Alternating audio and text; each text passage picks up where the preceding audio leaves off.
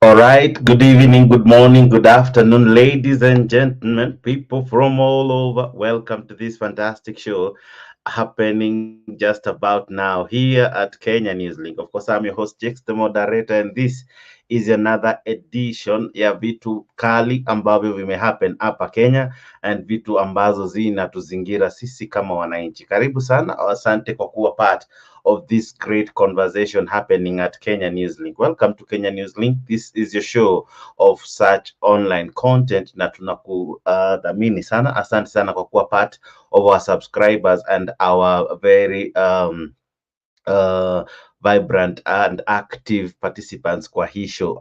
Asante sana kwa kuwa miongoni mwangu ama miongoni mwetu ambao mnatazama. Karibuni sana, karibuni sana. We have a great show lined up for you. Welcome wajuzi wawili watatu kwa kulike, kwa kusubscribe na kwa kushare hii video to as many of us as possible, and also equally subscribing to Kenya Newslink. Welcome. This is home of such content.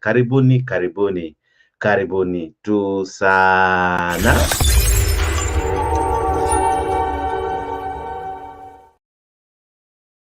Wow, we are talking as a country that where now we are having the doctor strike, the one that we talked about yesterday. It's now official, it's on. The doctors downed their tools today, and ladies and gentlemen, our people, our country at the moment, we are not in proper medical services because our doctors have downed their tools. I'll be telling you more about that and what it means for our country. You will also remember that this is not the first time this is not has happened. This is not the first time this has happened, and equally this is not something new to Kenyans, but every time it happens, Kenyans have lost their lives. Kenyans have really struggled, and equally because of the same the CS today was put to task to explain what was happening. She spoke at length saying kumekuwa hakuna do, and among many other things. Alijaribu kujiexplain akasema kuna institutions bado just submit some arrears. NHIF is still owed several billions, among many other things, but where doctors have downed their tools now. Days 14th, on the 17th again, the clinical officers have threatened to go on a strike. Now, what does that even mean for our country when the doctors, the clinical officers, have gone for for a strike? It only means what who will be attending to our patients probably will be the nurses, and God forbid that they equally go on a strike. I think we'll have a shutdown in as far as our health system is concerned, and that is what we'll be looking at. The other thing we'll be looking at, okay, now at least let me say this: at times we only focus on the bad news. I equally choose to focus as well on the good news. Now the price of fuel has come down. The price of fuel, Kenyans, ladies and gentlemen, has come down to a remarkable number, because it's now below 200 in any of your desired fuel, whether you're talking of super petrol, whether you're talking of diesel, or even kerosene. Imeshuka bei. I don't know what that news means to you, but probably it's a sigh of relief to Kenyans who over the last couple of months have been paying hefty prices at the fuel pump, and now at least kuko na kahope kidogo, right? The dollar as well has imeshuka kidogo. We are now talking at around 137, exchanging against the shilling. So that's some degree of good news. Yeah? So this is not a channel that we only focus on negativity, but we equally Mali Gava may try, we try to give it Congole. So it has tried. On that element is that it has tried. And we will look forward to even these prices going even further down. The other thing that has we are equally asking is that at least these prices be stabilized, in the sense that this issue can do maybe 1 week or two, and then we see another uprise. Let's really enjoy this thing for quite a long hold.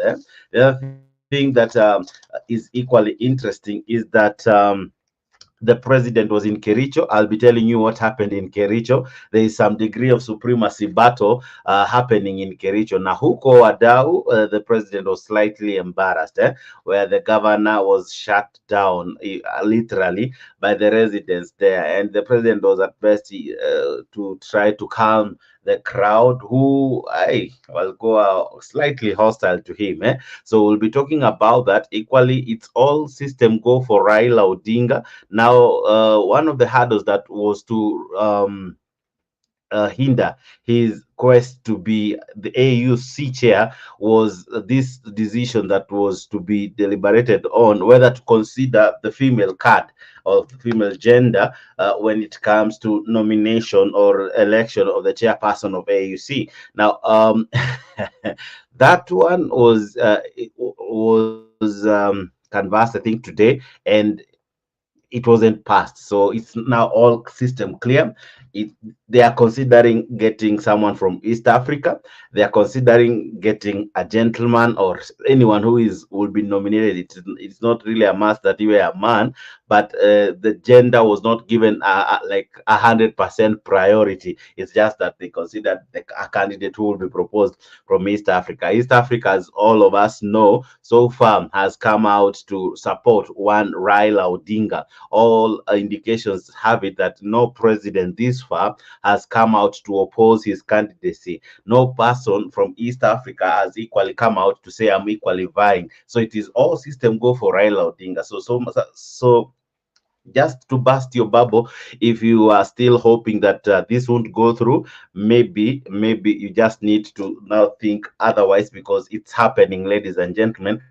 Raila Odinga will be going to AUC. The other thing that is interesting is that now your bread and your milk will attract another increase in VAT. This was a value, sorry, this was a zero related commodity, where they were saying they were doing that to caution the consumer because these are consumable goods. And bread, of course, familia bila bread ni kitu ingine tricky sana. So now wanasema watu wengi wamekuwa wakikata kona when it comes to bread and milk. So very soon your bread which one imereduceo in terms of the grams, remember it used to be 500 grams. Now we are talking of around 400 grams. Equally, we know bread has always increased in prices ever since you began knowing what bread is. Now it will increase in price. All right, despite the good news of fuel coming down, but VAT brought to bread and milk will increase that budget. So what does it mean for your breakfast, ladies and gentlemen? Now I think you need equally to prepare on how to survive. Either when you cook ugali in the evening, please make sure you leave some for tomorrow morning. All right, or whenever you have guests, make sure you know how to go about maybe the milk that comes with it, and maybe even bread that probably you share to your guests. Maybe we need to go back to those olden days where things like sweet potatoes, arrowroots were the thing that our forefathers and grandparents would do in the morning for breakfast. So I don't know what you think about that, but that is what we have in store for you this fantastic evening. We have a great show lined up for you. We'll be looking at many topics, even as pertaining the housing levy and how Parliament and Senate went to abreast to make sure that that thing goes through. So now it's almost obvious that truly now the housing levy is something we should live with. All right, if the court does not declare it a nullity, it's something we are going to live with. Yeah. So the prices of fuel might have come down, but of course some things are about to go even high. Now you Kenyans, I don't know what you feel now that the health sector has suffered so many challenges. NHIF soon will be at a thing that will cause you more pain, because the private hospitals, or some hospitals have said very soon they'll decline taking your NHIF card. So what will that mean? When you go to hospital, probably you must pay cash if you are not insured in any other way apart from NHIF. So that means despite now not having doctors, you are not equally entitled to NHIF services come a few days from today. So what does that mean for you, Mwananchi? Now that you won't get, you are not getting doctors, you are not getting services for NHIF, despite it being deducted every month, and the government has introduced the shift that will now see you part with 2.5 thereabout of your gross salary to cater for the same. So there'll be an increase in what you normally pay. That is NHIF. If you pay 500, 300, now there'll be an increase in that. So what do you make of it? Those are the things we'll be looking at in this particular show. So welcome, ladies and gentlemen. I have a great show lined up for you. I have a great conversation about to ensue here at Kenya Newslink. Make sure you subscribe. Consider making this equally you are #1 channel for such content. I have a great show lined up for you as I've promised, and kindly just sit down, relax, and enjoy this show, because this show you'll be informed, you'll be entertained, and above all, here we will look at all aspects, both political, economic, and social issues that affect our country. All right, let's begin with these news making headlines. Various public health facilities were paralyzed after doctors began their nationwide strike today. A spot check by Citizen TV established that several patients in need of special care were turned away, while others were forced to seek services at private hospitals. The industry action, however, had a slow start in some facilities, which continued to offer services uninterrupted. Safina Chengoma reports. Day one of the nationwide strike by doctors at Kakamega County General Teaching and Referral Hospital, several patients in need of specialized care were turned away. Nilikuwa nimebukiwa leo kliniki orthopedic kwa sababu nilifanywa surgery ya fractured tibia na fibula. So kufika hospitali tumekata risiti, tunaambiwa daktari kwamba wamegoma. It was a long, hopeless wait for patients in Nakuru County, where about 160 doctors joined their colleagues in the nationwide strike. Sijapata daktari. Siku hiyo ingine tulikuwa tunatibiwa vizuri, kwa kini saa hii hatutibiwi. Na kijana yangu alifujika mguu, hiyo mguu inaanza kuoza. Sasa mimi nashindwa nikirudi nyumbani na huyo kijana, sasa shida itakuwa mingi. Several doctors also failed to report to duty in Bungoma County. Kama Bungoma County Referral Hospital tuko na madaktari 37, but leo hivi ni madaktari 11 peke yake wameweza kufika kazini. Webuye County Hospital tuko na madaktari 25 na leo ni watatu peke yake wamefika kazini. A situation that shut down services at Migori County Referral Hospital. We are trying all we can to ensure that there is some form of continuity of services, and we'll see how to make sure that we are able to support those who need emergency services. Patients at Nyeri Level 5 Hospital confirmed having received treatment, with others saying they had been asked to come on later dates. The county government has directed all the doctors who are on duty to report to work. The industrial action by doctors had a slow start in other public facilities like Mbagathi County Referral Hospital, where patients continued to receive medical services uninterrupted. Doctors are expected to be on duty, and for that reason also our clients are informed, and that's why you can look around and see they are still coming and they are still being attended. Outpatients, even in the wards, our maternity and the wards, our patients are being attended. Services are going on. We are hopeful that the union leadership and the government will engage and come up with a solution so that each party is comfortable for the benefit of all Kenyans who seek healthcare services. Staff at Kenyatta National Hospital in Nairobi had received communication directing them to be at their workstations. The internal communication indicated that the hospital had secured a stay order from the court, barring the medics from joining the strike to facilitate the parties involved to reach an agreement on, among other issues, the minimum safety services to be provided in the event of a strike. At Mama Lucy Hospital, the hospital CEO, Dr. Martin Wafula, confirmed that patients who had turned up to seek medical services on Thursday were attended to. At Kisumu County Referral Hospital, services at the prenatal and outpatient sections went on as usual, with nurses and clinical officers attending to patients. From jana iko tofauti, but wanakuja kidogo, na wenye wanakuja kidogo hao wanatreat watu vizuri, si ati wanatreat watu vizuri. Wengine ni clinical officers, wengine pia ni madaktari ambapo wako chini ya KMPDU. Na wao wenyewe wako kazini, hata usiku kuna referrals ambapo zilikuja, wale ambapo walifanyiwa cesarean sections walikuwa kazini.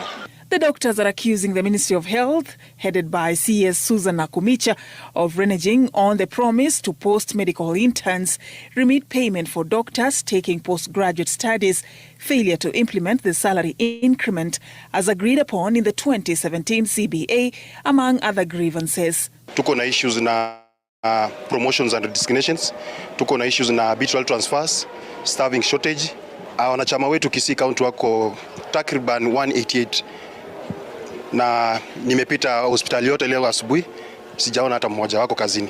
With the lapse of the strike notice by the doctors, Kenyans remain optimistic that the engagement between the healthcare workers and the Ministry of Health will result in the proper diagnosis and the best treatment plan of what is ailing the health sector. Safin Achieng Oma, Citizen TV from Mbagathi Hospital in Nairobi. All right. So as that was happening, ladies and gentlemen, you Kenyan, I don't know if you went to the hospital today. What was your feel on the ground? How did you feel today when you went to the hospital? Did you get services? Were you treated? That is what we are asking you tonight. Equally joined by my good friend and colleague Bwana Mr. G. Karibu kwa hii show. Leo ni ile siku madaktari walidai ya kwamba wataanza mgomo, na mgomo wameitangaza na mgomo wameanza kuimplement. From where you sit, what do you make of this doctor strike ongoing at the moment? Okay, Jakes. Okay, how are you, Jakes? I greet you and our I'm fantastic. dear brothers and well. sisters who are watching us and listening to us. Yeah, I'm good. On this issue, I think we had some discussion yesterday. Yeah, I think we had a talk on this issue about the doctors' strike. And I think my stand, I say that I believe doctors should sit down with the government. Okay, what I said is that the government should always listen to doctors, because doctors carry a critical, their job in fact is very critical, whereby at any time they miss, hata kwa kosa siku moja, people will die. A lot of patients will die because kuna watu wengi wako na magonjwa tofauti. Si kila mtu wako na the same ugonjwa. We have a lot of different diseases ambao watu wanapitia, na wengine ziko so critical that akikosa tu siku moja attendance anaweza poteza life. So to me, I think I say that at any time these doctors raise a concern, the government should listen to these guys. And I think government should never give them chance kwenda kwa strike. At any time they raise a question, at any time they raise an issue, the government should come out, waache kazi yote ambao wanafanya, listen to these guys, and if possible, if kama itawezekana they can handle the issue, they should handle it haraka sana. If they cannot handle it, then it can be an issue that italeta a lot of confusion. Sa kama sahi our people were not attended to.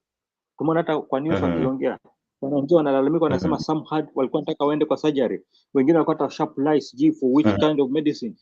There's some services ambayo walikuwa expect, but haikuwezekana. I see Alex anasema anafaa we added.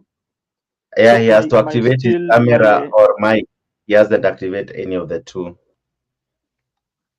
Okay. Yeah, go on.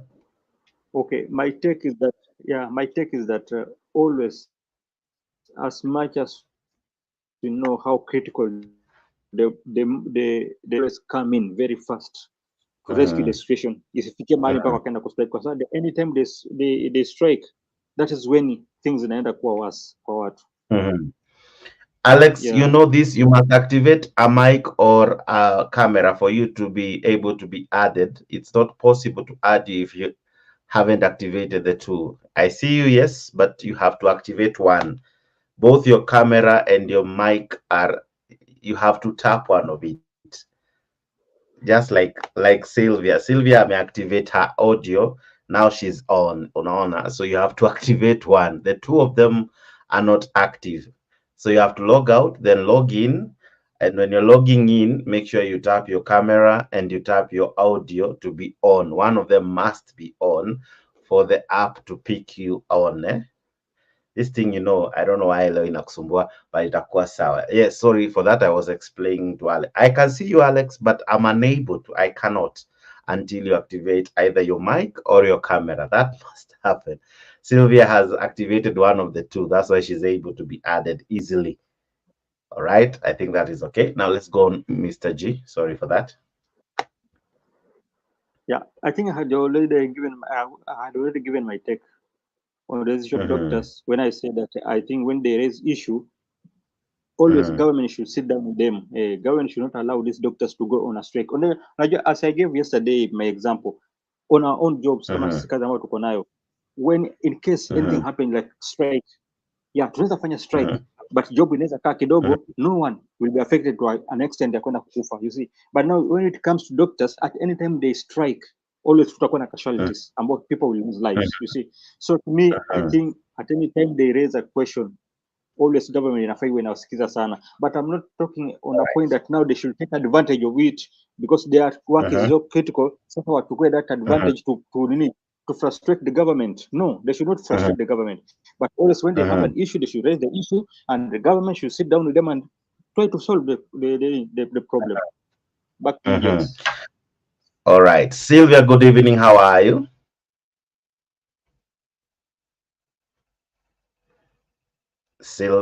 All right, Sylvia amefanya ile kitu. There's equally another matter. We'll be coming back to that issue ya madaktari, but there's another matter equally related to health. Listen to this. At public facilities, stranded patients may soon have nowhere to turn to. The Kenya Private Hospitals Association has announced they will soon stop offering services to NHIF card holders over non-payment of pending claims. The association has issued a 7-day notice to the NHIF to release funds owed to its member hospitals, while the Rural Private Hospitals Association of Kenya issued a 14-day notice which lapses on Sunday, citing non-payment by the national insurer. Mary Moki with more.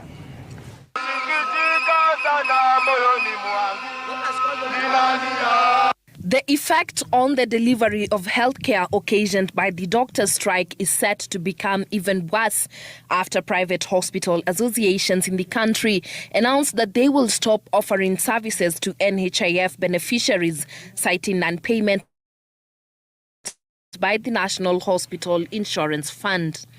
The Kenya Association of Private Hospitals has issued a 7-day notice to NHIF to release funds owed to member hospitals or have NHIF members denied health services. The biggest challenge has been the amount of payments that have been coming into the facilities.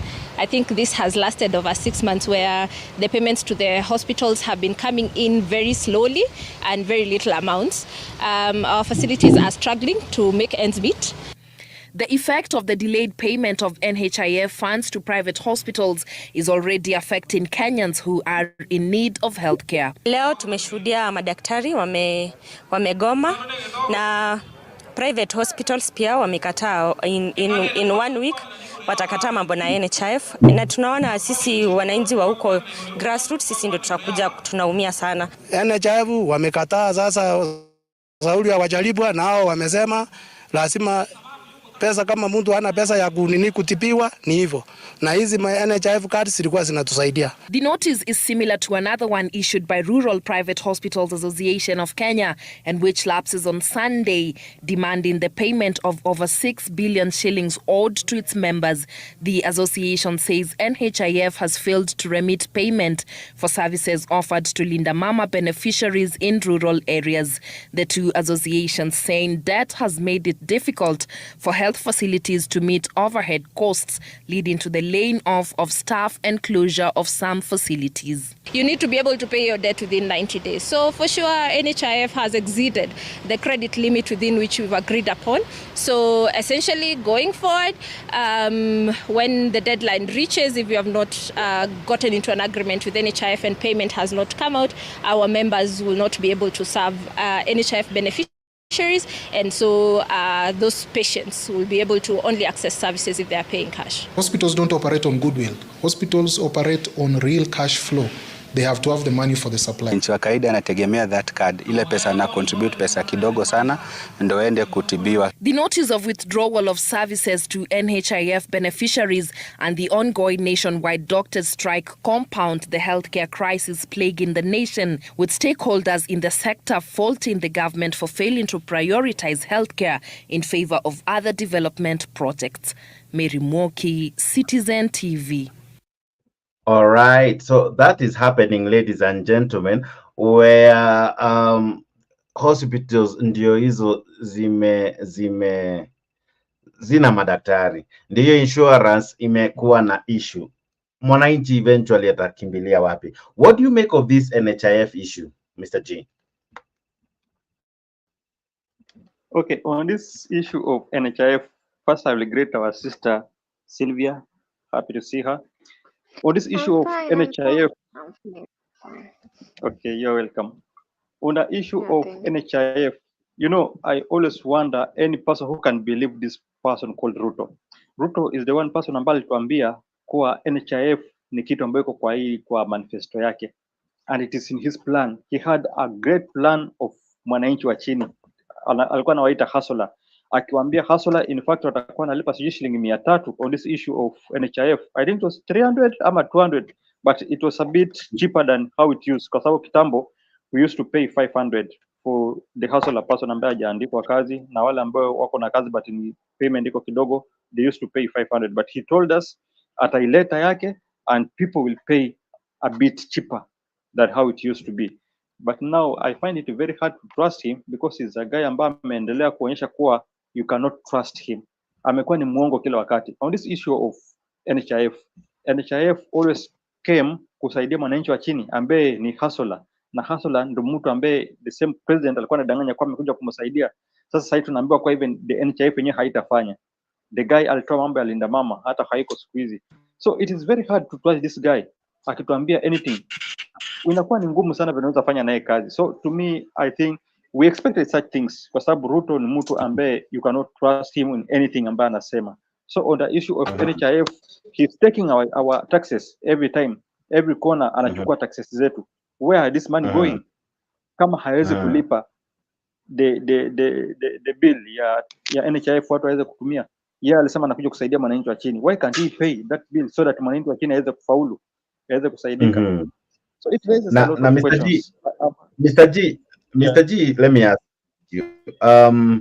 Health is a devolved unit.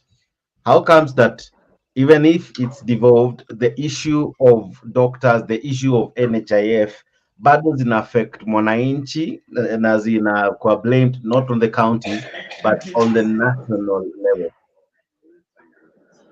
I think national level should contribute some cash to the county government so that county government anaweza nunua hizi madawa. I don't think kama is something ambayo imeachiwa county government peke yake, but you are in Kenya, Mr. Jakes, and you know how our governors wamekuwa complain the way they are being frustrated with this government. They have been complaining for a very long time. Wanakuwa frustrated kila time wakijaribu, even the devolution walikuwa nalia wakisema kuwa the same president anataka kuimaliza.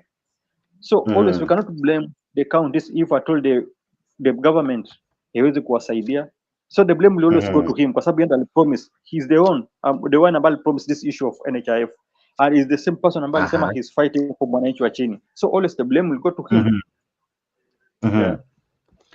So as from where you sit, mwananchi blames him kwa sababu yeye ndio, of course resources come from the national government. The ministry is complaining of delay, all right, or lack of funds over the same. If the ministry is at that level, what do you expect is happening at the county level? Are they having funds? Because I'm yet to really get the full report of county allocated funds kama zimefika, but what do you make of it now that the health CS says kuna challenge na pesa mahali, na anasema kuna issues kibao, of course anasema kama kuna organizations and institutions na parastatals that are yet to remit full money to NHIF, hence the delay. She's talking about that maybe at around 2 billion thereabouts zitakuwa released next week by treasury, but so far haijakuwa released. What do you make of it? Is it that the challenges from the national level is not as worse as compared as what is happening at the counties, if that is anything to go by, the lack from the county, from the I just government, think sorry. that I think the government is not careful to listen to mwananchi wa chini. These people, they don't care of what mwananchi wa chini anapitia, because remember it just few months ago whereby we were told billions of money zimekuwa zikitoka kwa treasury, zimekuwa zikitoka kwa nini, kwa in fact the financial budget that woman alituambia kwa a lot of money, billions of money zimekuwa zikitoka even without approval, but now ikifika upande wa madaktari na madawa, I think kama huyu president angekuwa na moyo wa kusaidia wananchi, those are things ambazo alikuwa anasaidia mapema kuliko kuanza kusikia story kwa billions of money zimetoka bila kusainiwa, things happen ambazo zieleweki, and yet people are dying here without even medicine. Yeah, to me I cannot trust the government. Yeah, government, they don't care about the mwananchi wa chini. So for you it's And about the issue lack of care.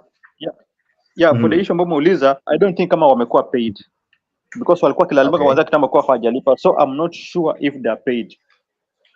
Now, some of the grievances that the doctors are raising is that they want the 3,000 interns thereabout to be hired. They want additional health experts hired, including even foreigners. And some of the grievances they are raising, are they justified?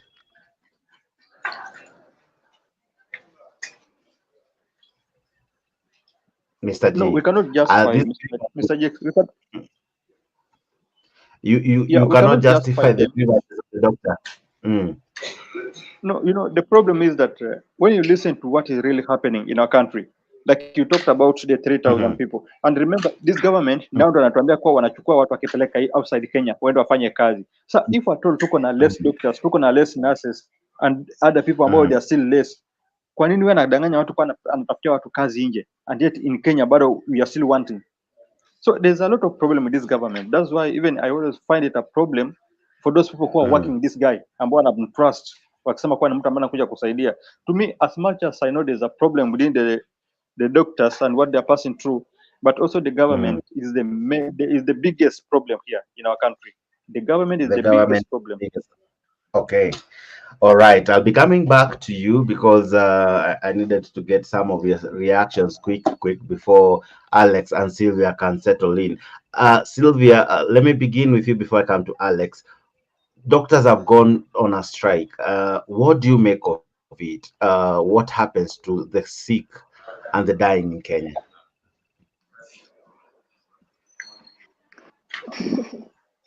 Some things are very funny. At this era, the way Kenyans are paying taxes, no.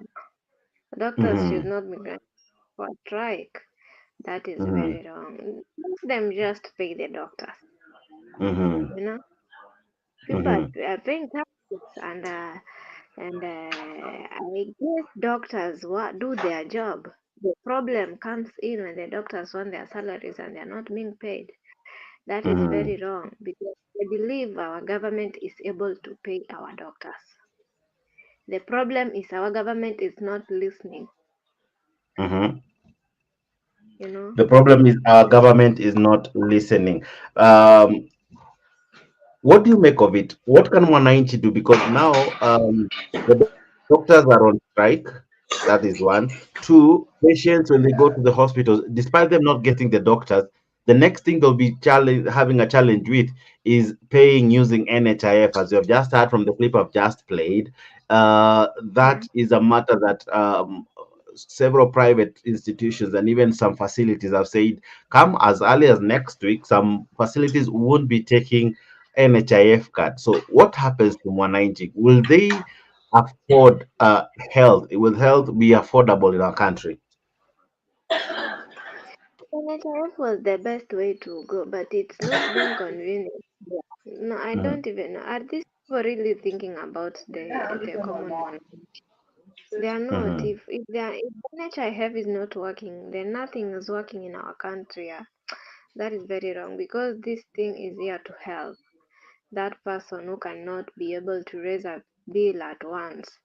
you see, who can able to at least Mm-hmm. put that card a month, the 500, I don't know how much even, I don't even know. So if the Mm-hmm. NHIF is not working, the doctors are not being paid. So what is working in the health sector? What is working? Mm-hmm. Mm-hmm. Nothing is. Interesting question. What is working in the health sector? Alex, what is working in the health sector? Can you hear me, Jax? I can hear you now. Yeah, I think Silva gives a very important perspective on the issue of healthcare. If you remember, we have had issues with the doctors for quite a long time. History used to make like teachers are the one and nurses who used to go for strikes, but not doctors. But recently, if you look at the progression, in 2020 they had a strike. In 2023 they had a strike, and now they have a strike. And what they are asking is very pertinent issues that honestly you can look and say that the working conditions are overworking.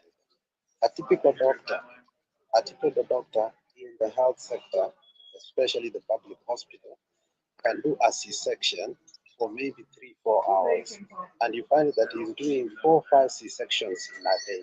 And yet, there are interns who have graduated from Nairobi University, they've graduated from Kenyatta University, they are not being integrated into the system, basically because the government is refusing to do what? To pay them. And you know, if you look at the work of a doctor, it's a noble career whereby their work is to work hard to save lives. So if they've started doing maybe a C-section or surgery or something like that to a patient, they are not going to stop in the middle that they go to do this one here. They must finish the one that they have in order to go to the other one. Let's say, for example, KTRH, that is Kisi Referral Hospital. Uh, Typically, it has only 20 doctors, but the people who are visiting there on a daily basis are almost 4 to 5,000.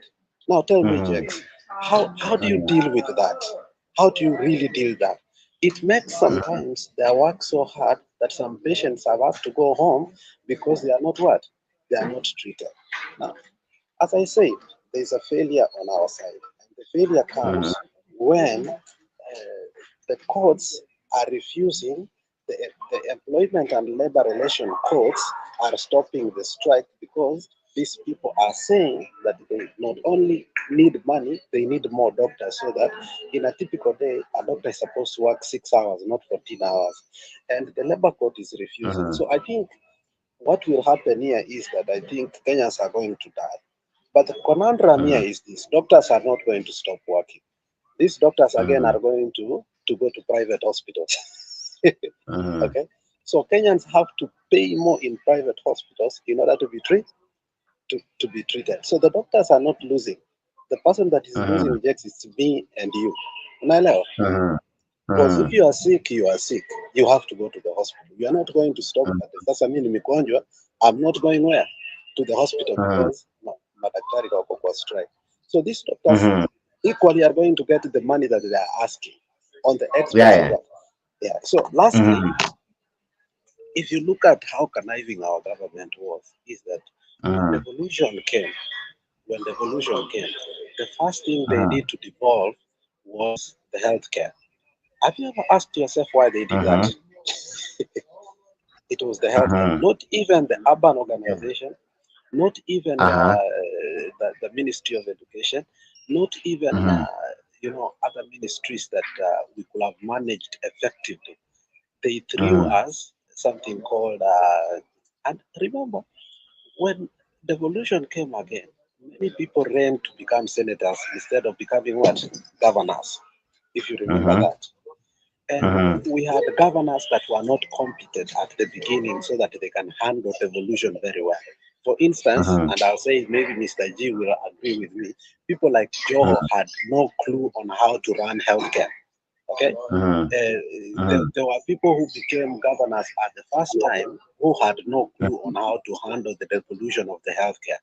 That is where the rain started beating us. Okay, so I wish, and also it's equally. We have a quagmire in the Ministry of Health, whereby some employees belong to the national government and some belongs to the county. Have you ever known that? Yeah. So KPMCA is saying that we don't have enough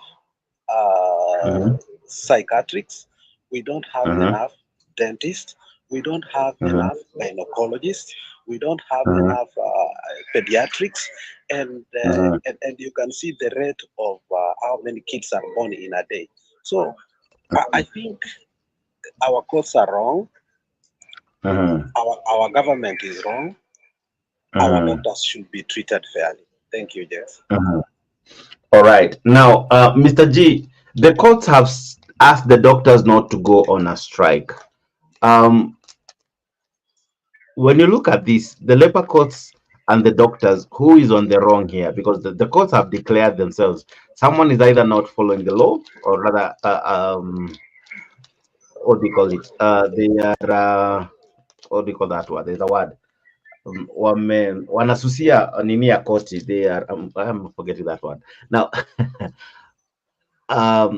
when the doctors are not following what the courts have said, is it that the issue or the notice for them not to go on strike was late, or they have not been served, or they are plainly ignoring the labor courts? Okay, thank you, Mr. Jakes. But before I come to that question, there's something that Mr. Honorable ameongelea the last part on the issue of Joho. Alex, ironically, as much as Joho was not well informed on this issue of devolution, just miraculously on the issue of Coast General, hii hospitali ya Mombasa, the Coast General, he managed to kuitengeneza ikawa among the best hospitals in Kenya, ambao other governors from other counties walikuwa wakikuja. Yeah, other governors walikuwa wanakuja kuangalia how this thing operates, and I'll change everything, every status ambayo ilikuwa, it was pathetic kuanzia kitambo. But when he came in, as much as he was not really knowledgeable much on this issue, but on the issue of Coast General, yeah, he did a lot of things ambayo ilisaidia kiasi. Although sahi haiko sawa vile. Now going to your question, you know, these guys, when they raised concern, the doctors, when they raised concern, they wanted to have, in fact, they said that they're ready to sit down with this government so that they can talk and share and air out the issue that is happening between them. But the government did not listen to them. Now tunaambiwa wakati imebaki, I think it became back hours, only hours. Then that is when the kakuja, the coach ndo akakuja akawaambia no, they should not go for the strike. You know, that's why I told you, Mr. Jakes, as much as there is a problem, as much as there is a problem on the issue concerning our doctors, always when doctors raise any issue, government should listen to them. Kwa sababu jamaa, they handle a very critical job ambao at any time wanakosa job for 1 day ama 2 days, a lot of people will lose their lives. So obvious, waki raise any question, government should step out, waende wawasikize haraka haraka, wajue shida iko wapi. If they can handle it, waambie tunaweza handle. If we cannot handle it at the moment, waambie basi mtupatie time but go back to work. But this government ni kama iliweka ile, ni kama ile, how do we call it, kale kandege kana shingo ndefu inaingiza kichwa kwa mchanga, alafu inajifanya haisikii anything, you see, you know, inajifanya hata haionekani. That is how the government is just behaving. But equally, the doctors pia, when nimekwambia tu earlier, the doctors pia, they should not take advantage. As much as there is a problem, they should know that they are handling a critical section whereby wakimess, watu wengi wanapoteza kazi and watu wengi wanapoteza life. We have people ambao wako kwa oxygen ambao wanafaa wawe handled with care. So our doctors, hata kama kuna something ambao wanapitia ambao ni ngumu, they should not come to a point whereby wanaweka tools down, even though we know, unajua kwa they need also a better life, whereby wanafaa waangaliwe, wanafaa pia mishahara zao zikuje. Yeah, but now wakiweka their tools down, hapo Wakenya ndio wanaumia. Kwanza si hata Wakenya, they hustlers ambao hawezi enda kwa private hospitals kwa sababu private hospitals bado zinafanya. Let me ask you, my friend, Mr. J. And I want you to, history is very important. The doctors in 2023 were given promises and they were told on how we are going to progress and handle the issue of Kenya medical, dentists, pharmacists union. Okay, they agreed to go to work. The government has refused to do what? To honor their promises. Now, this was the statement of General Davaj Atela, who is actually the Secretary General. He said, this is what he said. Despite the efforts of the medical profession and the unwavering dedication to provide quality care to all Kenyans, the government response has been inadequate and devoid of necessary urgency to resolve these issues effectively. Do you know that many county people who work for the healthcare sometimes go 3 months without salaries? And Jex seems to be, Jex has worked in the healthcare, so how do they pay their rent? Now, on the issue of the strike, the law the law allows them to put a 7-day notice, which they did when the negotiation failed. Where did they go wrong? They didn't even go wrong. What they are saying is that they are being overworked and they really want to work. What they are saying is that we have graduates who are 3,000 to 4,000 who have graduated and they are not being hired. Okay? And then why are we training more doctors? Because now you find like there are some doctors who are 70 to 80 years who are still working in the healthcare, but they are very old. Why? Because they are forced to work because they don't want people to die. Why are we not hiring new interns? I think on this issue, I cannot blame the doctors. I blame the government. Why? The society depends on the young energy in order to have effective means of production. Can you trust a doctor who is 80, 90 years to do surgery for you, Mr. G? Amechoka. No, it's not really possible. Yeah. So that's the problem that we are having, that we are having older and older doctors, but the young ones who just graduated the other day with new technology, with laser and all this new technology that now we are using, they are not being hired. Do you think the government is right here? Do you know people who graduated 4 or 5 years ago, they have not been hired? Do you know that? Exactly. And I agree with you, Alex. The government is very wrong. That's why I told X that government should always listen to these guys. Because what they carry, it is a very critical place. About joke with it, it affects a lot of people. But remember, even strike is not a problem because that is the only thing and the only tool that they can use so that the government can listen to them.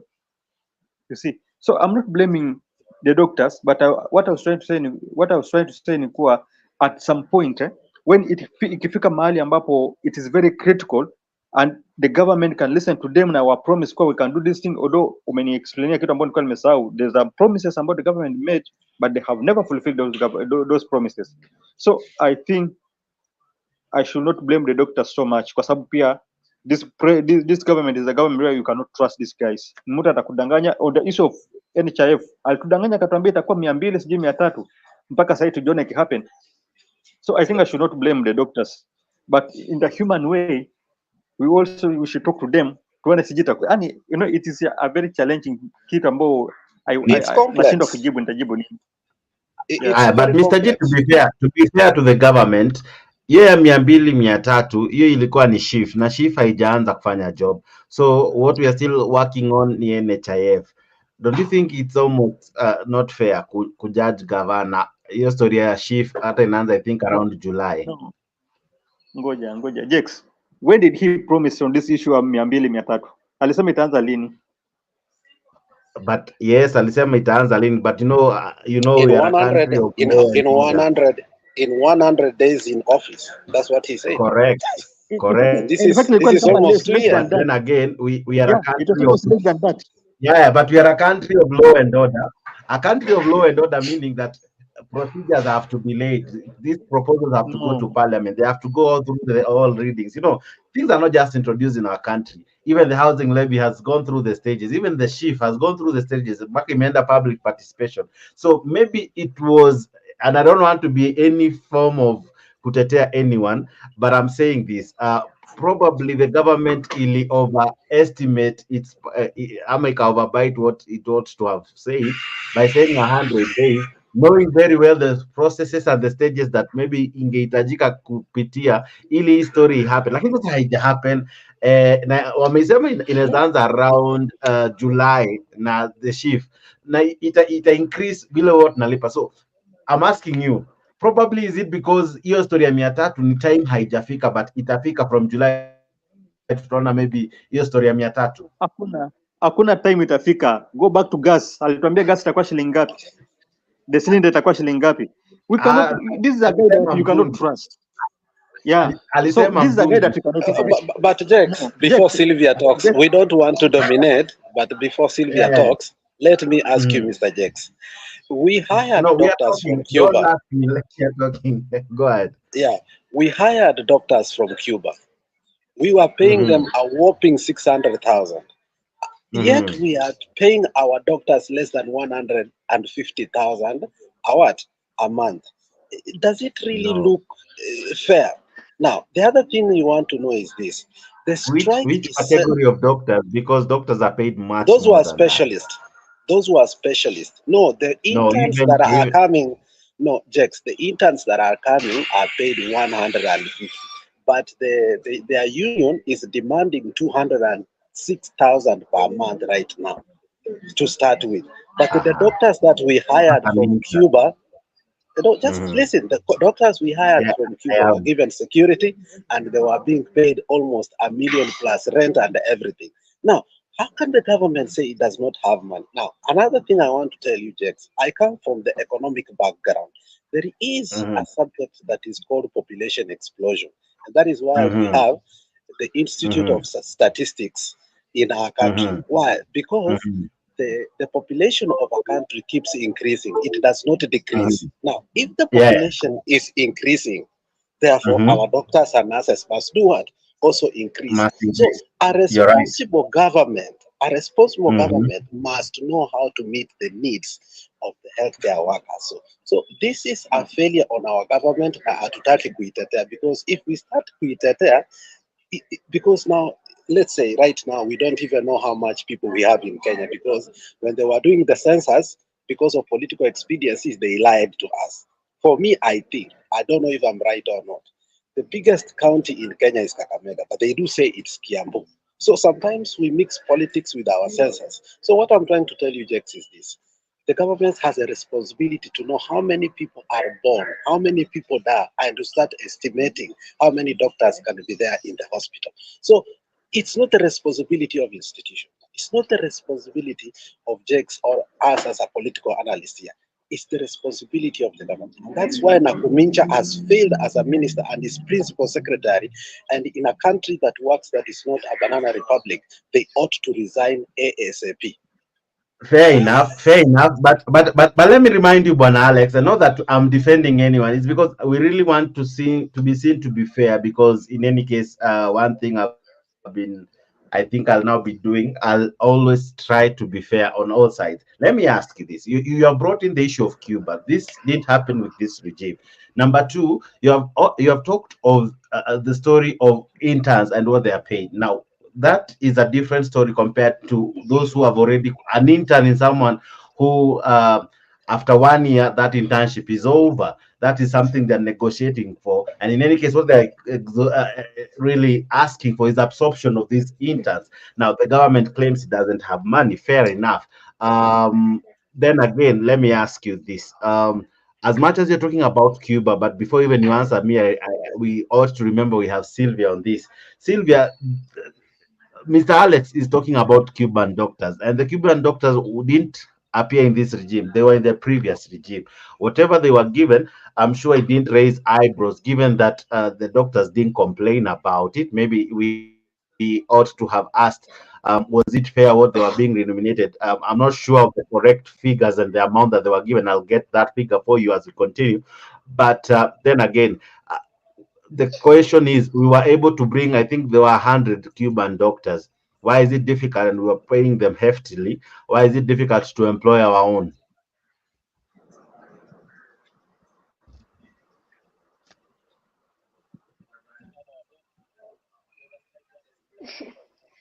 That question is very, very, very sensitive. I don't know what is wrong with our country sometimes. I don't understand it. I don't understand it. How can you pay a foreigner more than your own?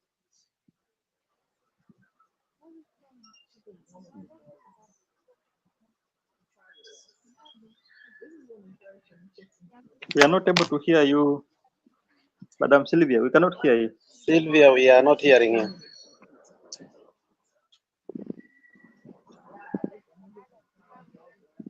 No, we are not hearing you.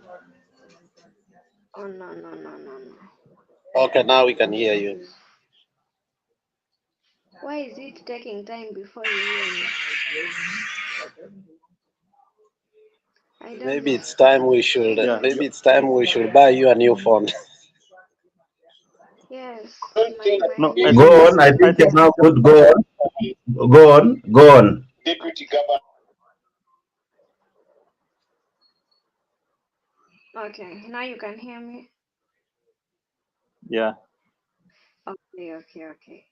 So me, I really don't understand it why the doctor should go ahead and the government should go ahead and bring in foreign doctors, and we have our doctors who are able, who are learned, who have been there treating us ever since, and who are still treating us. I have never understood that kind of point. I don't know. Mimi nilidhani bragging is for other things. Kumbe hadi kwa government kuna bragging. If you so why are they doing this? They just want to be known, like they can hire doctors and they are able to pay them when they cannot pay our own. Even if Okay, they this don't happened on refuse. the Madam Sylvia. This happened on the former government. Yeah, sure, it was on the former government, but yeah, it happened and But it can even if you happen. say, it was the former government, but Ruto was the deputy president. I mean, why do you exonerate Ruto from here? I'm not Let's be exonerating logical him. and let us be logical and pragmatic, please. Okay. Yeah, okay, it happened with our government and it's our country and it can happen even now if you're not careful. So Exactly. I don't blame doctors. Even if they go on strike the whole month, the whole year, I'll never blame them. I'll never. If I work, I have a right to be paid. If I'm not paid, how am I going to meet up to work? How am I going to do that? I use transport, I need to pay rent, I need to take care of my kids. If I'm not comfortable with all those, how am I going to work? It's not gonna happen. It's not gonna happen. Let them strike.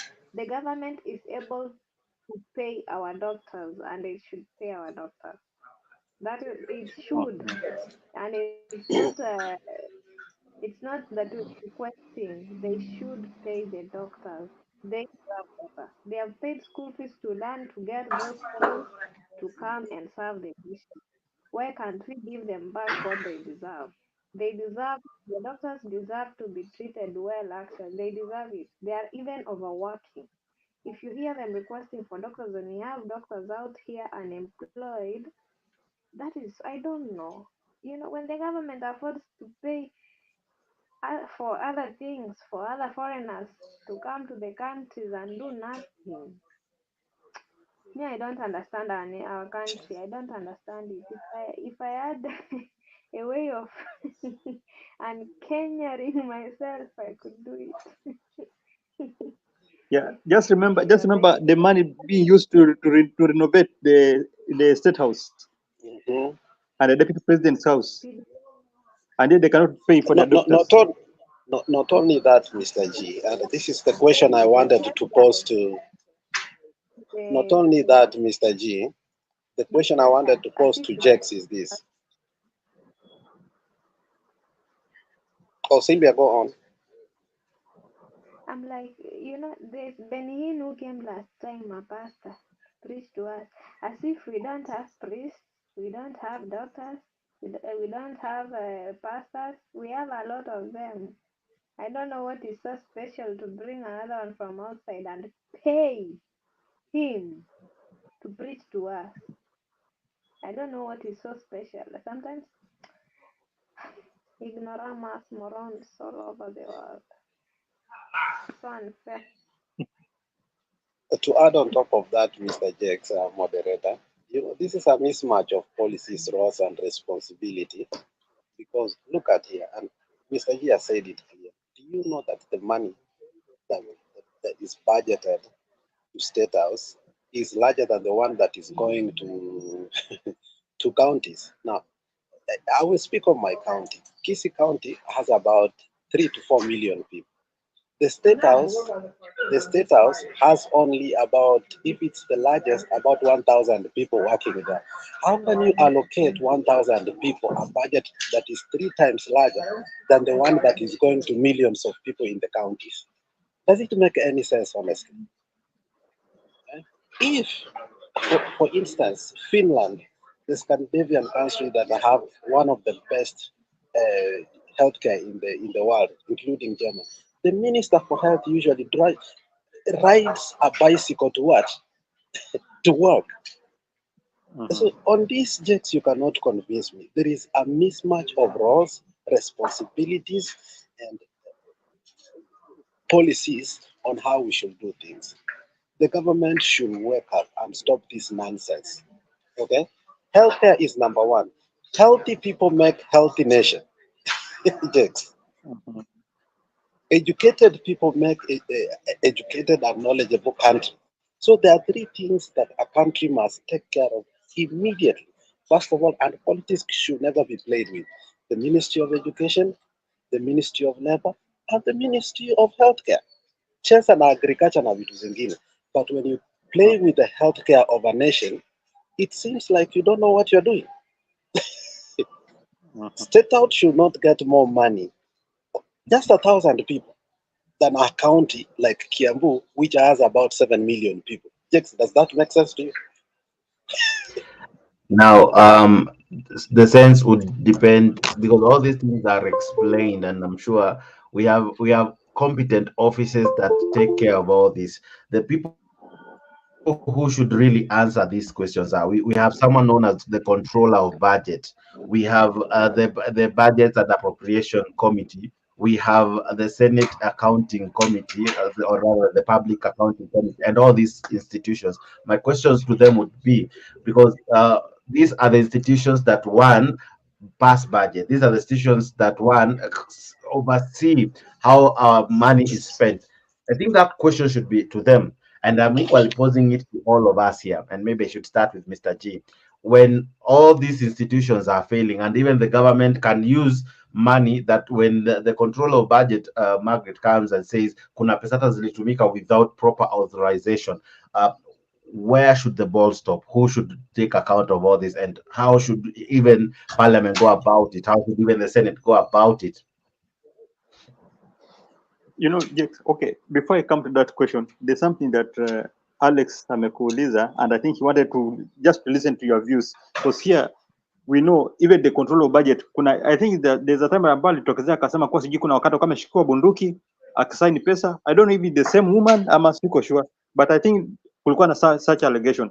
Now on your views, at the moment sahi madaktari wame down their tools, people are dying in a hospital, watu wezi tibiwa, and yet kwa budget tumewekewa billions of money just to renovate State House, ambao hata tujasikia kama State House ina leak ama yuko na shida gani, but just to renovate it. Wanataka kurenovate mpaka hiyo deputy president's house, ambao pia kwanza ya deputy president na sasa the allocation now sasa ni more than ile ambayo ilijenga the same house. Sasa hapa with your views, 600 million 600 million to renovate the deputy president's house. Imagine. You know, hata sahi we cannot complain to the control of budget, because amejitokeza kuanzia mwanzo akituambia kuwa pesa zimekuwa zikichukuliwa every now and then bila any authorization, bila even bila debate from the parliament, na parliament wenyewe hata bado hajajitokeza wakatuambia what is really happening. No one is talking about this issue. Ni mama peke yake, mama Okango huyo anaongea peke yake with some few people, but the government with other people sijaona raise that question, that question, which means there's a problem with this government, and that is a fact. There's a big problem with this government.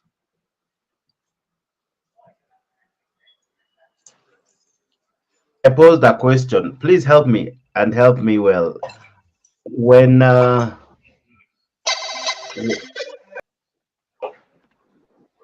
Sorry for that. Those people come in to give us very bad things. Sorry for that person, eh? At least leo nimemshika mapema. Now, when you asked about money issued to state house and money issued to counties, I'm sure all these things don't just happen. We have enough institutions tasked with all this, including IBEC, where the deputy president is the chair, and he is the one who, together with the governors, they discuss all this. We have the Senate that discuss what goes to the counties. So when you ask me why we have a lot of money going to this to what do you call this place, to state house than counties, I'm sure it didn't start with one William Ruto. This has been almost the norm. So the question to you would be, how would you explain from what I've said that more money would go to state house, yet we have all these institutions that can explain what you're saying, that ought to look at what you're saying in terms of how much goes to parliament, how much, because even parliament equally gets a lot of money, even the judiciary gets a lot of money, and at times even more than, I don't know if it's more than the counties, not more than the counties, but they're about all of these institutions have funds, and the funds they get is explained. So when you look at just state house, are you being fair? Jex, when I talked about the same issue, Mhm. I think this is the first government ambao nimepata that report. I have been around for some years now, but sijaisikia government zikiwa zina allocate such amount of money for renovation of the state house and the deputy president's state house. Sijasikia that thing naanza kusikia kwa this government. That's why I'm trying to ask myself a lot of questions with this government, if at all iko na watu ambao wako competent ama he just chose some people who will sing his song that he want to listen to. Because when we talk about allocation of money, I don't think if somebody on his rightful mind anaweza keti aka ignore something like health, mahali ambapo anajua this is a critical place, alafu anakuja kwa kitu kama allocation of state house with that huge amount of money. I think mtu ambaye ana reason atalook into such things kama education, atalook into things kama hizo health ambayo ina cost a lot of people, alafu ndakuja baadaye kwa vitu zingine ambazo si za must. But on this government, Mr. Jex, kumbuka wakati wameingia kwa ofisi, even kama jamaa za miezi mbili, there are the people who ran asking for 700 million wakitaka magari za watu watatu. The president, deputy president na huyu ambaye ni Mudavadi wakitaka magari za around million, sijui kwa ni 9 million ama 700 million just to buy new cars. Including the office of the prime ministers, of BBA prime minister. What does that? What is that, Jex? The office of the wife of the prime minister, and that seat does not even exist. Jex, this government is mendacious and crooked. A couple of months ago, they said it was Kashakwa who sits in the IPEC, and you have rightly said he lied to Kenyans that he had given money for El Nino. Waiguru had to come out and say, as the chair of the COG of governors, there is no money that has been allocated for what? For El Nino. So for you to sit here, Jex, and think that you can defend this government, it is undefendable. And those words are unutterable. Now, just one moment. I've not wait. And I don't want us to ever do that again. I've asked you questions, not defend. Questions which are right. We have institutions that do that. Answer the question by responding to this. When this hold on there. In the issue of institution, let me tell you, which institution right now is working in Kenya? Because, Jex, we need something that is called arbitrary institution, which actually is the judiciary of Kenya. When the executive and the parliament, who are the legislatures, cannot get along, we have to go to a neutral arbitrator, who is the judiciary. The judiciary has been captured. So when you talk about the institution, which institutions are working? When Nyakango comes here and tells us the corruption that is going on, the judiciary keeps quiet. Okay? So when we talk about these institutions in Kenya, it is a failed state. Institutions don't work. When you look at the institutions in this country that I live in, Jex, right now, when the Speaker of America decided to work together with Biden, he was impeached. Why? When you are in the opposition, you are in the opposition. You cannot join the government so that you can checkmate. It's like a chess game. You can checkmate the government. What checkmates the government in terms of corruption and mismanagement of policies is the legislature and the judiciary. Are they doing that work? So when Nyakango comes and says there's a lot of corruption in that country, tunasikia ameshikwa amepelekwa Mombasa, unaelewa, sangine anataka kuuliwa. So let's not talk about as if our institutions in Kenya are working. We have them. People are earning millions and millions of money, but they are not working. Fair enough. I think I'll take that the institutions could not be working, but it's equally fair to say that all this budget in Kenya, as I said earlier, our country is ruled by laws. We know the process of budget, and that is actually almost happening. We'll be talking about that in a short while. Sorry, but there's something you have talked about, impeachment, and I'll interrupt this broadcast in the next couple of minutes to go live to see how Parliament, rather the Senate, vote on the impeachment of one Mr. Dr. Monda. Monda. Yes, Monda. Dr. Monda. Monda. Yes, very good. Now, quick one. Just your reactions even before we go there. Bwanaji, what do you think? Will the deputy governor stand before we'll continue with the discussion? Maybe. Will she stand impeachment or he will go home? Jana will predict Nani will get the death sentence. What do you predict about this governor? Anaenda home ama anabaki? The governor will not go home. What I know is that Ikitu, there's a force behind it. There's a force behind it ambao hatujui, and just wait and see. There's no where this guy is going. Yeah. All right. Quick one. Sarah Mora, sorry. Huyu ni deputy governor, sijui kani wako anaenda home ama anabaki? Probably he will not go home because no, he can't go home. All right, he can't go home. All right, quick one. Bwana Mr. Alex, this your friend, Bwana Governor, has taken his deputy because that also is an allegation that has been made. Will your friend tonight lose a deputy?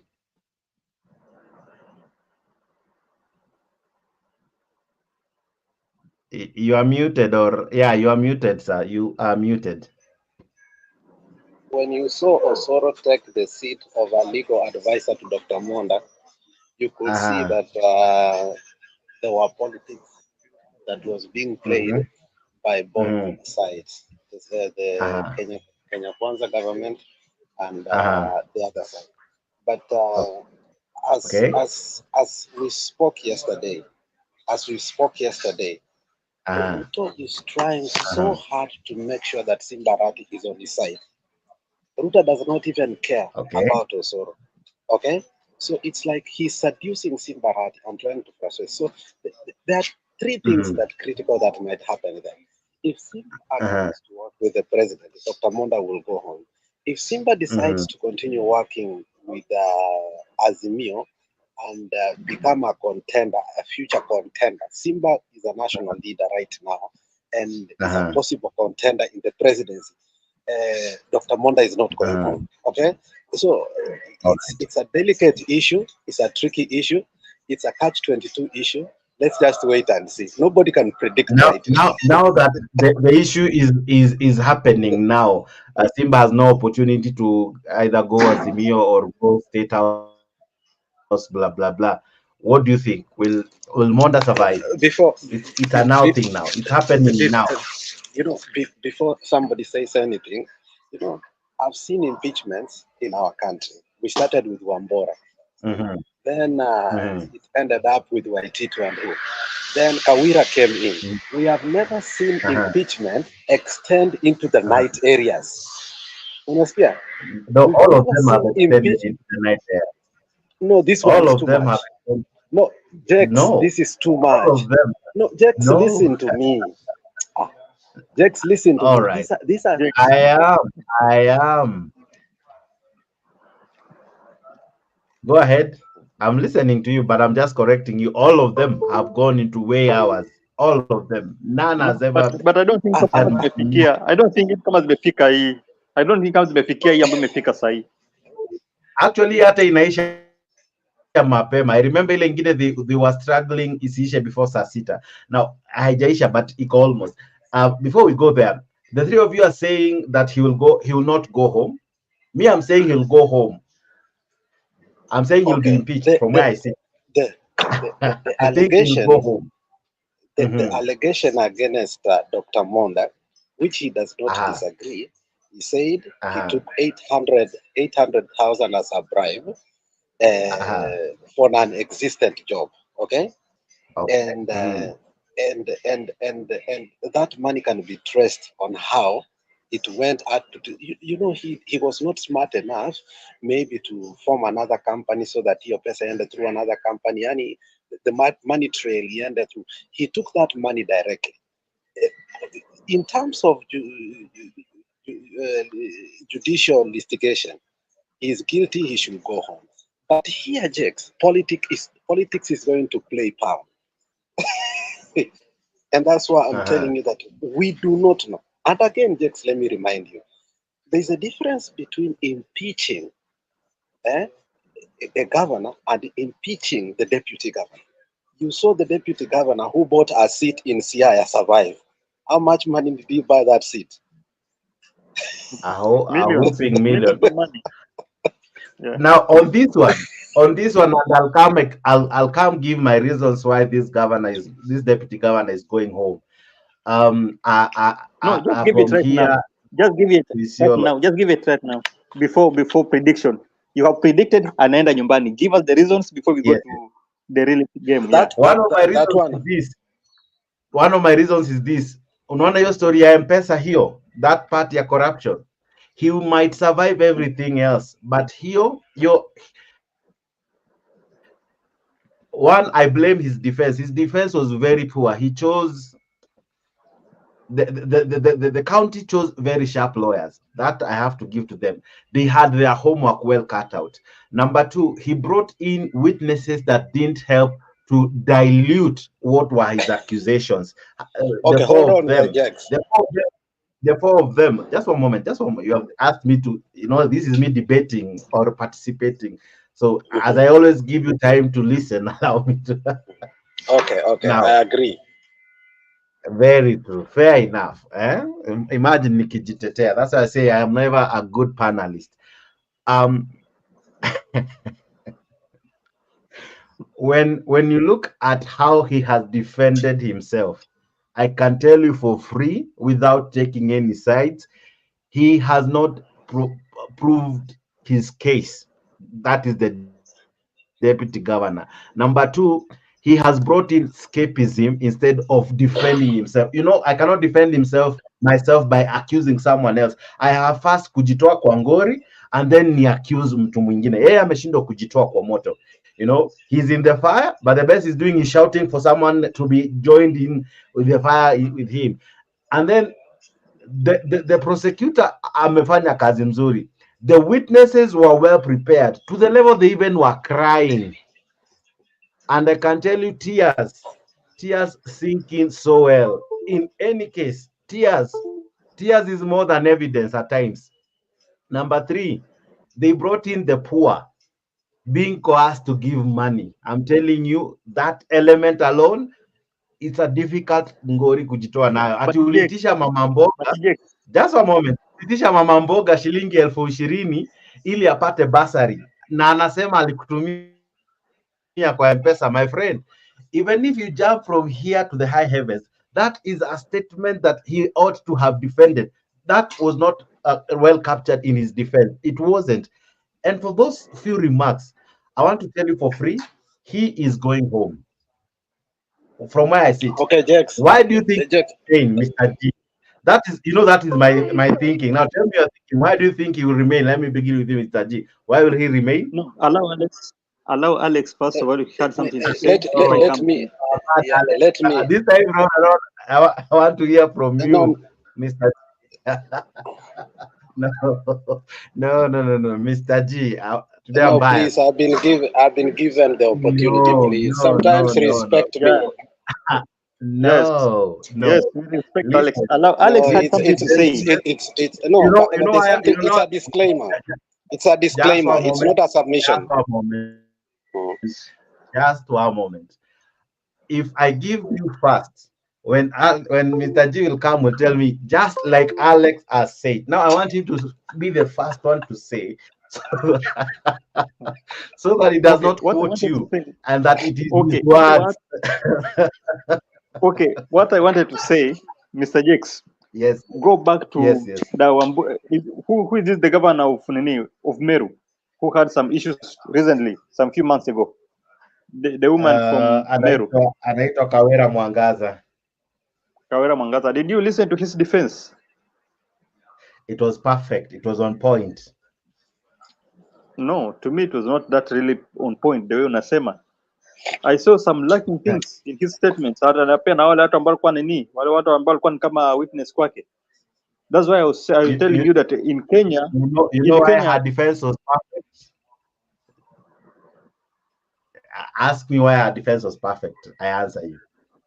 If you won't ask, I won't answer. But go on with what you're saying. Sorry. Don't ask two questions at a go. Let's handle the first one, and then we'll go to the other. So, Jex, then Mr. G, continue. Yeah. So that's why I was saying in Kenya, we know what happens.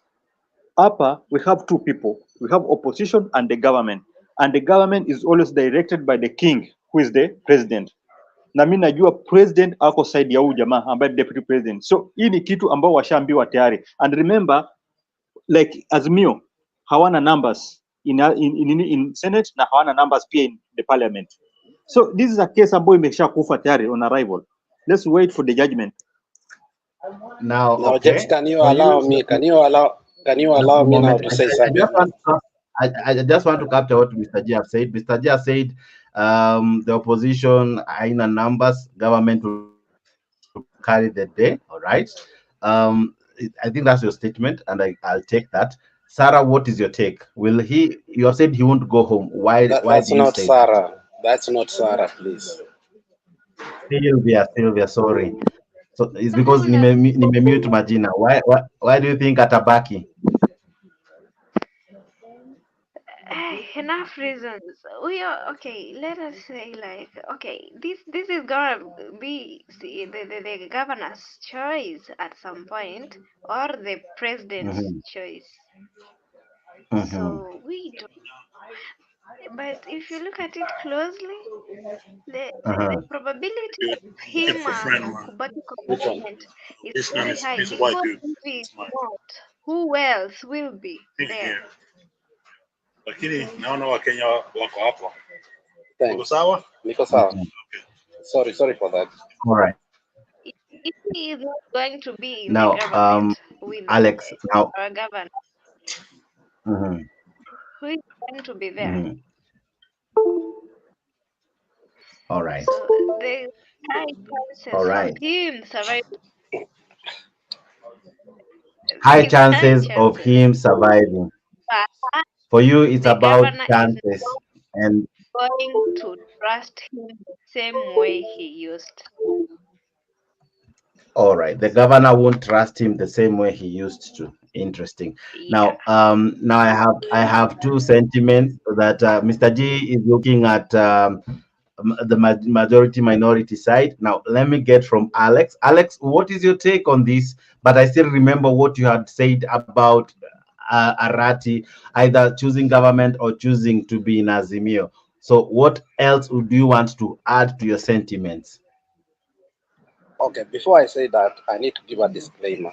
Monda was a prominent person in Kisii when he removed Nyachae from being the MP of Nyaribari Chache. And he was so respected and people thought he's going to become the kingpin of Kisii. But when he switched sides from ODM and he went to, was it PNU that particular time, he became loathed and hated by our people. Now, one thing that I agree with you that he might go home, that really gave me chills, is the fact that his own brother testified against him. Yes. Okay? So that one gave me chills, that, you are a prominent person. and your brother comes to do what? To give a testimony against you. And at some point, Ruben Monda said that Dr. Monda mishandled our old father. Okay? So, and in the Kisi community, when you mishandle your father, you cannot survive. It's like Uhuru said during these meetings that used to go where these meetings that Kikuyus have usually to handle the succession politics. He say you cannot inherit your father's property while he is alive. Okay, so the testimony again, and that's why I told you, Tex, this thing is very tricky. It might take a political side, but at the same time, as you said, the poor people came. His own brother testified against him. So the chances of survival are very difficult, as you say. But at the same time, in politics, you can expect surprises. So for me, this thing is so tricky.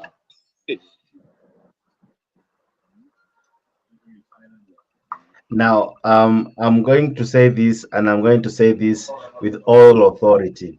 When you look, I really took time to listen. In fact, I didn't have much because yesterday we were covering Joey, so I didn't get the prosecution's case sana kama ya leo venye nimepata ya the defense team.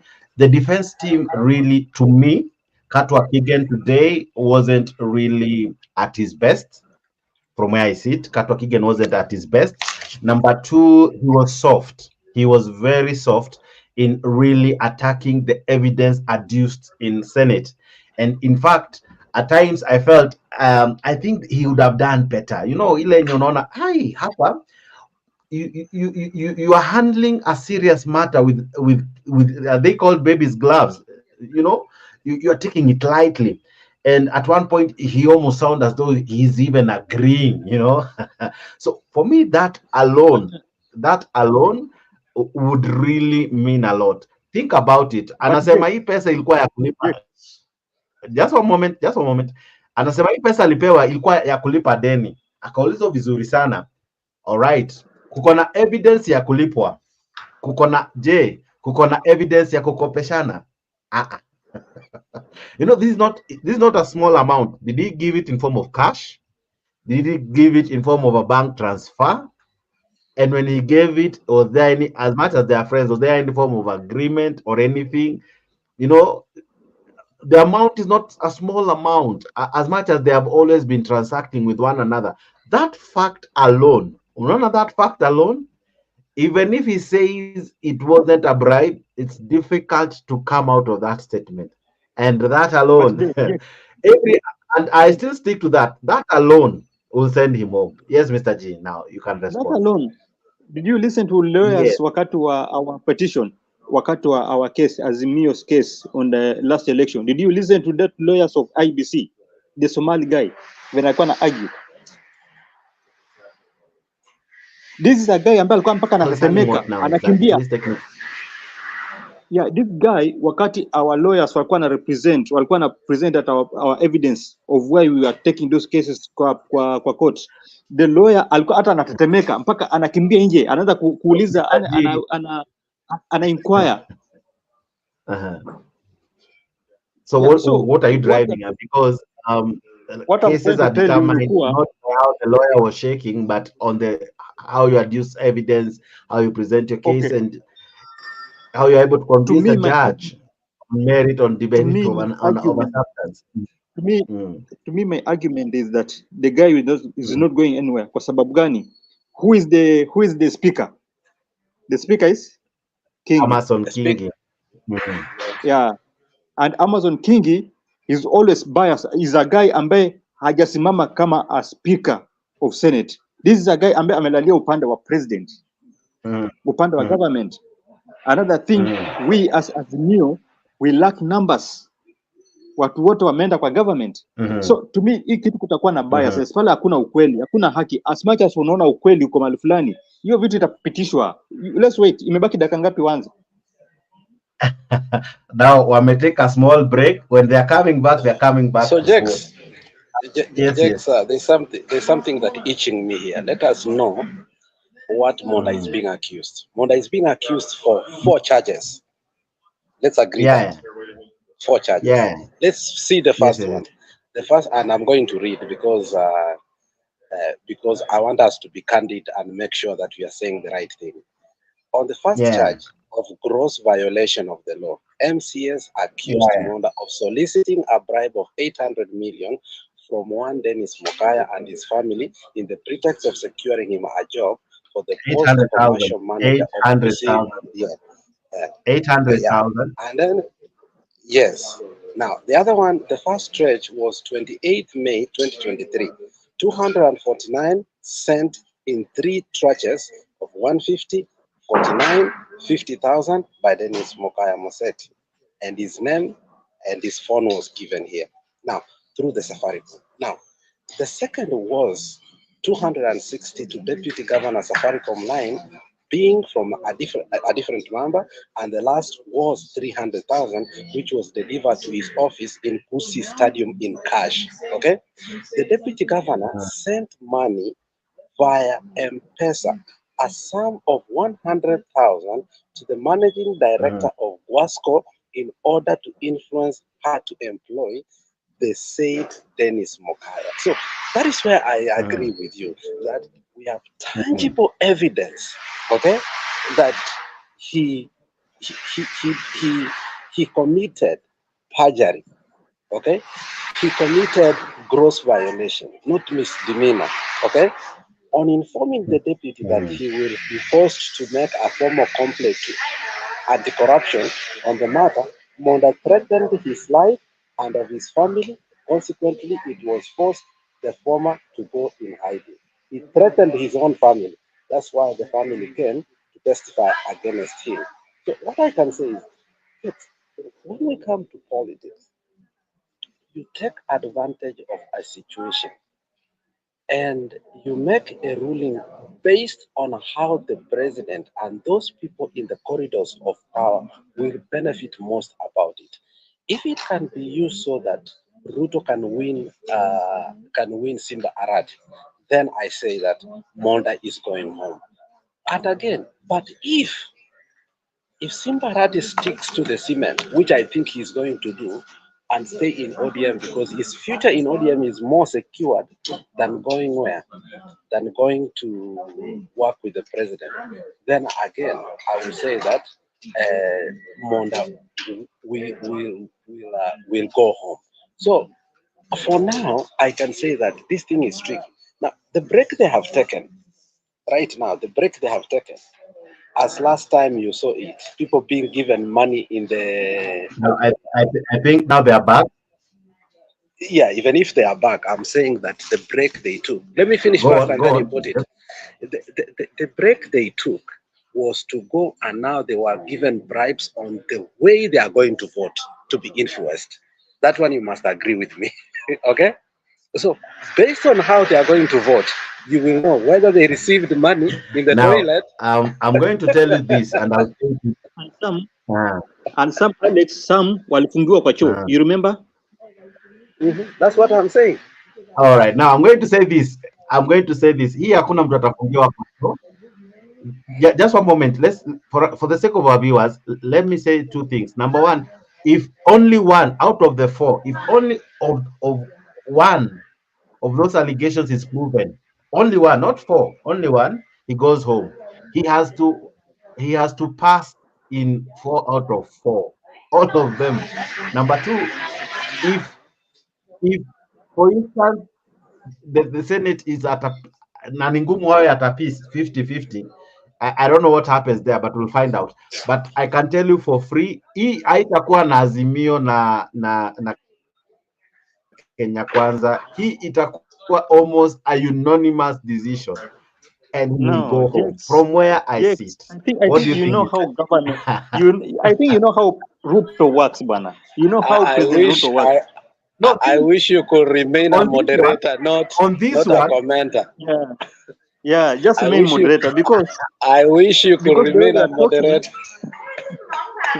The way you are talking, you want justice, ambao hatuwezi pewa. The justice we cannot be given, and that you know, it's not that I'm trying to. It's not that I'm trying to defend what you are saying. No, I agree with everything that you are saying. There's a problem na inaonekana kabisa. But now how our government works, how our people works. In parliament they don't use they don't use common sense. Pale ni mahali au akiona Azimio wana vote on the area fulani, hata kama ni mzuri they will oppose. You see? Na Azimio ikiona hao wanafanya kwa wana vote another thing about even is beneficial, they will just oppose. So there's nothing like common sense pale.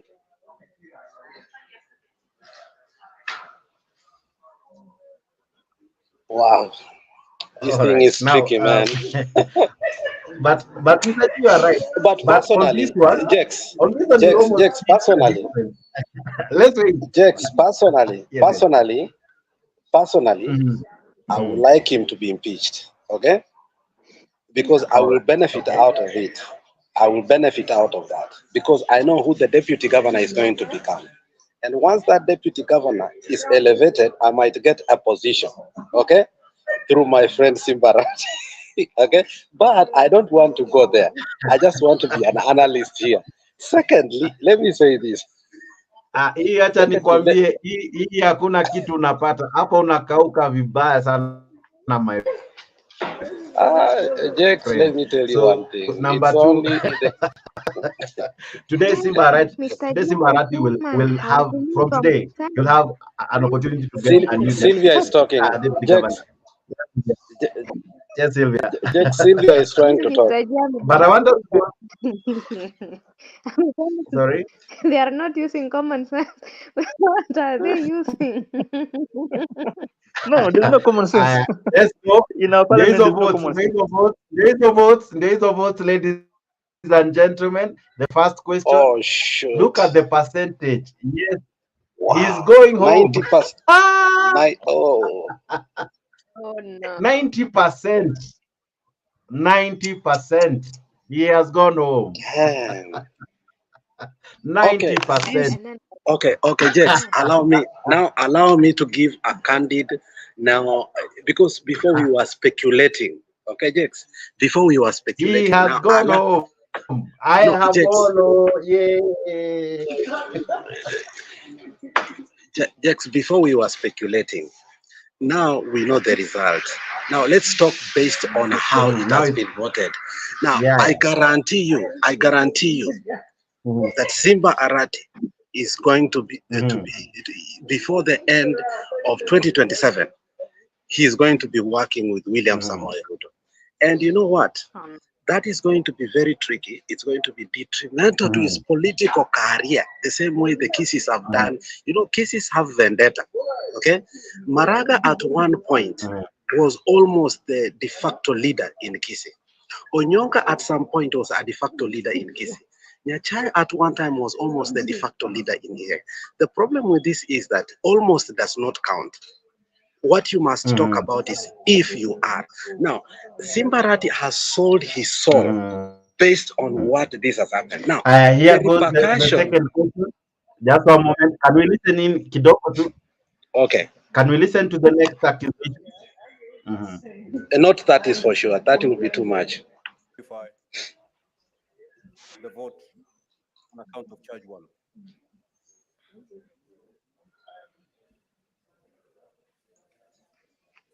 Now, here what they're voting for is the second allegation. The first one has sailed through, meaning he has been impeached as it is. He has, even if he wins 3 of them, he has already been impeached on the first ground of gross misconduct. Exactly. No.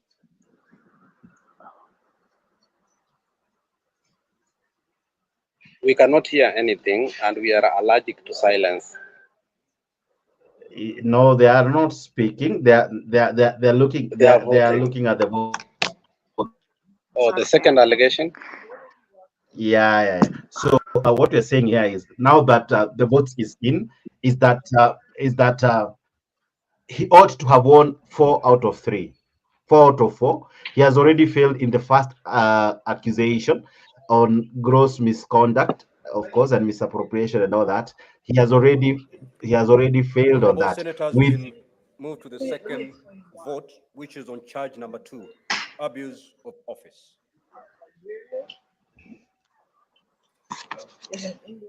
and this is based on the workers that he took to his home.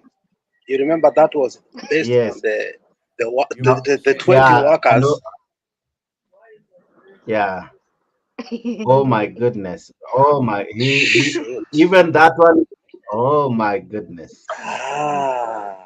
My man, this thing is Oh going. my Oh, it has goodness. returned to. Oh man. Last suffered. No, no, no, no. It is. It is already past 37. He is already going home. Another 90%. Let's wait. It might go to 89. It's already No, it 100%. cannot. It cannot. It's already It cannot. 100%. We are only missing. No, you look at the number who have voted. The total number should be 47. It's only 43. So it's only 4 who haven't voted. And even if they vote, it cannot change the results. It's clear that 39 is quite a huge number. It's only So one charge person who number has three. charge Charge number number 3 2. is three. No, number 2 is based on the workers. Number 3 is based on him arresting his brother using his office Clark, do we when the have brother. any senator wishing to vote online? We don't have. Then proceed to verify the results on charge number 2.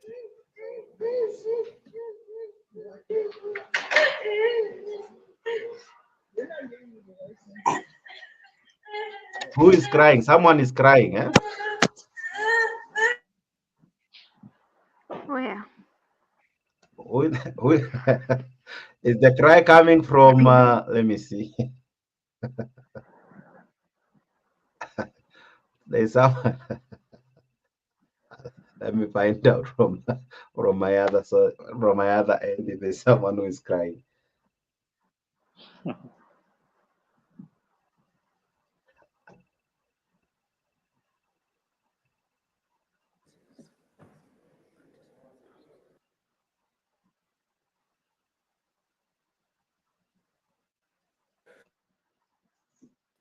Now, honorable senators will take the third vote. Here goes That the is third on vote, charge ladies number and 3, gentlemen. gross misconduct. Now, oh, sorry, this is now for gross misconduct. On gross misconduct, let's see how they vote.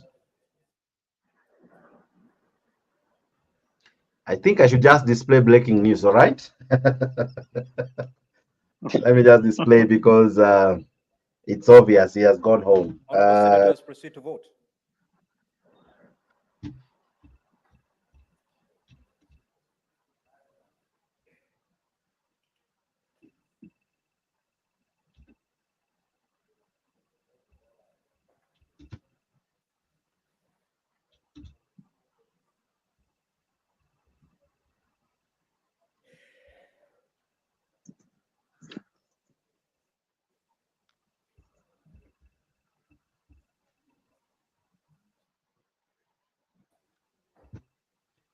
Oh my goodness, 80%.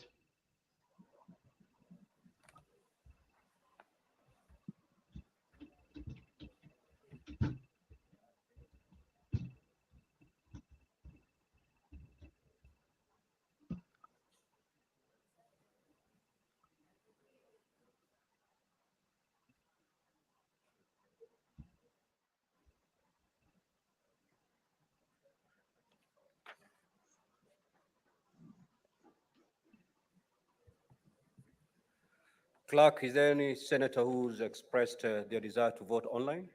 Proceed to verify the results.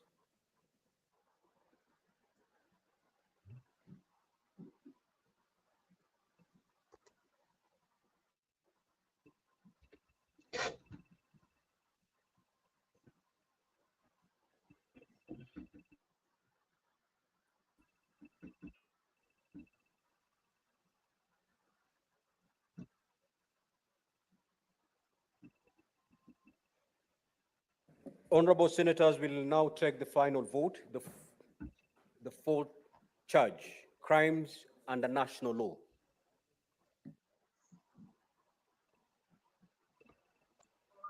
And you know, Jex, that is the worst one.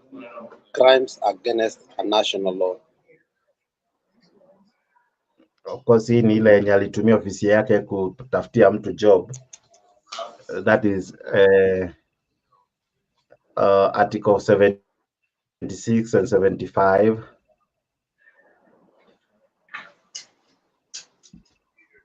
Another 29%.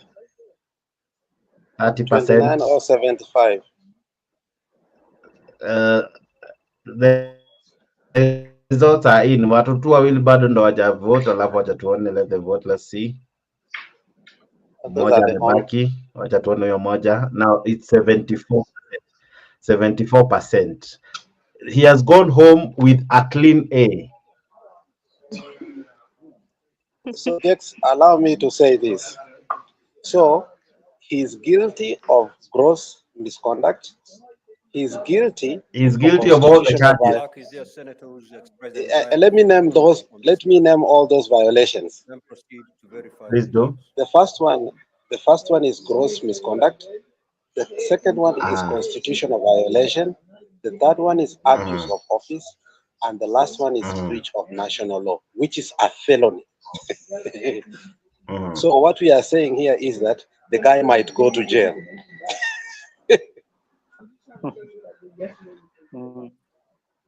Your prediction was right. Not under Senate. Not under Senate. You cannot be jailed by Senate. This one must go to Senate. Senate has no power of jailing. No, I know it has no power, but somebody can talk to him now. The Mokaya who gave him money that is proved through the M-Pesa can go to court now. And once he goes to court, because it has already... Honorable Senator, take it, please. Let's listen into Amason Kingi. Now, honorable senators, the result of the vote on the impeachment motion on Dr. Robert Monda, the Deputy Governor of Kisii County, is as follows. Charge number 1. Gross violation of the Constitution and any other law. The ayes, 39. The nays, 3. Abstention, 1. So the ayes have it. Charge number 2, abuse of office. The ayes, 39. Nays, 3. Abstention, 1. Again, the ayes have it. Charge number 3, gross misconduct. The ayes. Is this the guy? 5. Nays. Yeah, he's the one. Yes, yes. Abstention, 1. The ayes have it. Charge number 4, crimes under national law. The ayes are 32, nays at 10, abstention at 1. So ayes have it.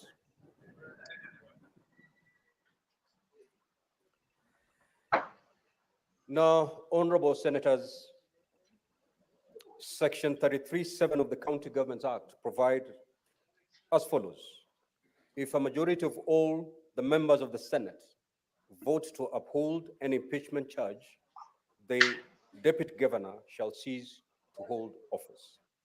Honorable senators, the result of the divisions indicate that the Senate has upheld the following impeachment charges.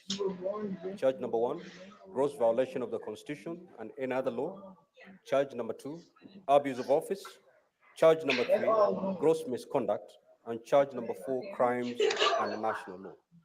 Now, honorable senators, pursuant to Article 181 of the Constitution, Section 33(7) of the County Governments Act, and the Standing Order 86 of the Senate Standing Orders, the Senate has resolved to remove from office by impeachment Honorable Dr. Robert Monda, the Deputy Governor of Kisii County, and the Deputy Governor therefore ceases to hold office forthwith. I thank you. You may, Sergeant at Arms, you may now proceed to withdraw the bar and open the doors. And honorable senators, kindly be upstanding. And with that, ladies and gentlemen, it's now official that one Honorable senators, Arati it is now midnight. is now a man who has no deputy governor, with the very latest news here at Kenya News Link of the impeachment of one Robert Monda, the current, or rather the immediate former deputy governor for Kisii County. Quick reaction to my panelist here in studio. Mr. G, what do you make of this impeachment? You had predicted, if I go to your words, the Senator Kingi, the speaker, ako kwa government, and you'd say that here tunaona Azimio Kenya Kwanza at play, but it is a resounding vote. 39 members saying this person must go home. 39 is over a half. It's almost 3/4, with only, I think, around 8 members, with only 4 who are absent. So we are talking of only 3 who had a dissenting voice, but 39 means both government and Azimio on this one, they all agreed. What do you make of it? And on your prediction, are you very far wrong? Okay, I think I have to admit that I underestimated what will happen. In fact, I used a wrong word saying that they all, no, but it's not a wrong word. These guys always, they never use common sense. But at least today, really? They have used it. Really? Just on this purpose only. Yeah, on this purpose only, they have used common sense. And I can agree, I will withdraw my words that I used. I think now I need to see Sylvia's face, please. We can't debate this with somebody being behind the camera. It was a good one, eh? It was a good one, and I'm sure it came at the right time. Imagine I am the only one who saw this coming. Yesterday I didn't see Joey being given the death sentence, but today I saw this one coming. Sylvia, what do you make of this impeachment? And for you, you said there were higher chances. What were informing the higher chances? That was your sentiment. You said there's a higher chance he will remain. Leo nimeuma nje. Kabisa, you didn't have any higher chance anywhere. The higher chances were he was going home. Sorry? Okay, let me I congratulate our court today. Today it has served justice. Let us say so. Our Senate, not the court. Yeah, the Senate. Let us congratulate the Senate today. Today they didn't favor anybody. Today they have gone with wrong. Wrong is wrong. Right is right. You know. Anyway, let us wait. What next? For me, it's what next. All right. Alex, what do you think? What do you think? Now that there's a vacancy in the office of the deputy governor, should you send in your resume? Not at this particular time, because the politics of Kisii is going to be toxic and polarized. The polarity and the toxicity within that might kill me with blood pressure. But let me tell you, right now where Simba Arati is smiling like hell. Right now, our majority leader in Kisii is very happy. Let me tell you what happened in the last few days in Kisii. The governor was a solo man. He was a lone wolf. Onyonka was against him. Our women rep was against him. Our deputy governor was against him. Even our women rep was against him. He remained alone to soldier and carry on. The good thing that he had was the will of the people. The approval rating of Simba Arati is almost 99% in Kisii. Now, what is going to happen is the matrix of these people. If they don't see very well, Onyonka is going home, Donya is going home, the same way Monda has gone home. So the politics is going to change. Now they are going to coalesce around Simba Arati to save their faces. This impeachment has changed everything, the matrix of it. And now you are going to see something that we discussed somewhere in TikTok this morning, that Osoro is going to fear and start working with Simba Arati, because even him, it's a guarantee he's going home. This impeachment has sent a resounding message. Now, on that one again, I respectively disagree with you.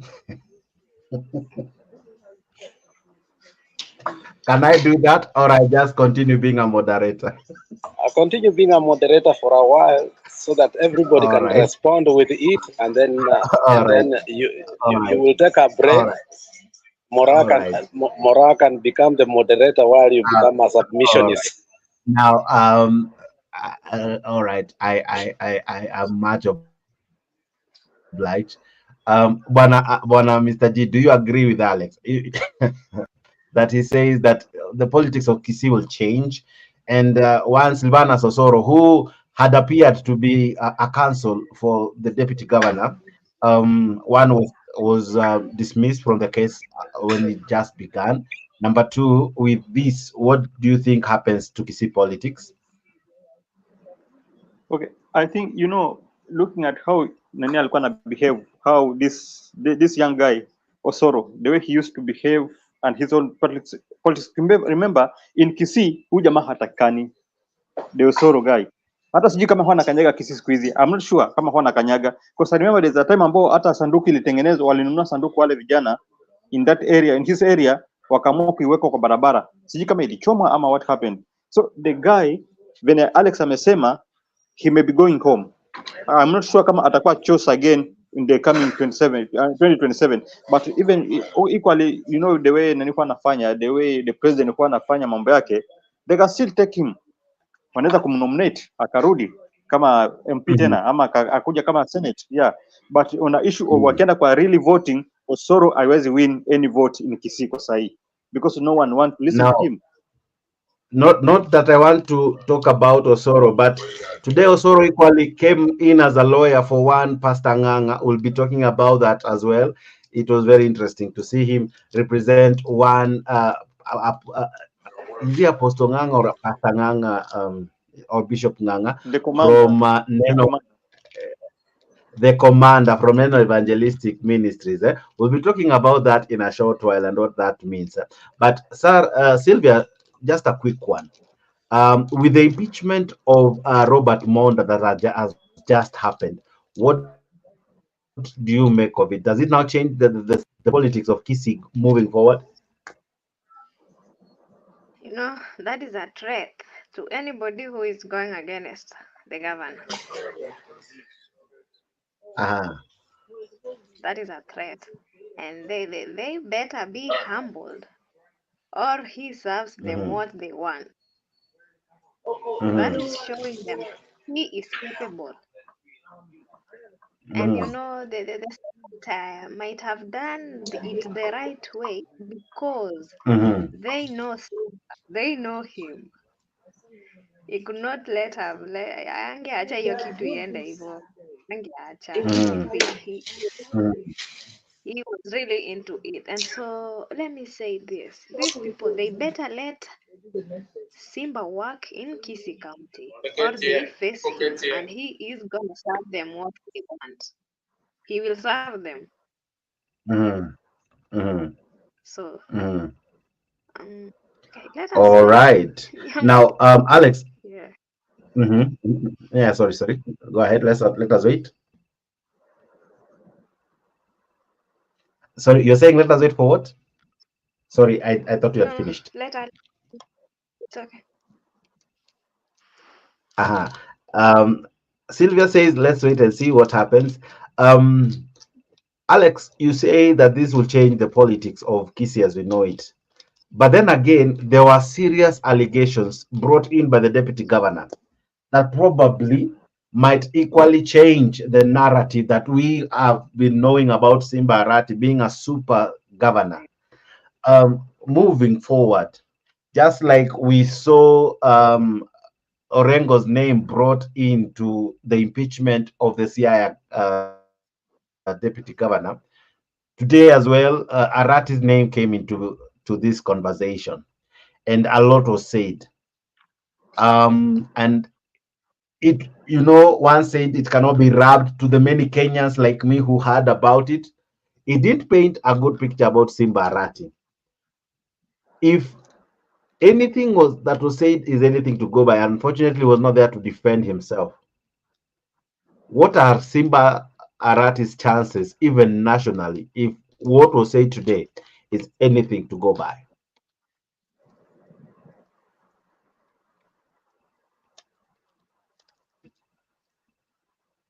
Unmute yourself, sir. Jex, I don't like leading questions. I like to give organic analysis because when you ask me leading questions, they make me not speak my mind. Speak your mind. Yeah, I want to speak my mind. Speak your As we are mind, talking, but equally maintain my question. yes, I will. Right now, as we are talking, I'm getting texts and videos from Kisi whereby people are celebrating the impeachment of one Monda. If you know Kisi very well, and I know you have never gone there, from Daraja Moja to Daraja Mbili, all the way where you are going to the junction of Migori, we have almost 72 bars, and the people were glued on TV to see what will happen.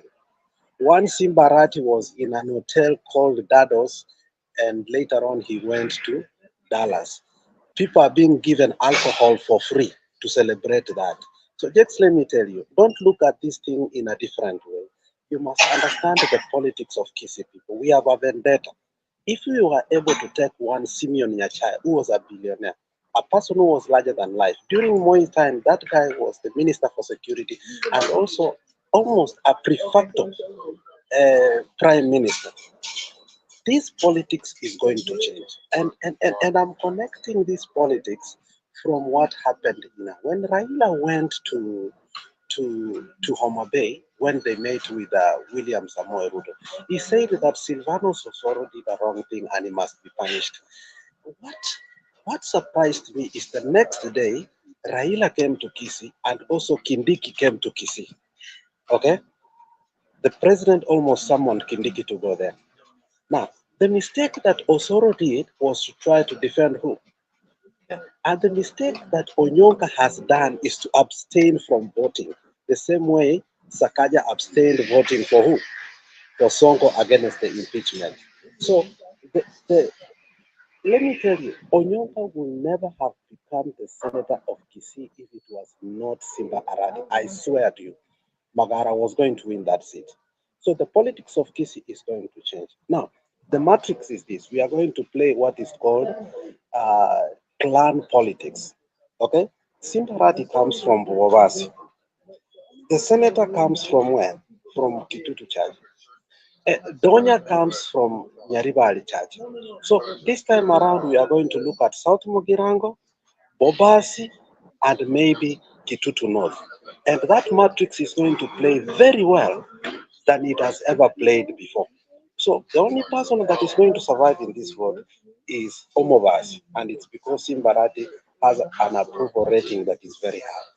But for the rest of these people, until and unless, remember, the former immediate women rep, when they went to, if you can remember Sylvia, they went to Kisii Sports Ground, and the former abused men that were making noise for him, that Abaisi Abakirakil, which means you uncircumcised people keep quiet. Donya was not likely to win that seat, but that word she used, Abaisi Abakirakil, which means you uncircumcised people, she did not even receive 9%. She was in a single digit. So yes, on this I am 100% sure, and I will tell you that. And lately, what Simba Arati did, do you know that he has supplied umbrellas to almost all markets in Kisii? So he has worked so hard to make sure that he is popularizing ODM in Kisii. So on this, I will guarantee you that until Onyonka comes, that is why some MPs have been very quiet, like this Indian MP from Nyaribari Chache. People like my best friend Kibagend, people like the treasurer for UDA, they've been very quiet because maybe, as you predicted, they saw this coming. So unless Osoro works with Simba Arati, he's a gone case. Unless Onyonka works with Simba Arati closely, it's a gone case. But Donya, whether he likes it or not, Donya is already gone. Now, we are waiting the 18 months that you are able to do what? To impeach. I predict Donya is going to be impeached. Donya is Who in not the going to world is survive. Donya? For the sake of the Donya is the viewers, women who in the rep. world is... Donya is the women rep. He has been very abusive to Simbarati. We are waiting for the 18 months to start impeaching MPs or women reps. She's going home. Take that to the bank.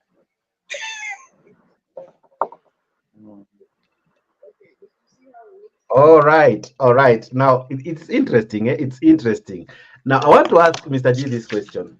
Simbarati got around 270,938 votes. He's currently the ODM chairperson. He has hosted Raila Odinga severally in Kisii County. In Kisii County, many celebrate one Simbarati. With this impeachment, and he is one person who was able to bring out the ghost worker stories, among many other things. But this is a governor who equally operates from a stadium as an office. This is a governor who Kisii has been rated 47 out of 47 among the counties that has low intake in terms of using development fund and all that. So he doesn't have so far a positive track record, as Alex is trying to allude. But my question to you is this: with the fact that him being an ODM chairperson, the fact that he equally got quite a huge number of votes compared to one Ezekiel Machog, who is the CS for education, who garnered around 82,000 thereabout.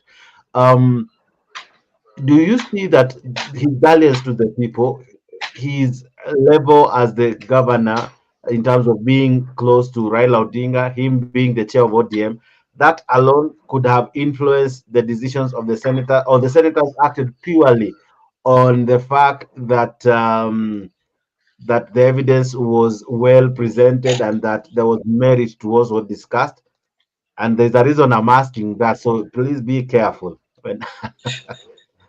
Go ahead. On that issue, okay, on that issue, remember, okay, Jex, remember in Kisii, even though I have not been there in Kisii, but Kisii is one place whereby those leaders were so much corrupt. Na walinyonya sana hiyo county, waliibia hiyo country sana. That's why you see no much development iko kwa that county. But when Nani came in, when Nani they said the governor came in, this is a guy ambaye amesimama kwa ukweli, and always, you know, when you stand with the truth, hakuna siku truth itaweza jificha. Ni ile tu kwa sababu hawa wakora wetu hawa maseneta na MPs kwa wanajaribu kuipinda, you know, ile kuipinda kitu iko straight, lakini unaipinda by force. That is what always happen in our parliaments and in our Senate. But always ukisoma na ukweli utadefend itself. Kama leo the evidence ambayo ilikuwa provided, evidence was just clear that this guy is a corrupt man. Yeah, the evidence showed that the guy is corrupt, and we knew that okay, sisi tumepredict kuwa hataenda nyumbani because of how these people vote. Who have vote using common sense, and that is what I told you. Yeah, but ukienda kwa ukweli, the evidence was clear that the guy is corrupt na anafaa aende nyumbani. But today wame act when wanafaa wa act. So on your question, I think Simbarati still atapata mileage kwa sababu is a person ambaye ameonekana kuwa ako with people, he's fighting for his people. Ni mtu ambaye alipata county iko rotten, na unakumbuka hata there's a day ambaye aliita watu wote, the county government yote akaipeleka kwa ile stadium na akaanza kuambia mtu moja aende mahali. I think sijui alikuwa anaingia kwa gari ama what were they doing, na akapata a lot of people ambao walikuwa ghost workers in that county. Alipata a lot of people ambao walikuwa ghost workers. So as much as tutasema kuwa bado hakujakuwa na much development kwa wakati wake, let's give him time, because these are the people ambao walikuwa wanamfrustrate, ambao wanaanza kujitoa, ndio walikuwa wanamfrustrate. All right. On the question of him being on ODM and being close to Raila Odinga, has that influenced the decision today? Always, no, the issue with ODM and anything cannot influence that case. Today imekuwa ni evidence, pure truth of the evidence ambayo imekuwa provided, kwa sababu the evidence imeonyesha the guy is a corrupt man. na wamebase their vote na hiyo judgment na hiyo nini evidence. All right. Sylvia, what do you make of today's ruling? Does it mean that Simba Arati has gained more mileage because he is already a darling for many? He had over 270,000 votes. He is the ODM chair. He is close to Raila Odinga. All that, did it influence the decision of the Senate, or they voted purely based on the evidence provided for them and equally on the merit of the case? For today's case, it's like there was no behind the fence. It's like it was just Mhm. a case brought to the Senate, and the ruling was said according to the evidence. Like there was nothing behind it. It was just Sylvia, we can't hear you very well. Can you adjust your volume, please? Can you hear me? I can hear you, but faintly. It's faint. What is faint? Okay, now we can hear you. So okay. So what I'm saying is, today's case, it's like it didn't have behind the facts. It was so pure based on the evidence and whatever. No, it's like nobody was behind it. Nobody was pushing it. Nobody was hindering it. It was Still reserved. based, Still reserved. that's why No, let me it finish came here. out Go. supposed to be. If there was somebody it ungekuwa na tashwishi kidogo ama ungeona votes zikienda 50-50, but because it was pure, it was the way it is supposed to be. Yeah, I think it has nobody involved. Nobody's involved in this case. It was just a pure one. All right, interesting. Alex, same question. When you look at this and what I've asked, Simba Arati is a darling to many. Simba Arati really garnered a lot of votes compared to the second runners-up, that is one Ezekiel Matogu, who garnered 82,000. He garnered 270,000, over double the number. My question to you is, his position as ODM chair, his dalliance to the people, his closeness to Raila Odinga, did that influence the decision of the Senate, or this was purely based on the merits of the case? And as I've told Mr. G, whatever you said will be used against you in this particular show. Please answer. And it's No, don't put fear in our mouth, man. No.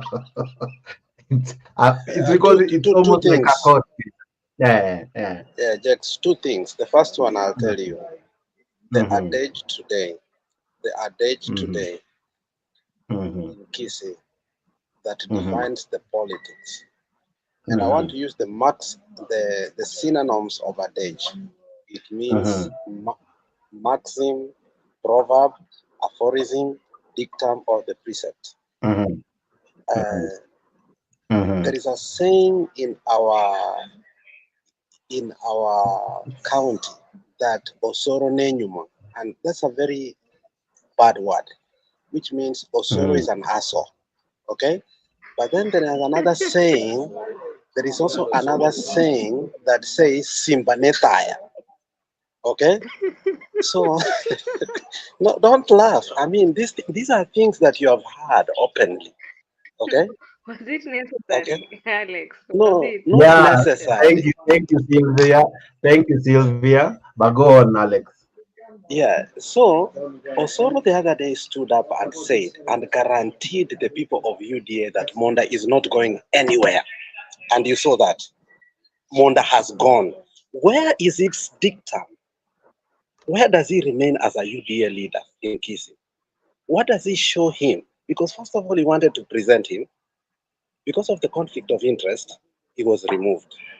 And he knew very well that he's committing a legal crime. As the whip chief, he cannot defend him. Okay? So let me be very honest with you. This has really given mileage to one Simba Arati one particular time, All right. had UDA played its politics very well, they will have removed Simba Arati from being a national leader. Now, the meeting in Homa Bay, because remember, when Raila went to Uganda, he met Museveni and Ruto. Immediately the next day, they came to Homa Bay, and you saw the romance. After that, you saw them in Kisii. Immediately, you saw Kindiki come in. So you can almost tell that there was a political negotiation of saving the tyrant of Simba Arati. And today they have proved that, look, the Nilots are coming together and they want to coerce the Kisii. You are very smart, my friend. You are very, very smart. You are very, very smart, my friend. Because that is the question. That is the question I was asking one Jama anaitwa Mr. G. And Mr. G just dived into the sharks and was beaten seriously. Now, now you know, politics is a very funny game. I don't like doing that. What? I'm so sorry. I don't like doing that. I'm so sorry. Leo umetukana Mr. G openly. No, wait, I didn't. I just made sure No, I made sure I prepared Mr. G that anything he uses will be used against him.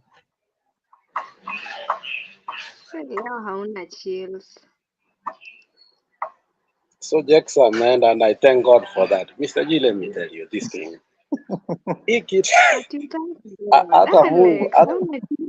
Hata Mungu amekubali Jax atoke kidogo. He's supposed to be the moderator. Now he's Don't thank God. Don't thank God I'm here. I was laughing. Don't thank God. Don't bring God on issues that is not involved. He dropped you. He dropped you intentionally.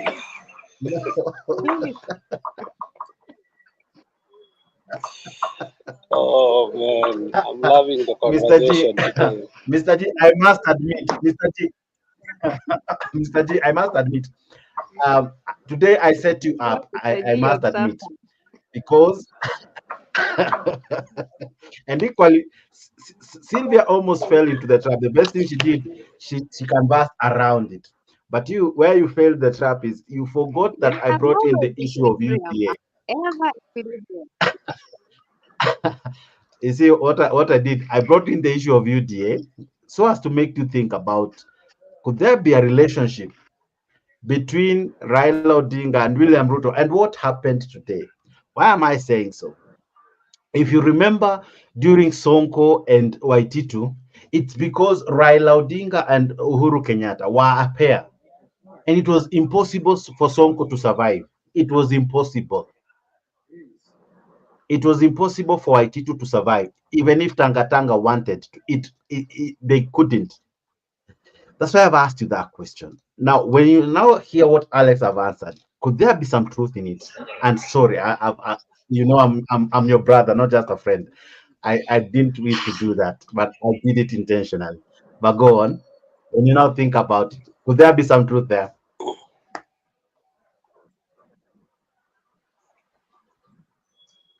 Yeah, exactly. I can agree with what Alex has said, because you know Alex is someone anatoka pale. He comes from Kisii and he knows very well how the politics in Kisii is. But for me, I remember when I answered your question, first of all, I said I don't come from Kisii. That is one word that I said. I don't come from Kisii, and I don't know how those people, most of them work. But I said that on this judgment, I think there was no biasness. They went na wakangalia hiyo nini hiyo inaitwangaje, the evidence. They voted the way evidence ilikuwa provided. Yeah, but I can agree with the points and the corner and the angle ambao Alex ameileta kwa sahi, because it is true.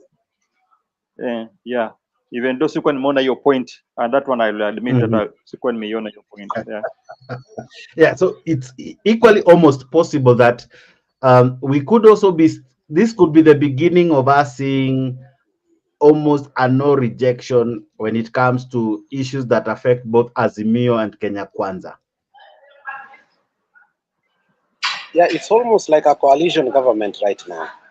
It doesn't collide. It is one thing. Because let me give you a disclaimer, Mr. Jackson. When it comes to political progress, it starts this way. It starts as a progress. It goes to development. It goes to advancement. It goes to headway. It goes to a step forward. It goes to improvements. It goes to growth. And finally, it goes to a breakthrough. Now you can see there's a breakthrough between Ruto and Raila. Something we did not conceptualize in our mind when we went on the 20th March, our day with destiny. We have reached an opportunity whereby some of us are very what? Disappointed. It started as a progress. We were told that Suluhu came, they met with Joho, sijui nini nini. Then it came to development. The NADCO report was brought in. Then it went to advancement. We saw it. Then it went to headway step forward when Undai in parliament criticized one person who was against the NADCO report, and that was Martha Karua. Then from there we went to improvement, and now we have gone to something called a breakthrough. I swear to you, we must be very focused on how the politics of Kenya is going. The narrative has changed, the tone has changed, and the tune has changed. And things are not where they were in March. Things are totally different. And if you are in a denial, when mujinga, there is no opposition, there is no ruling party. It's like we are having a status quo. You know why Mr. J brought that question? If you remember Sonko's case, it had almost similar allegations za Mondia of corruption in nini. And even it was even worse because Sonko alikuwa amepeleka hadi some of the MCAs coast kujinais. Now, when you look at this, yeah, Sonko, the division was high. We had like almost close to 50-50, but the majority had their way, and that's how Sonko was impeached. In this one, it's a whooping almost the entire Senate. And we know that Kenya Kwanza has a majority.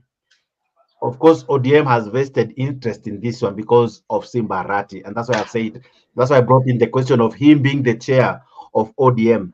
Now, when you look at all this, does it make sense that probably we could be seeing, or we could be looking at a situation where the president and Raila Odinga are in sync? Because there's something Sylvia said, that probably hakukuwa na a back end dealing, because you remember that when Kawera Mwangaza was being impeached, after alishinda kesi, juzi alisema he was thanking the president. He was thanking the president for being saved at the Senate. I don't know if you remember what she said. Now, which on this meant one, there was a political dealing. Exactly my point. Now, on this one, could there also be another hand? Maybe Sylvia is not seeing it, or maybe we might not be seeing it, and that's why we're saying there is no hand behind it. But could there be a dealing between one Raila Odinga and William Ruto, where they even have what we call party position on how to decide this particular matter, Mr. G? No, but this is what this is the case about tumekuwa experience every time and then. Every time our parliament, they always listen to their leaders. Now, wanawapatia directives on how they will vote, on how they will do things. So, okay, to me, I never expected it to happen the way it happened, because I know how these people always vote. But today, I think I can agree with you, Jex and Alex, that I think because of that friendshipness, the closeness, ambayo imeanza kutokezea, that's now why these things are starting changing, because we have seen a lot of things the same kama hizi, but zilikuwa haziwezi fanya hivyo. As much as unaona this thing ni kitu ambayo ni ukweli kabisa, this is a wrong thing here, au watu wako na vote different from the way you see, hata kama inaonekana wazi. But today I think there's something, and we can say maybe because of the friendship, I'm not sure, but I think we can just connect with it kwa sababu haijai kuwa hivyo. Yeah. All right. Now, I want to bring us at before you even step out, Mr. G. There's something that happened today in Kericho, and it was very interesting. This was very interesting, and I really want to hear your sentiments on this. About this thing that happened in Kericho. Now that we are talking about William Ruto, and equally, could there be a working relationship between him and one Raila Odinga? There is an issue that happened in Kisii today. Not in Kisii, sorry. Sorry, I'm still in shock of what happened. What has just happened to one Deputy Governor Robert Monda, who has just been impeached. Ladies and gentlemen, if you're just joining us, that is the latest in as far as news is concerned. But equally, there's something that was interesting that happened in Kericho. And there was supremacy battle between the current governor, and he was seriously booed that the president couldn't control the crowd. I want us to listen to this, and the first person I want to hear from is Mr. G. Let's listen in, ladies and gentlemen. It was marred by local politics as residents shouted down Kericho Governor Dr. Eric Mutai as he rose to address the crowd in the president's presence. The president condemned the incident, calling on residents to exercise restraint and utilize their power at the ballot during the next election to hold non-performing leaders accountable.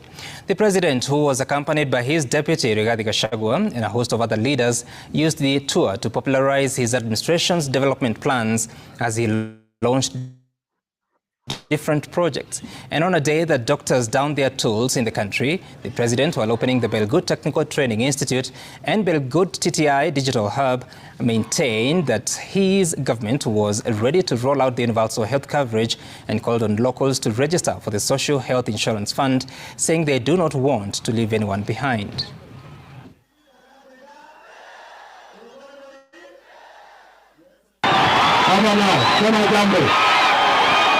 Hii tabia mbaya lazima ikome hapa Kericho. Hatuwezi kubali hiyo tabia. Na mimi kama gavana wenu sitakubali tena hii maneno yenu. Tuko tayari ku roll out universal health coverage in Kenya. Mimi nataka niwaulize Wakenya wote wajisajili sasa upya katika mpango yetu ya universal health coverage ili tuweze kufikia malengo yetu manne. Tumekubaliana ya kwanza, tuko na mambo ya community health promoters. Community health promoters tulikuja kulaunch hapa last year wakati wa mashujaa hapa Kericho. Tuko na community health promoters 1,100 Kenya. Na tunataka kuhakikisha kwamba mambo ya matibabu inaanza pale bottom, pale kijijini. Nilikuwa nimekaa sana bila kusikia stories za bottom, but alimalizia tu hapo pa bottom, hakwenda up.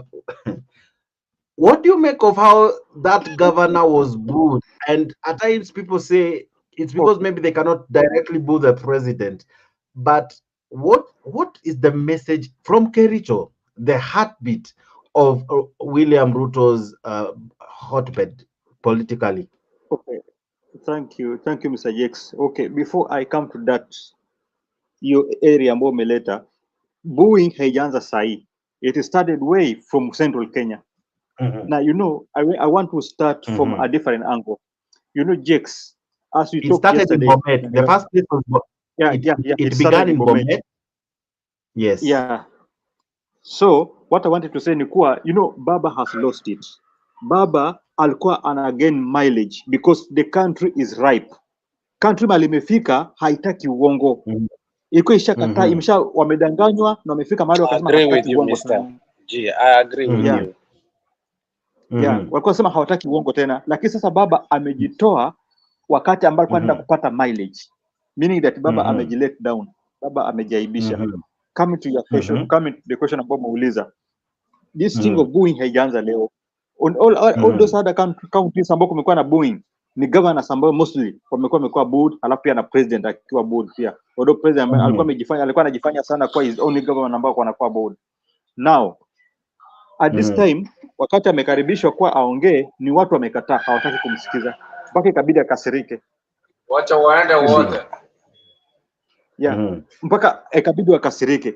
Sasa what am I trying to say? What I'm saying is that at the moment, I think the country was ripe for revolution. The country was ripe for change. Ambao at least baba angeona that chance, akabaki na what he believed in. Angechukua that, angeiona the opportunity because imejipresent yenyewe. The opportunity imejipresent yenyewe. But baba has just lost it. Anakosa mileage kwa kitu ambayo imejiproduce yenyewe.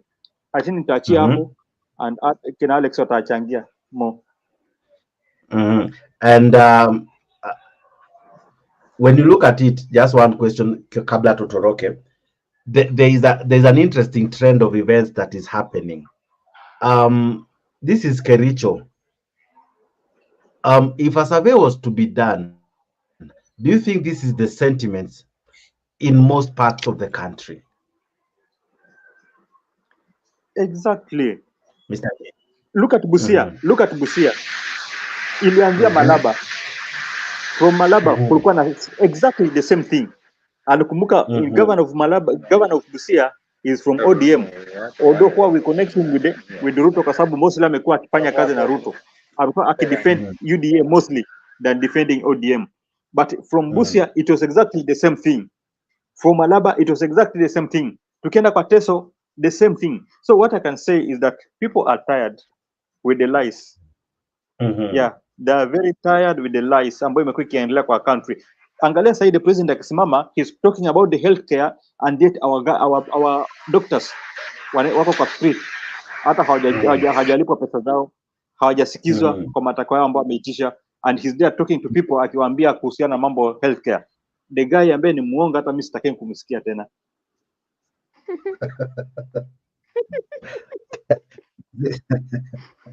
Mr. Jenny uwe leo. Leo terms zako. Leo wacha niokote leo Mombasa, we sawa. Mr. G is always very honest. One thing I like debating with him is his honesty. Now, Sylvia, what do you make of the booing in Kericho? I don't know about this governor, but what I know is these people are not even booing at the governor; they are booing at the president. Sometimes baba akikukasirisha, hiyo makasirisho huwezi peleka kwa dadi, unapeleka kwa mama. Kwa mama, and probably it was to the president, and the president should get that message very well. And then the point of the Kenya is tired. Kenya is tired. Kenyans know now what is right and what is wrong. They know the lies. They know when you say the truth. They know when you tell us the lies. So they don't even want to listen. Kenyans no longer want to listen. They want to see action, which is not taking place. So this issue of them saying we will do this, we will do that, we are not even listening. We are not even paying attention because we know those are lies. Those are words. We want action. That is what Kenyans want right now. And if they are not going to give the action, actually, people will stop even going to these rallies. And I believe even numbers reduced. People are not interested anymore. Yeah, so that booing, I have to know more about Governor Mutai. I don't know much about him, but the booing was to the that was not to governor. It was to the president. People are sad, bitter. Yeah. All right. Alex, people are tired, people are bitter. That's the sentiments from one Sylvia. What do you make of the booing in Kericho today? No, Jax. I used to hear, is it a proverb or a maxim that says a picture is worth 1,000 words. Okay? And I think the older I grow, the more it proves to me. Now, Sylvia has rightly said the person who was being booed there is the president. But I want us to make another observation. Okay? Another observation is it was a mammoth crowd. It was a big crowd that came to tell William Samoei Ruto, shut up, enough is enough. Okay? They did it in Bomet, but it was not as large as this one. Now, first of all, what you need to know, what happened there are three critical things. First of all, Eric Mutai was forced to cut his speech. He did not finish his speech. He Even didn't. the president. He didn't even give a speech. He was Yes. unable to. So He didn't yeah, even reach the level of giving it. We know what they say. Why should we listen? We know what they are going to say. Mhm. Yeah. and the second thing, two things happened. That was Mhm. heckling and booing. Okay. Mhm. The third thing, Mhm. when the governor was given a chance to speak, the audience started chanting, demanding that he should hand over the microphone. So I can Mhm. guarantee you, as Sylvia has rightly said, this was not against Eric Mutai. This was against William Samoei Ruto. Mhm. And William Samoei Ruto has become so Mhm. unpopular. Now he can't go to the mountain. Okay, he's trying to find his footage by bribing the Luo community. He went to Vihiga and other areas and acted. Remember the thing we talked about acting when that guy came heckling and everything. The president has Mhm. totally lost it. Okay, in terms, there are two kinds of pulls in Kenya, Mr. Mhm. Jakes. There is political pulling and there is intelligence pulling. If you were to take Mhm. today pulling how the president is popular, I will guarantee Mhm. you it might be one digit. So, Mhm. and that is why the president wants to work with one Raila Amolo Odinga by nominating him over there so that Raila can help him get the mileage. And as Mr. Gia said, this is where Raila has failed enough. He could Mhm. have taken the advantage. We could have gone to our day with destiny. We could have taken Ruto out because the Kalenjins are mad, the Kikuyus are mad, the Kisis are mad, the Mijikenda are mad, the Muslims are mad, the whole country is mad. But what is happening? Raila is looking his way of retirement without being taken to Hague. The only reason Raila is not pursuing this thing because we are still a signatory of the Rome Statute, which is the ICC, and therefore, and he knows very well that there's a possibility if he poses a coup because he has political enemies in the West, they might take him to the Hague. But that booing is the temperature of where Kenyans has reached. And you are not going to bring it. We are 100%, we are boiling point. We are no longer water, we are a steam. Mhm. Yes, that's what I can. Mhm. Yes, Sylvia.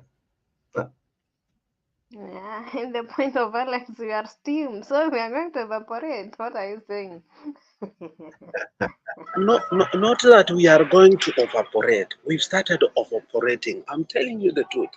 Look at the temperature of Kenyans.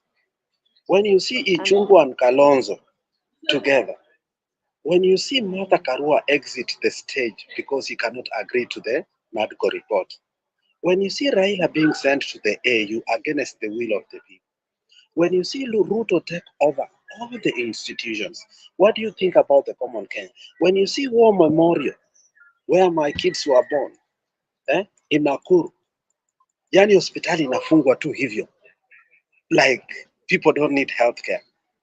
Jakes, how do you feel about it? Let's be honest. Now, let's stop being analysts here and become human beings. You think people don't use brain? Jakes, we are no longer Homo Mhm. habilis. We are Homo sapiens. Yeah, that is a fact. We are not Kenyans are Homo very habilis. proud. We are Homo sapiens. We are thinking human beings.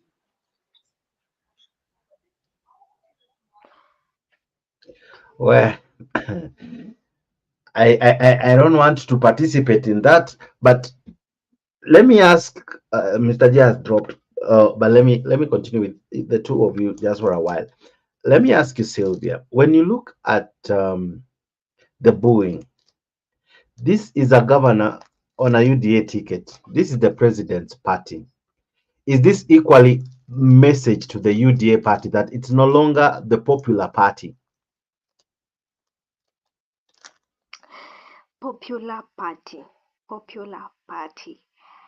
This thing of popular party, at this point, people are not even interested in those parties. If you're king, Mhm. people are not Mhm. interested in those parties. Mhm. People want leaders. People want performance on stage. They don't care whether you're from UDA, you're from ODM. If you are doing wrong, you are doing wrong. They don't want to know. If you are doing right, you are doing right. And if you are wrong, whether you are from UDA or the ODM party, they will come for you. Kenyans are ready to face even the president himself. You see? So, and on top of that, since people feel like UDA is not, they don't like it. It can inaongeza chumvi fulani, inaongeza sali fulani. Wakifikiria unatoka UDA na unatusumbua, they're gonna come for you more than it could be if you were from ODM. But at this point, Kenyans no longer care whether you are from Raila's side or Ruto's side. If you are wrong right now, you are wrong. That is it. All right. Now, we are at a stage where it was almost obvious that once William Ruto begins to work with Raila Odinga, competition has been removed. So with all that is happening, Alex, should William Ruto sit pretty that despite the country not being at Nini with him, he still doesn't have a competition? Should he still sit pretty?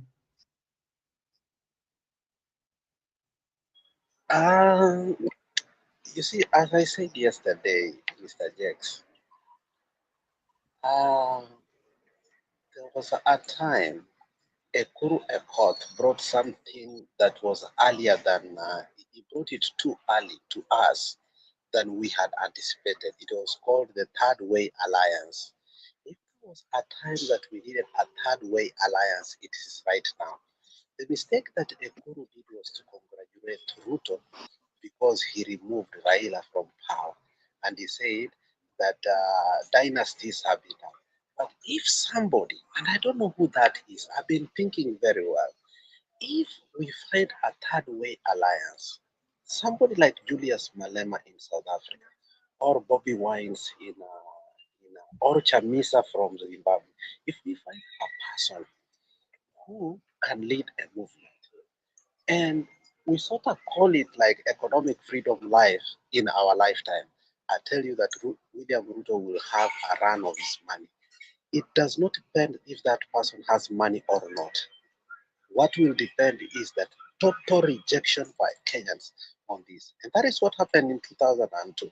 We were sick and tired of the Moi regime. It didn't even matter that Kibaki alikuwa Kikwete and he had lost his mind. We just wanted the KANU and all the mongrels to get out of power. So I can guarantee you, Mr. Jakes, right now that William Samoei Ruto should not sit pretty. If we have one crop of leaders emerge right now to the defense of democracy, to the defense of institutions, to the defense of the judiciary, to the defense of the legislature, okay? I think people will vote for him. The problem is that we have compromised and we have gone into commercialization of our politics, whereby these people are stealing animals to a point that when we will come to 2027, people will be having a lot of money to do what? To campaign. But it doesn't care who stands up. Yes, I wish I could have the progress. I wish I could have the courage. I wish I could stand up for my country and just give myself to that country and say, I want to run for office. Because William Samoei Ruto will not even defeat a cow or a goat or a dog in that country the way he has done these things. Now, there's this question from our good friend that watu wa Kenya walikataa Babacare, wacha hustle atawale. Babacare was quite deep. Ruto came with Chief. Why has Chief failed to augur well with Kenyans even before it starts? It is already rubbing some people wrongly. It has been taken to court severally. why is it difficult that Baba Care maybe some would have embraced it, but we don't know because Baba never got the opportunity to implement it. But Ruto's idea on health and vis-a-vis even NHIF, which now is struggling. What do you make of Ruto's current way of managing healthcare and how it used to be?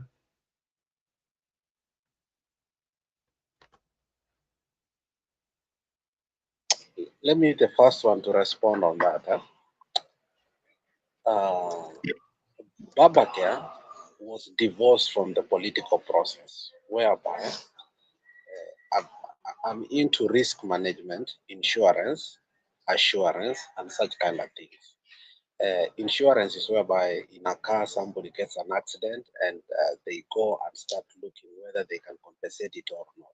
Assurance is whereby if you are sick, you are assured that your insurance will pay for it, which actually the former anti-shift thing was supposed to do to us against what the shift that Ruto has created is going to do. Now, look at it. Amoko Insurance has been given the litigation, the process of after ukifanya au ndio wanafanya the whole process ya kufanya nini. So it is tied to the president. And that is a conflict of interest, Mr. James. Okay? So the president, if I was the president and this group, and if he wanted to hide this, form another what? How can we call it? This name that we use for debts that we don't own. We could have formed a company that is like a blind investment, whereby even if you want to do business with the government, people will accept. But the fact that Amoco Insurance, which is tied to the president, was the one to do all the processes so that your insurance company will be paid, it is not going to pass. Now, having said that, if you look at William Samoei Ruto, his greediness is larger than life. So the question of Mohammed Egg is simply this one. Shift will never succeed. Even if it was to be forced to us, it's another cash cow and corruption conduit that will end our healthcare system into its backbones or the camel's back. And that will be very unfortunate. And as I said earlier, a healthy nation needs a healthy healthcare.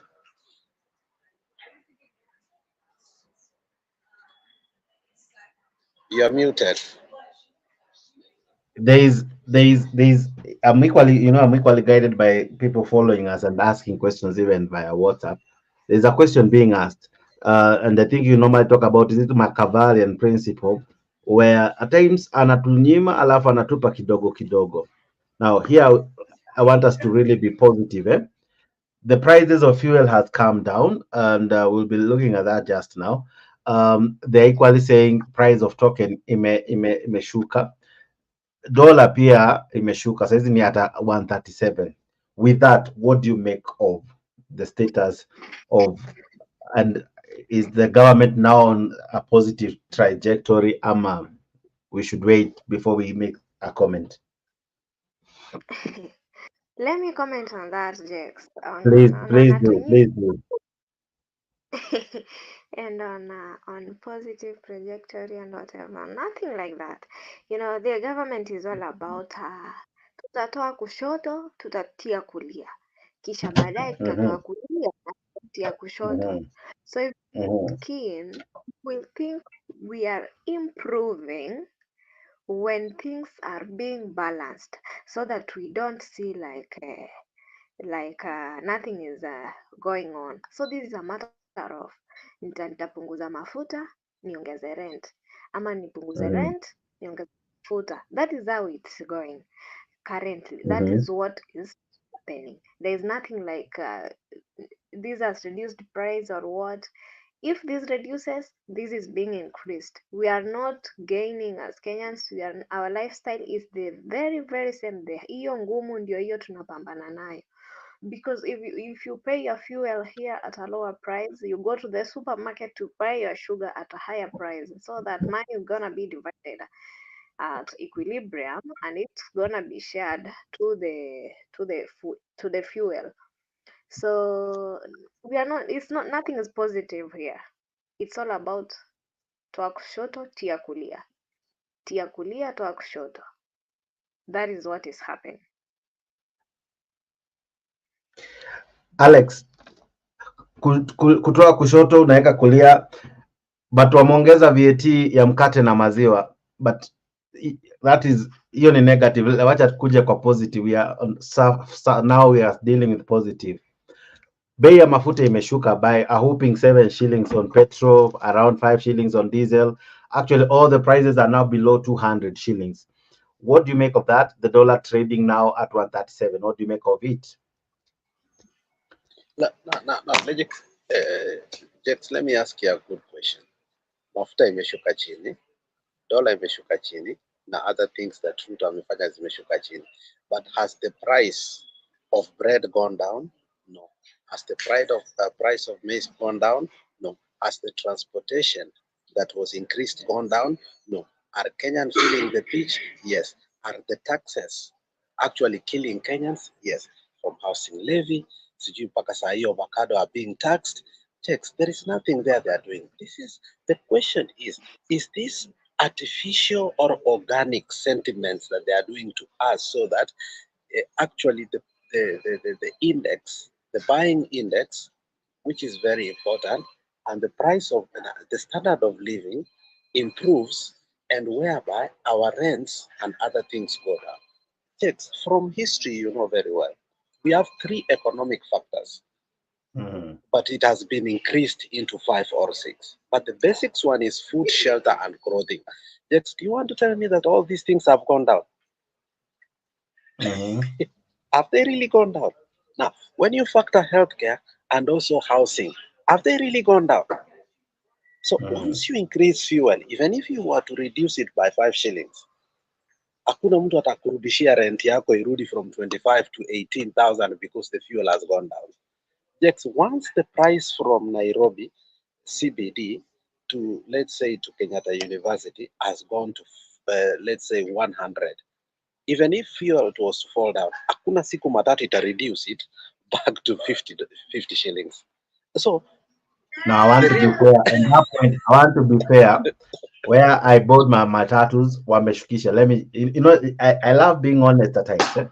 Wameshukisha. When it was at 211, no, let me be truthful here. It was at 211, walipandisha sana. Iliposhuka kidogo wakashukisha kiasi. Leo pia wameshukisha sana. Now, actually, ime almost rudi kwa the old price.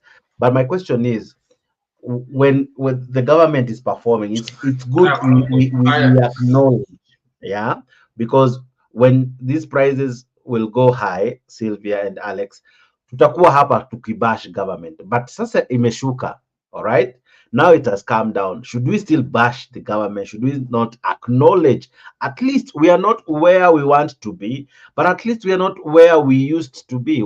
What do you think, Sylvia?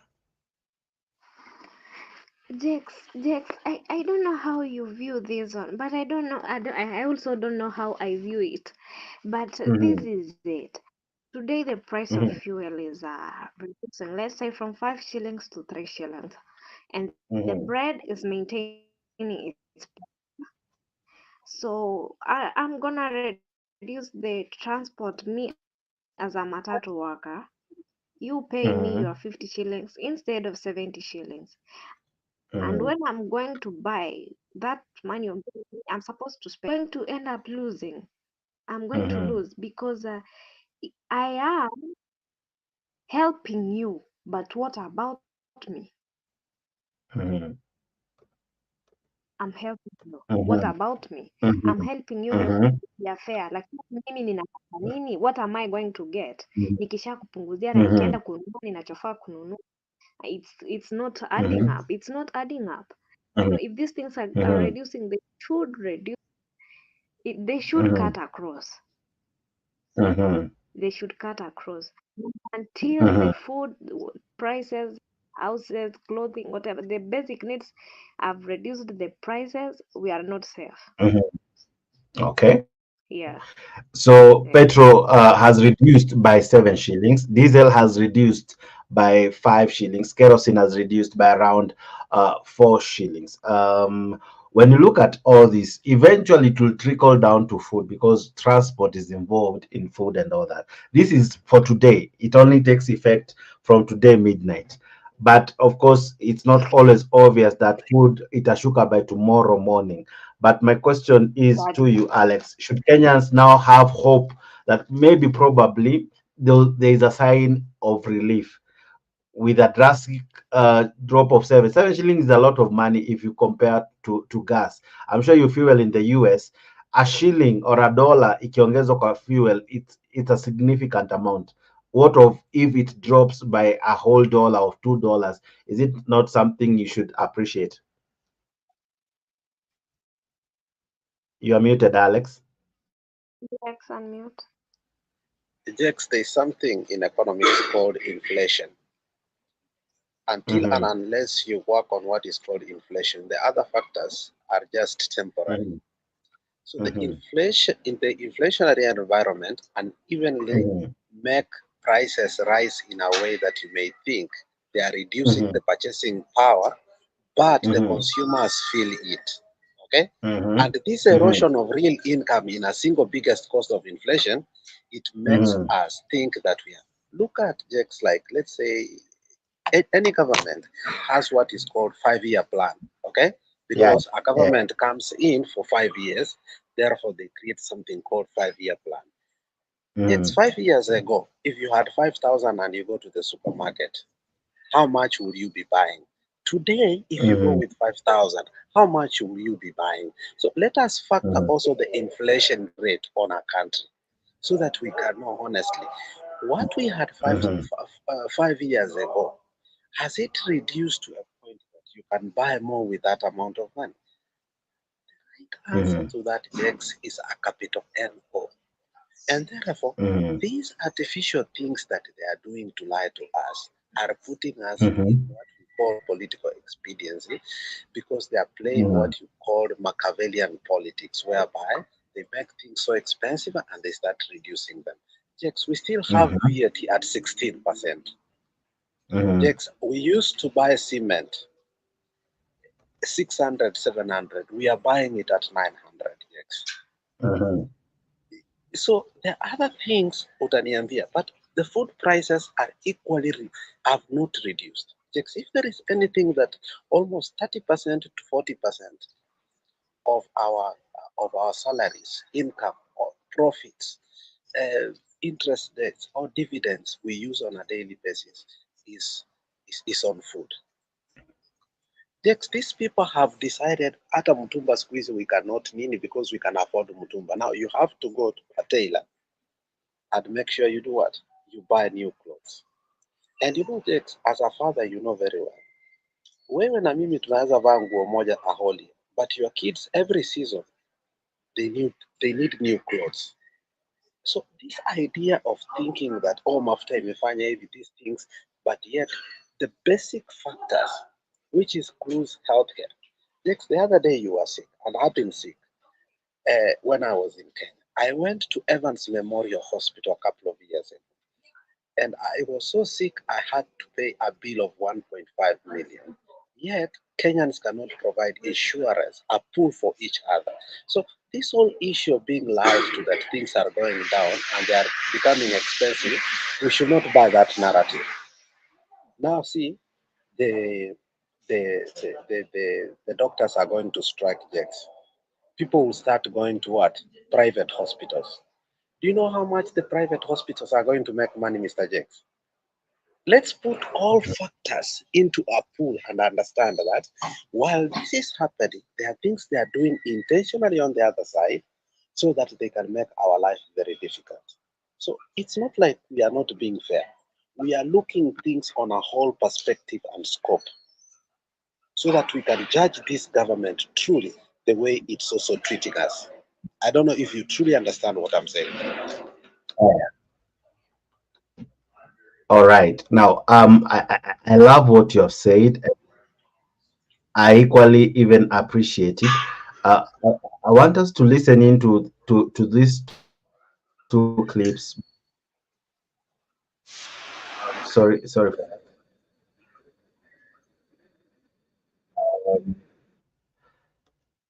there is this issue of fuel prices coming down, which I'm about to play.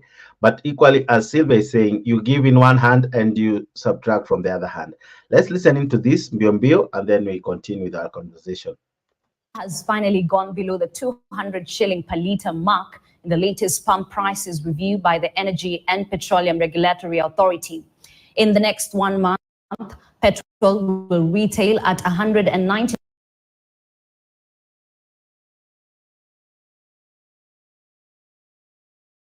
recorded a 5.09 shillings per litre drop to 190.38 shillings, with kerosene retailing at 188.74 shillings a litre after a 4.49 shillings drop.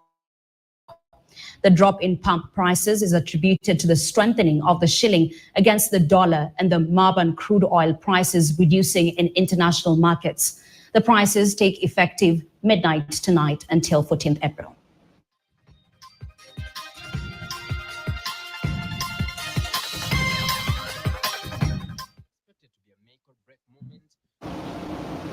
So, Jax, on that, I want to tell you something.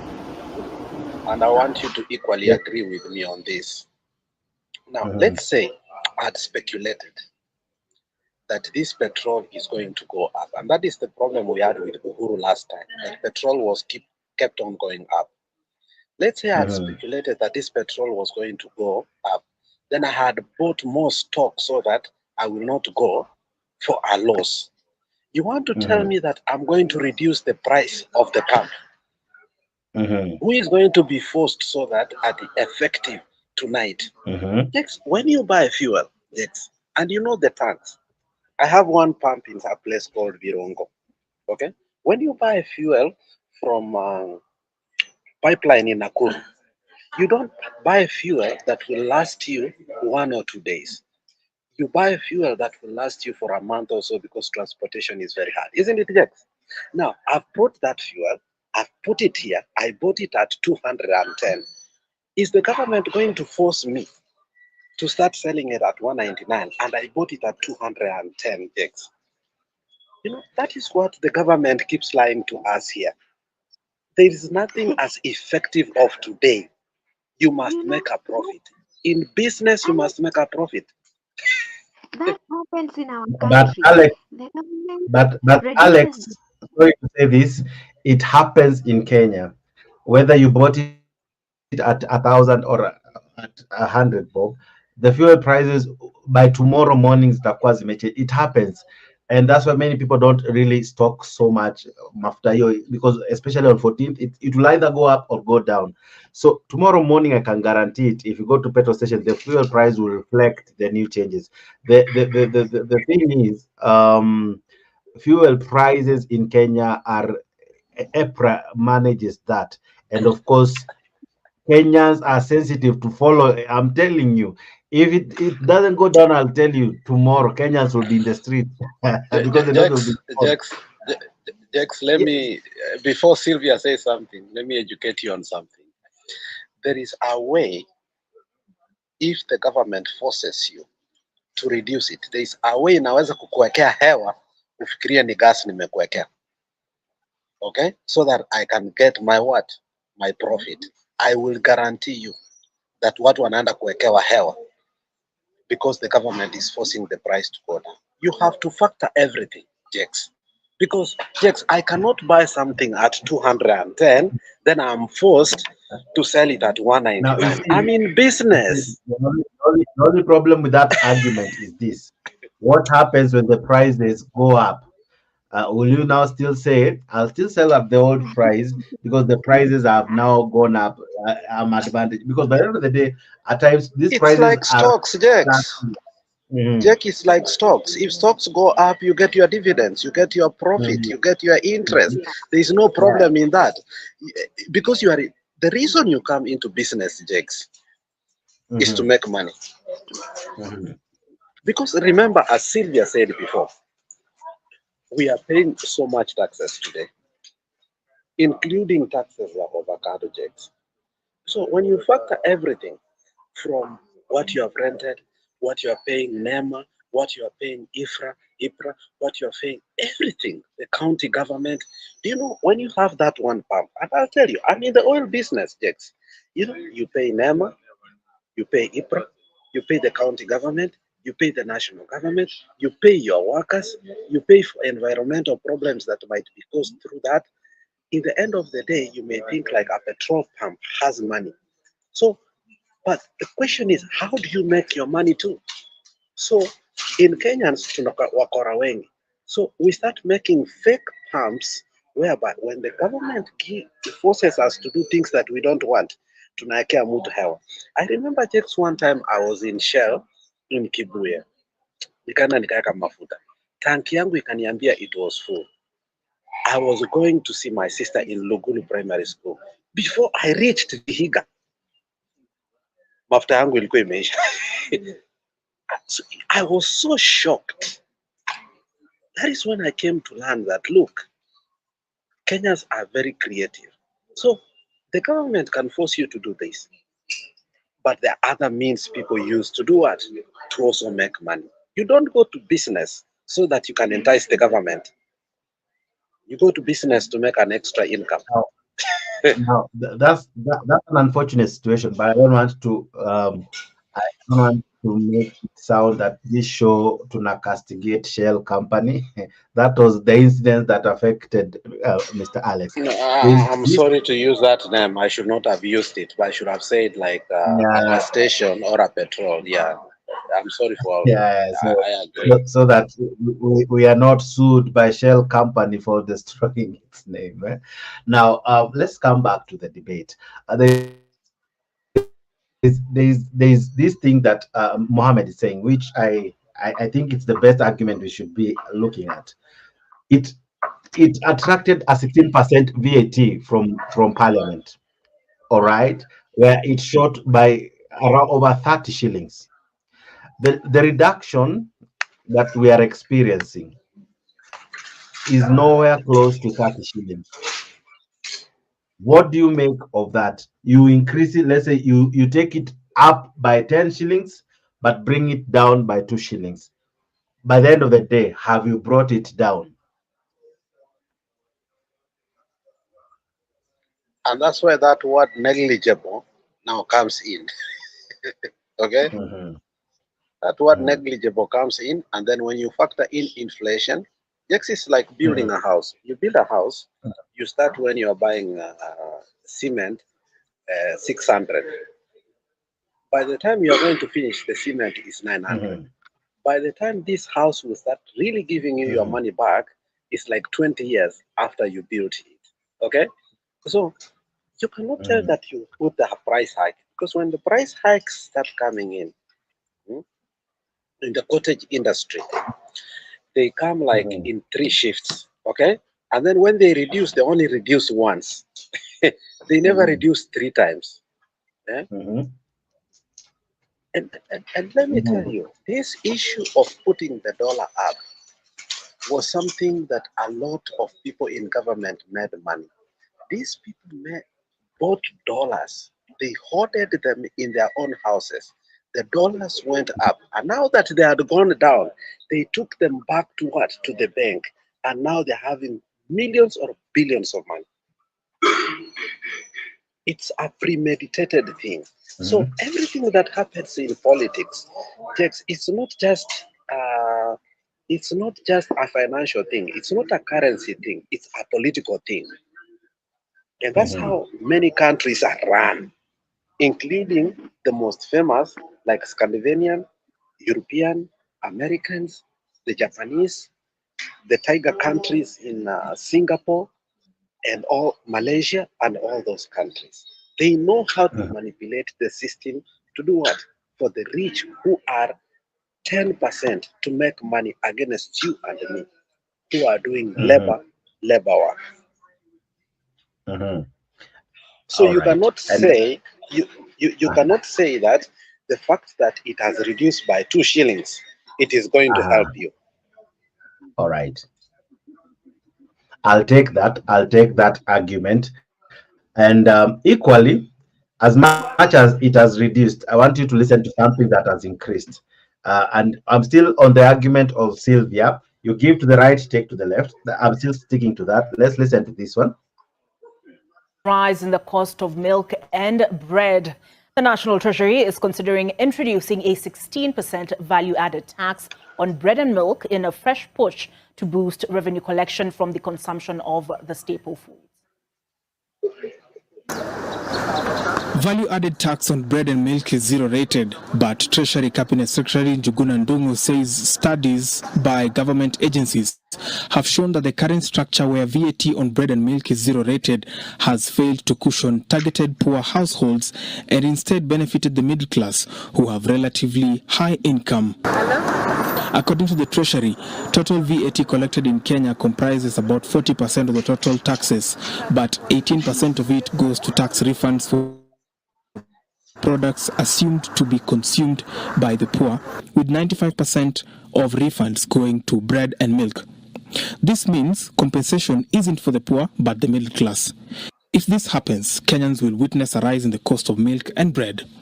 The CS further says the government is now exploring a mechanism through which consumers will be able to lodge their refund claims directly to the Kenya Revenue Authority using receipts generated at the point of purchase.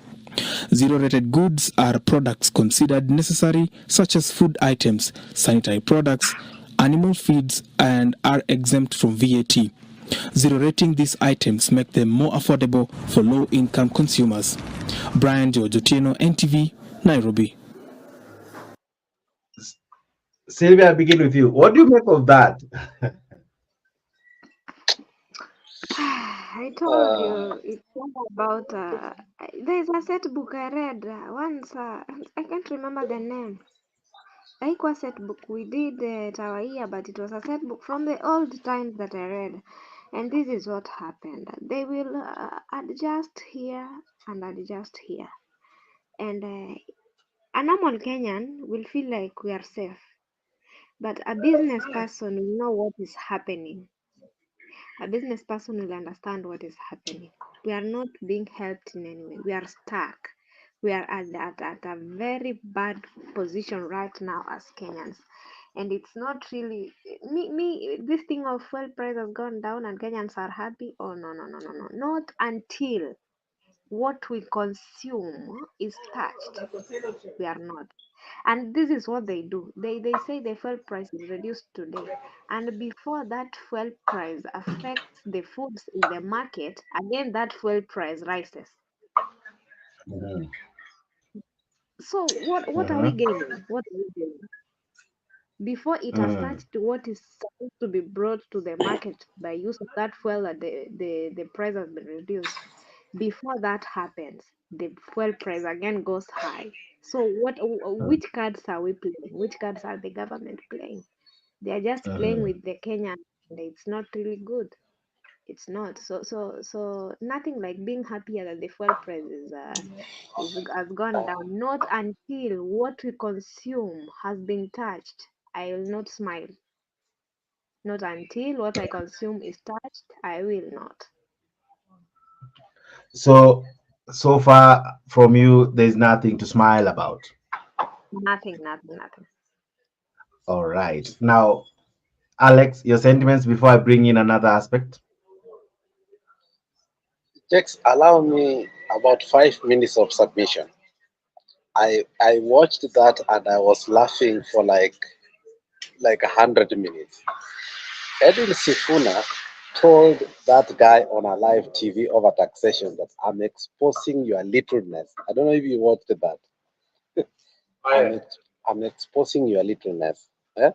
So I want to read some sentiments here from Tuko TV that will guide us on this. The Nairobi Senator Sifuna will not spare his aggression to Mukurwaini MP John Kashagia as they engaged each other during a Citizen TV morning show. The two were deliberating on various tax regimes by the Kenya Kwanza government, their disagreement leading to personal attacks at some point. Now for a time, television interview For a time, television having Nairobi Senator Sifuna as one-time panelists have always been highlighted, especially with who? Mungatana. Now, let's go here. The once again abrasive first-term senator used his quick facts and wit to offend Mukurweni MP John Gashua, who diverted the discourse to personal attack. So, they appeared on Citizen TV for a breakfast show. They were deliberating on the pertinent issue, including their tax regime introduction. Alex, mbona tuandike na mate na wino iko. Situweke the clip. I have the clip. Put the clip. That would be very good. No, hold on. 1 second. 1 second before I finish. And I want to tell you what I loved about most. Okay?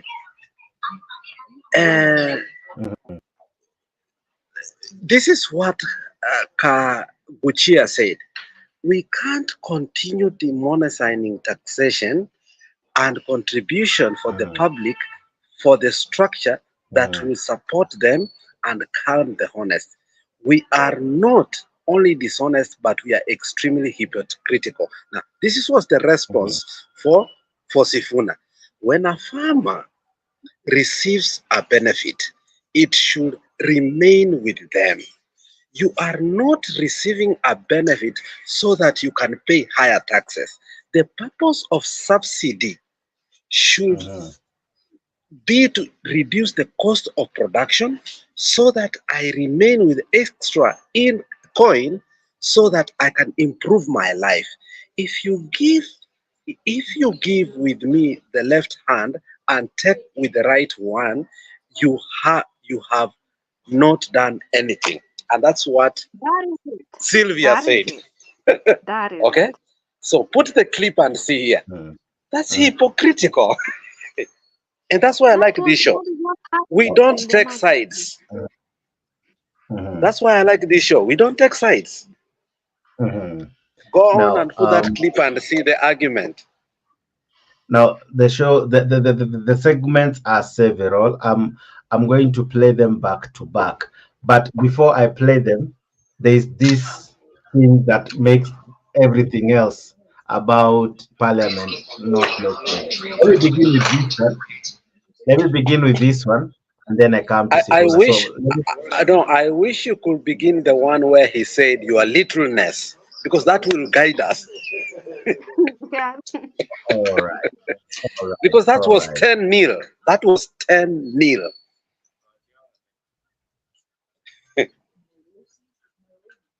All right. Now, here we go, ladies and gentlemen. It was interesting how the conversation was.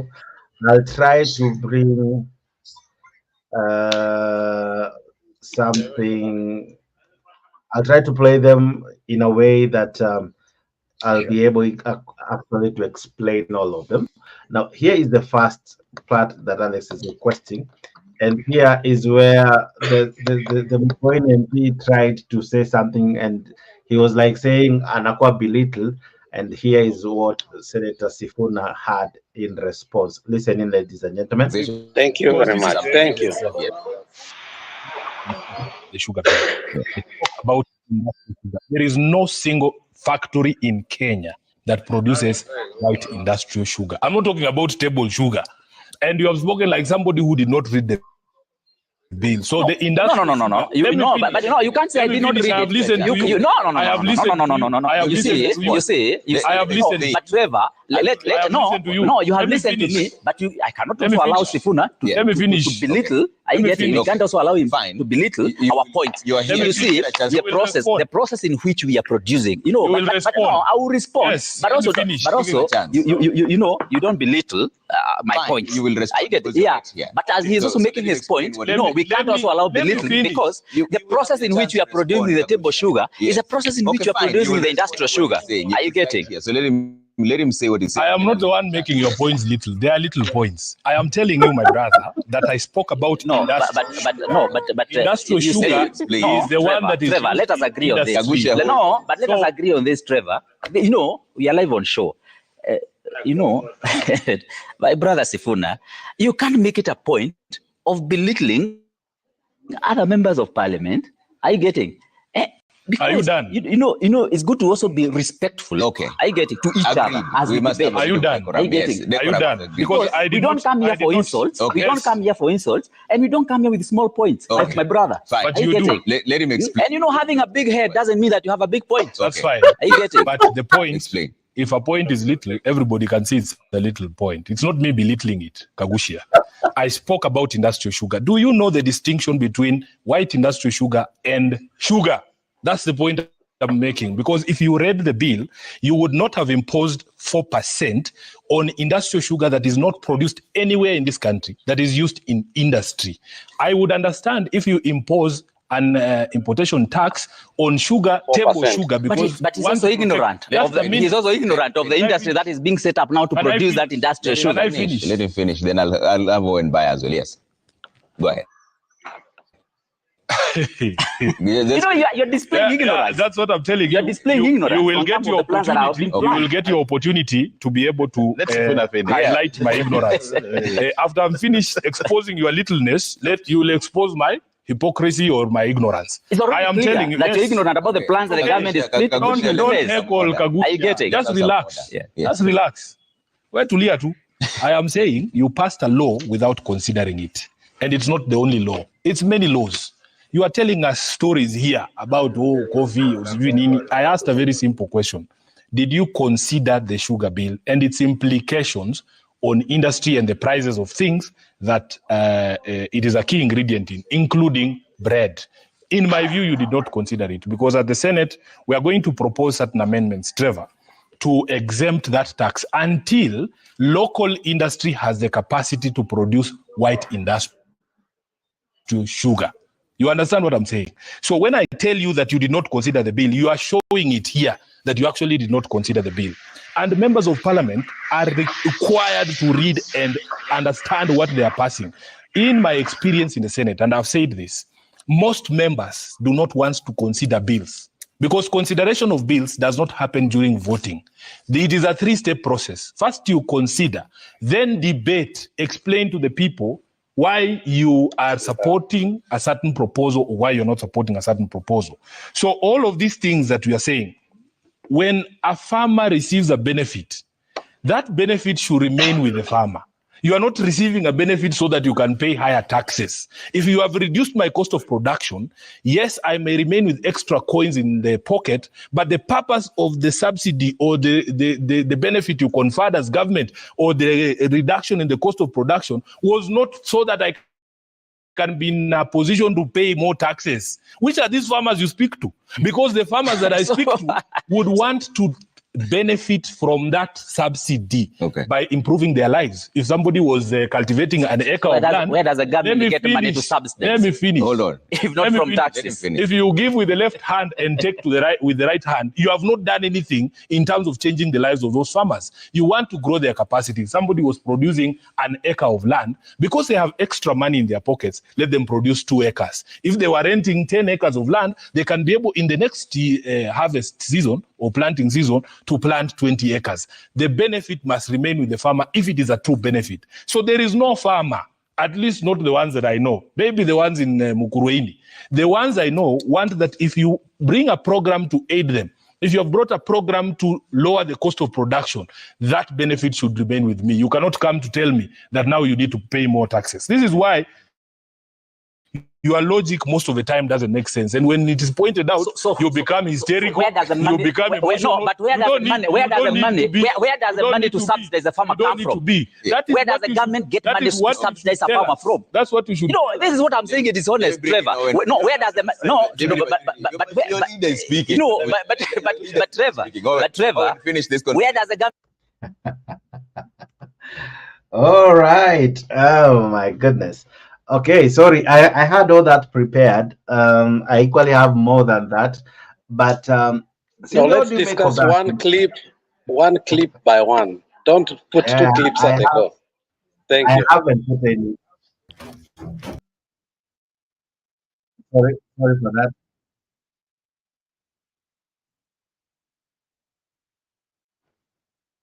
Go on. Go on, Sylvia. What do you make of the sentiments? It's like Sifuna, or rather, either you watched Sifuna or Sifuna watched you, or you guys are in the same WhatsApp group saying the same thing in different shows. Sifuna is speaking reality. Those points are too little. But ile point imebaki na mimi is that the fact that you have a big head doesn't mean you have a big point.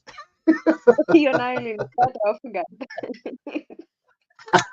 You know, there's a way somebody, Jex, there's a way somebody can insult you without really insulting you. In a soft way.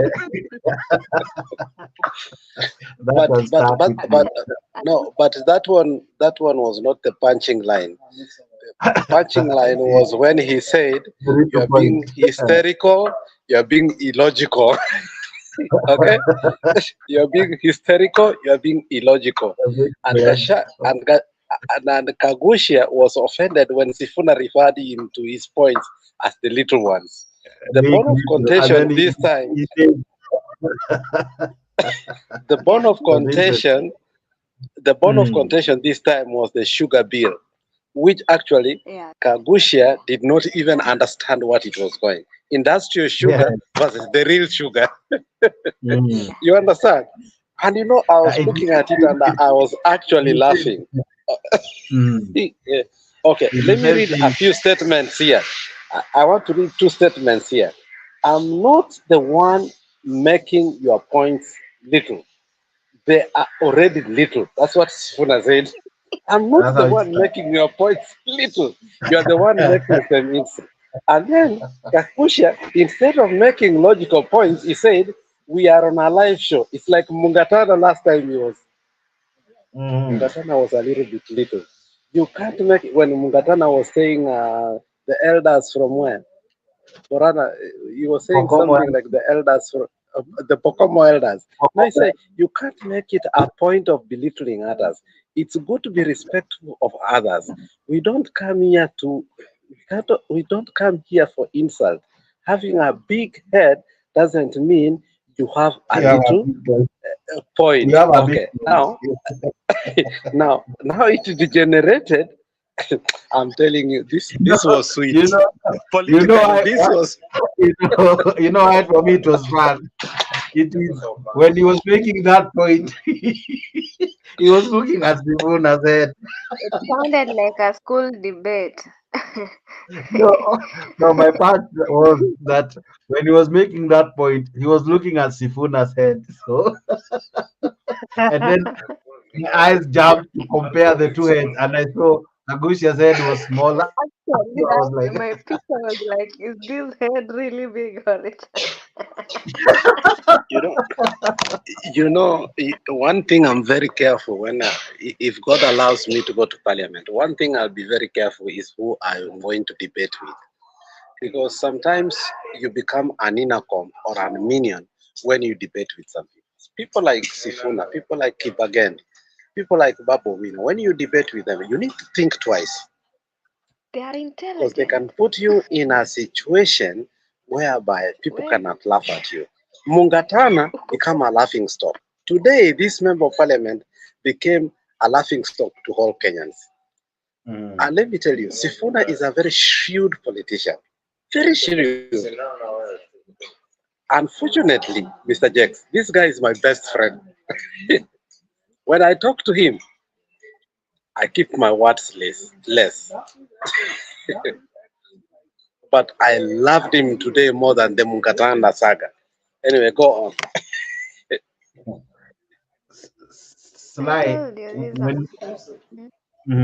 Hiyo kazi ya kutia kushoto na kutoa kushoto na kuongeza kulia, it's na Wakenya mnasema fuel price iko chini. What are you even celebrating? What are you celebrating? What is it, 200?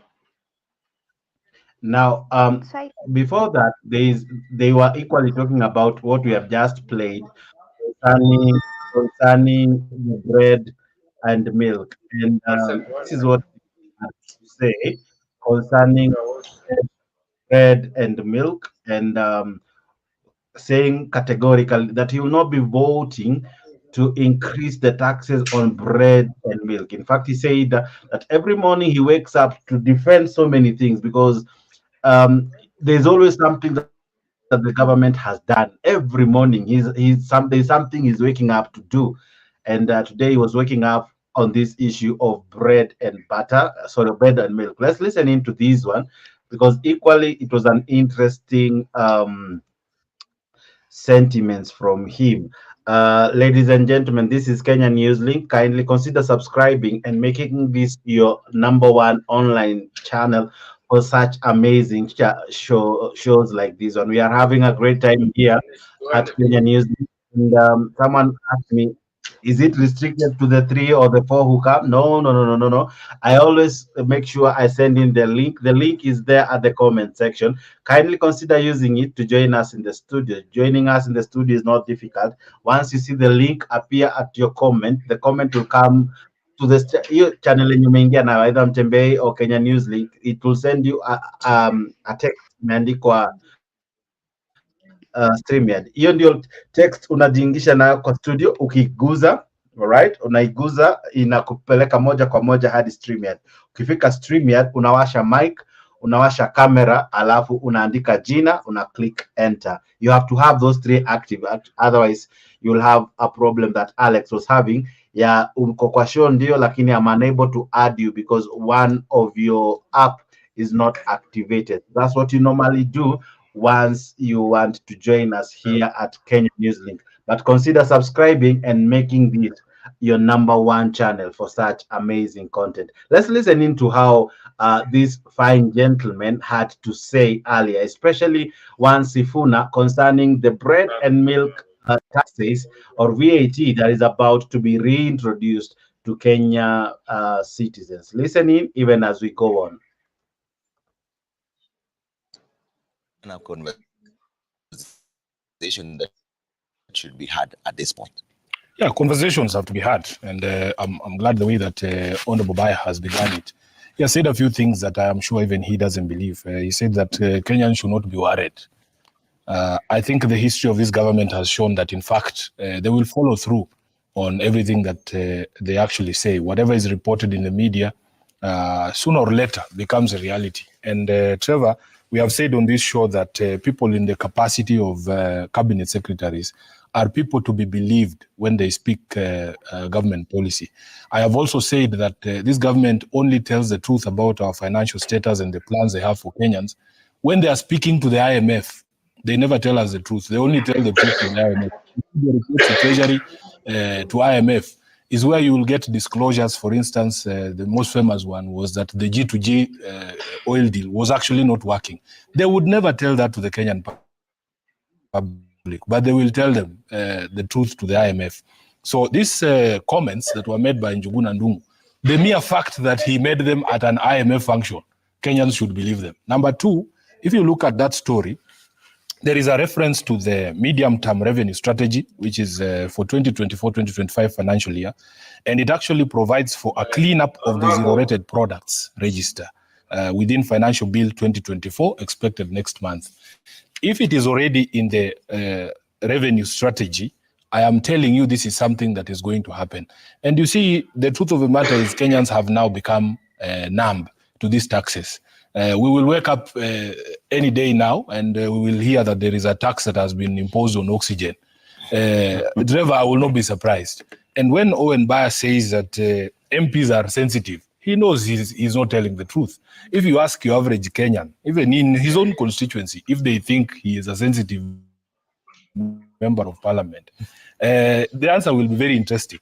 And then, instead of saying that we as the majority, the people with the power to actually impose these taxes, are going to resist the tax, you put a very specific question to him.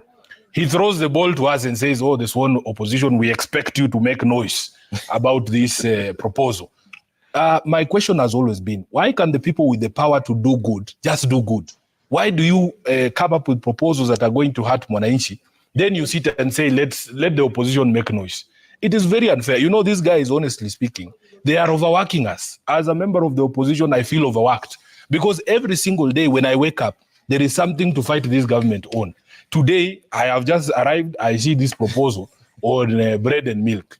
And if you look at the sentiments of the government, again, you will see that these are people who are totally out of touch with reality. When Professor Ndungu says that bread and milk is largely consumed by the middle class, and he knows the statistics that the middle class actually in this country are a minority.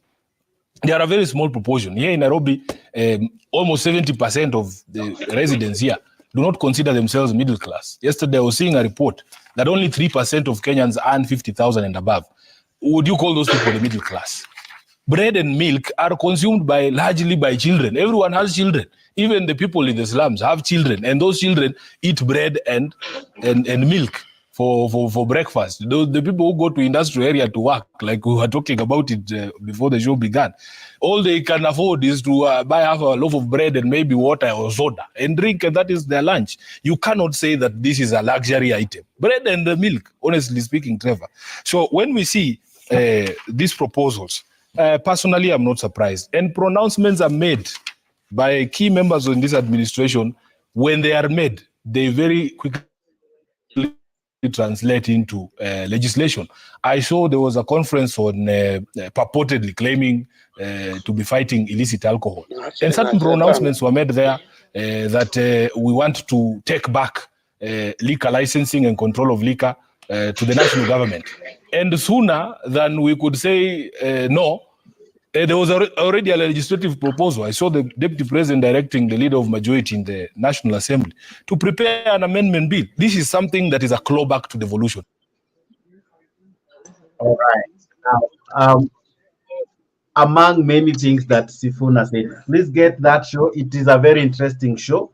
I watched it very early in the morning, and I really got up. There's only one thing that I play from that video, and another thing that has just played in the 9 p.m. news from one Titimas Parasa.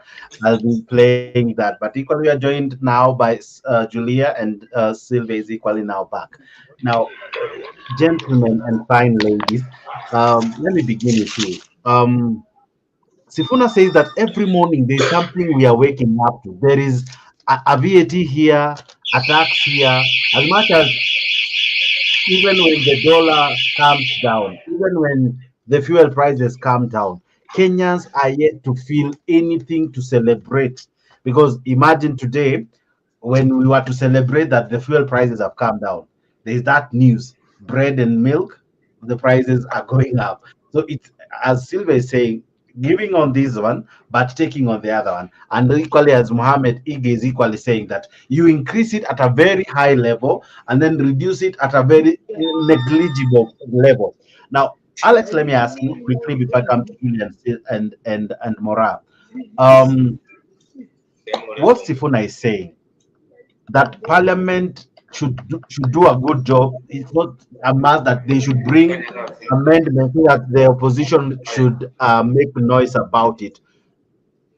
Do you concur with this sentiment that it's not a must that you bring a thing that should be opposed so that you make amendments? Why don't you just bring a good bill altogether? And what are your takes on the increase in the VAT? Well, and I thank Julia for coming, and my good wife Sylvia, who is practically very bright when it comes to politics. She has built me. She has made me feel good when it comes to politics, and I'm not afraid to say that.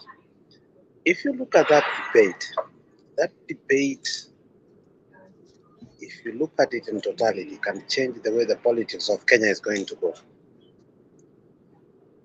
This is what Sifuna said.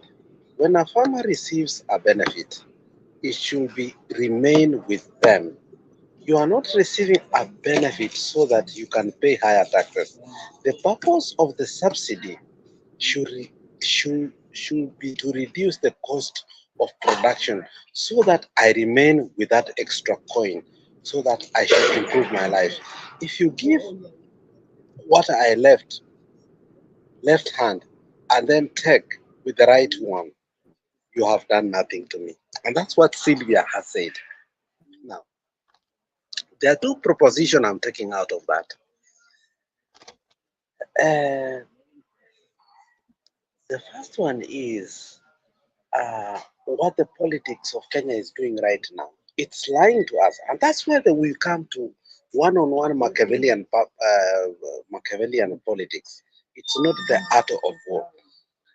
William Samoei Ruto is lying to us, and he has started taxing the avocados that are coming from us, which mostly come from two areas, Kisii and what? And the Kikuyus. But because I don't want to take Julia's points, I want Julia to talk before I talk, because earlier on I said some points whereby Mr. G said that I've already spoken his points. Julia, can you come in and understand where the politics of Kenya is going on before I speak? Julia has dropped, but I think she's coming back. But go ahead. I'm sure she's coming back. Okay. On this issue, Sifuna was very adamant, and he did not mince his words.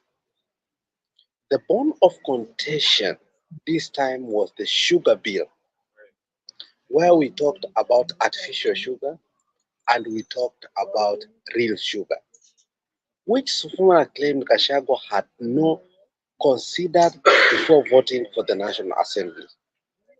So let's look at what the real sugar is. The real sugar comes from sugarcane. Artificial sugar comes from what? Chemicals. Jex, did you know that we eat chemicals in Kenya as sugar?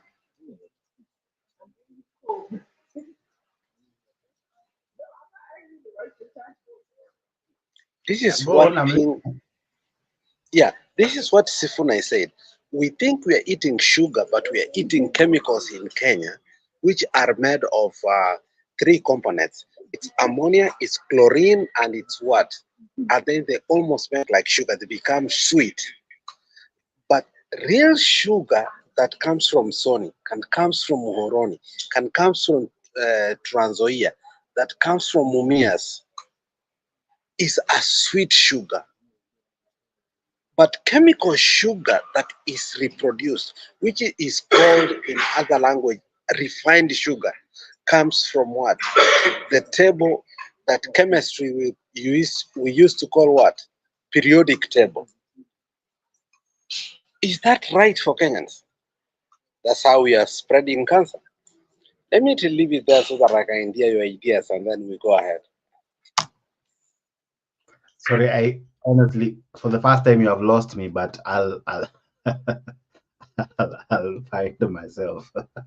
No, Jex, let me explain this so that you can understand. That's a periodic table of bringing different components of oxides, or bringing components of other oxygens, bringing everything together so that we can make something that is sweet. But real sugar is made out of, and that's why, if you have ever realized, one of the places that may make jaggery sugar, do you know what jaggery sugar is? Yeah. Jaggery, yeah, I know. Jaggery sugar, it's called sukari. If you put sukari in uji, you will never have diabetes. Why? Because it's natural. Because it's natural sugar. But when you bring chemicals together, diabetes creeps in. So that is what Sifuna was talking about. For many people who did not understand here, Kenya, we are producing. We are on camera. Wacha niachie hapo, because I can be persecuted for that, because that one is involved with. That one is involved. That's what Matiang'i was saying last time, that that sugar that was imported, it go to Mr. Jex. Which one? The one with mercury? The mercury sugar. That is what we call a natural sugar. I don't want to go into it because I can die anytime from now. Now, I want to admit I was not prepared for your chain of thought, so I even have no question for that. I want to stick to what I had prepared for this one. Now, Sifuna says several things. One of the things he says is that taxes are being added almost on any other day. Every morning there is something new. The issue of adding VAT on bread and milk, they are saying it's because this is food consumed by the middle class. Sifuna argues that even the middle class, when you even come down to define who are the middle class in Kenya, when you even look at the amount that Kenyans are paid, those who earn over 50,000 and above, the bracket is not that huge. So the middle class, or even bread, if we just talk about bread and milk, this is almost the food for almost everyone. Watu wa mjengo, that's what they buy. Every day. Tukienda sports, that's what we were those days, that's what we were given. Unapewa mkate mzima mkiwa wawili na chupa ya soda mnagawana. Consumed every day Our in Kenya. kids, that's what they love. Bread is loved by everyone. It is not a class food. If we were talking of pizza, it's a different story. If we were talking of hamburger and the likes, it's a different. We are talking of bread. Something that over the years, yes, it's because they know it's consumed largely by Kenyans. Now, my question to you, Mr. Alex, what do you think is informing such kind of taxation? You're saying that you are reducing the cost of living, but you're even touching the very basic. Jex, let me tell you something that I learned a couple of years ago, because my father was in politics. And when it comes to bread, you have to know that bread is a basic need, because bread and ugali are synonymous. Okay? And in Kisi society, when we started this, the Sansora thing, it changed the way we used to eat. We used to wake up in the morning, eat Sansora and what? And tea. Now, bread, when you come to the Gulf, and I'm glad my sweetheart is in the Gulf, and she knows very well. Bread is very important. Just one moment. For the sake of, listen, just one moment. For the sake of the show, let's avoid using those. They are good. I agree. Let's leave that. Sylvia, you know that bread is very important when it comes to the Gulf, because bread is a common food in the Gulf, because they use bread to eat everything. Now, when we started Kabansora or Sansora industry in Kisi, we started advancing in the Western society. But let me tell you one thing. Over the years, bread has become expensive to a point whereby me and Jex are not able to afford it. We can afford wheat, we can afford maize, we can afford sorghum, but we cannot not afford wheat. Now, my take on this is one. It's being done intentionally so that it can kill our standard of living, whereby we cannot reach 80 or 70. I don't know what other people may think about it, but you can inform me on it so that I can understand. Why is wheat becoming so expensive in Kenya? If you look at wheat in Kenya, especially from Narok, one of the best wheats in the world, whereby the Russians who produce wheat, Kansas state in the world, okay, Michigan in the world, they import wheat from Kenya because it is organic, it's original, but they end up importing it and they export the wrong kind of wheat, which is jina tunahitaji that Warren Buffett anatumia. Warren Buffett uses the name inaitwaje, Jex, remind me, Warren Buffett, Warren with Montanso, anatumia jina gani? Jex, Just for a moment. please. I'll get it for Warren, you. yeah, Warren Buffett and Montanso. I want to say that name so that people can understand. Go ahead. Jex, I must say that name because that name is very critical and important.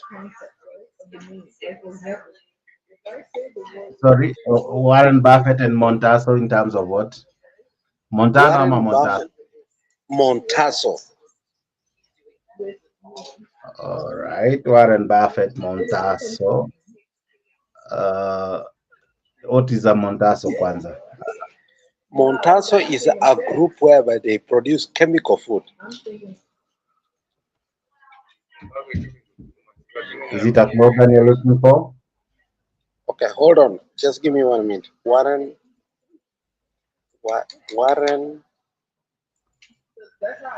No, just hold on. Just hold on. Not the cut.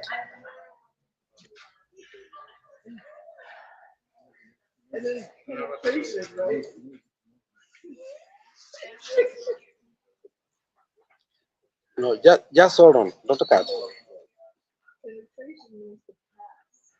It's called Montanso Group of Companies.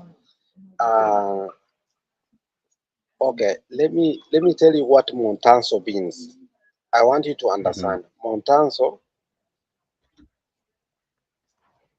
It's not Montaso, it's Montano. I'm getting it because even Google is I asking think you me. are right. I think you are right. Montaso. Montano. So what do you want from that? Montanso, I want to tell you what he's done to Kenya, because when Bill Gates came to Kenya, he went to Makueni. What is Montanso famous for? Montanso produces seeds and agricultural products to distribute worldwide seeds. This company is known for manufacturing, and this is the word I want you to know, genetically modified seeds that are habitable roundabout, whereby you cannot regrow them unless you buy them from the US. Did you know that? Like Kenya before, if you have seeds, you can regrow them. But Monsanto ones, you have to come to the US to regrow them. Did you know that? I'm still And they are called, they are called GMO. You remember when we had a conversation about the GMO? Yeah.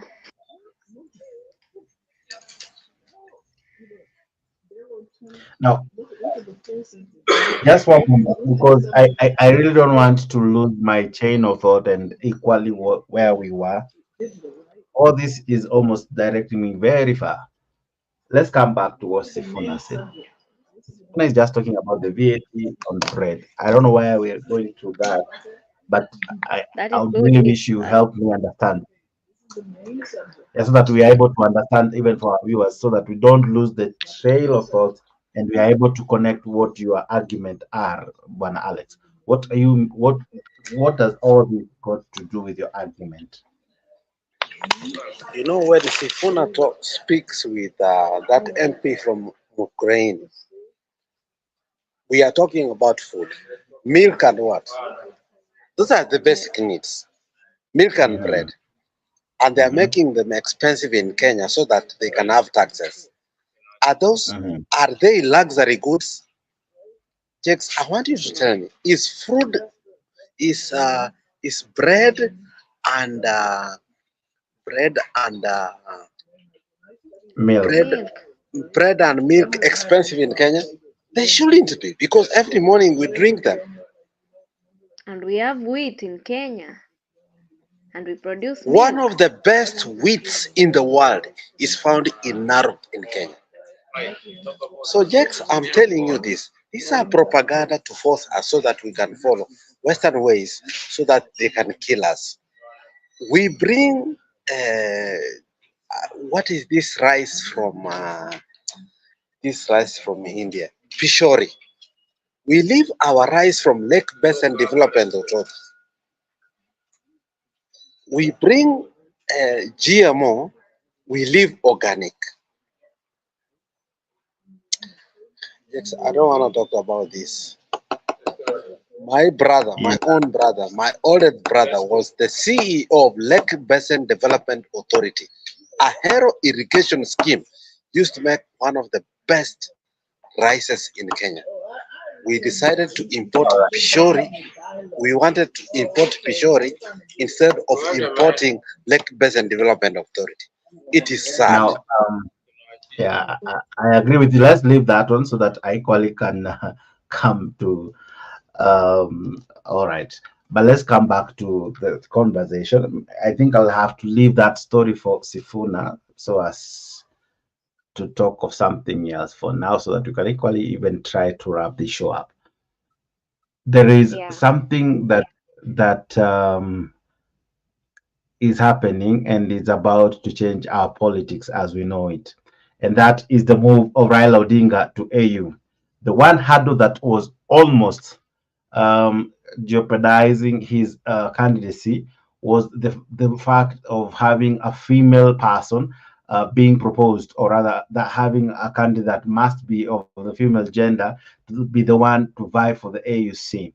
But unfortunately, that bill or that amendment didn't sail through, and Nicola Msalia is in Addis Ababa for the same. There's a meeting going on or happening, and that matter, I don't think it will be canvassed. So it is like all systems now go. Raila Odinga is almost obvious going for this seat. There is no opposition. There is nothing that is seemingly opposing it. He is going to be the next chairperson. Let's listen into this footage. Then I think it should be my last one. As per what I have prepared, unless the panelists will have something else. This is what we are listening to, and then we will near wrapping this show. Let's listen to this. All right, Azimio la Umoja One Kenya leader Raila Odinga is inching closer to his Africa Union Commission chairperson position after the Permanent Representatives Committee of the AU struck out the proposal to rotate the chair and deputy chair positions according to gender. The proposal would have locked out the former prime minister from the 2025 race. Already, the Prime Cabinet Secretary, who is also the CS for Foreign and Diaspora Affairs, Musalia Mudavadi, is in Addis Ababa ahead of the crucial meeting tomorrow. KTN's political affairs reporter Emmanuel To with more on this.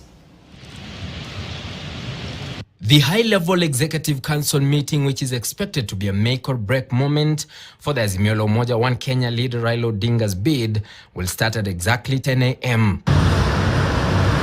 The Executive Council, comprised of ministers for foreign affairs from the AU member states, is expected to make a decision that will ostensibly clear any hurdles for Odinga. How are you? Yes. At least I've said hello to some. The Prime Cabinet Secretary, who is also in charge of the Foreign and Diaspora Affairs portfolio, Musalia Mudavadi, will represent Kenya in the meeting. The Prime CS is already in Addis Ababa, and on Thursday he held a meeting with Kenya's ambassador to Ethiopia. The 22nd extraordinary session of the Executive Council will consider the draft report on the preparation for the election of senior leadership of the African Union Commission in February 2025.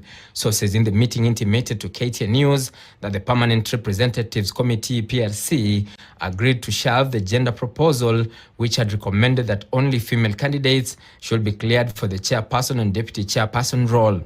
Any PRC decision must also be ratified by the Executive Council on Friday. Another key win for the former Prime Minister is a proposal to have the chairperson position reserved for an East African state. The Northern Africa region is understandably set to nominate candidates for deputy chairperson, with the other regions filling the 6 commissioner posts. If adopted, the proposals will narrow down the race within the East African region, amid assurances by President William Ruto that the region is solidly behind Raila. We have consulted as heads of state from the East African community together, and we have agreed to sponsor one candidate as East Africans. Odinga, who has been to Rwanda and Uganda, seems to have received the nod of the East African region, but he has to deal with a threat from Somalia's former Foreign Affairs Minister, Fauzia Yusuf Adam, who also hails from the Eastern Africa. Odinga has also been to Namibia, where he met several presidents from South Africa and DRC, among other states, in his quest to succeed Musa Faki as the next chairperson. The successful must get two-thirds physically, first round or second round. If you don't get two-thirds, then you're not elected. So I have to dialogue with virtually all leadership of the continent. And as the African Union Executive Council meets tomorrow, the Azimio la Umoja One Kenya leader Raila Odinga will now be waiting with bated breath to know his next course of action and the decision that will be a make or break moment for the 2025 elections. Emmanuel Cho. So there you have it, ladies and gentlemen. Raila Odinga is all cleared.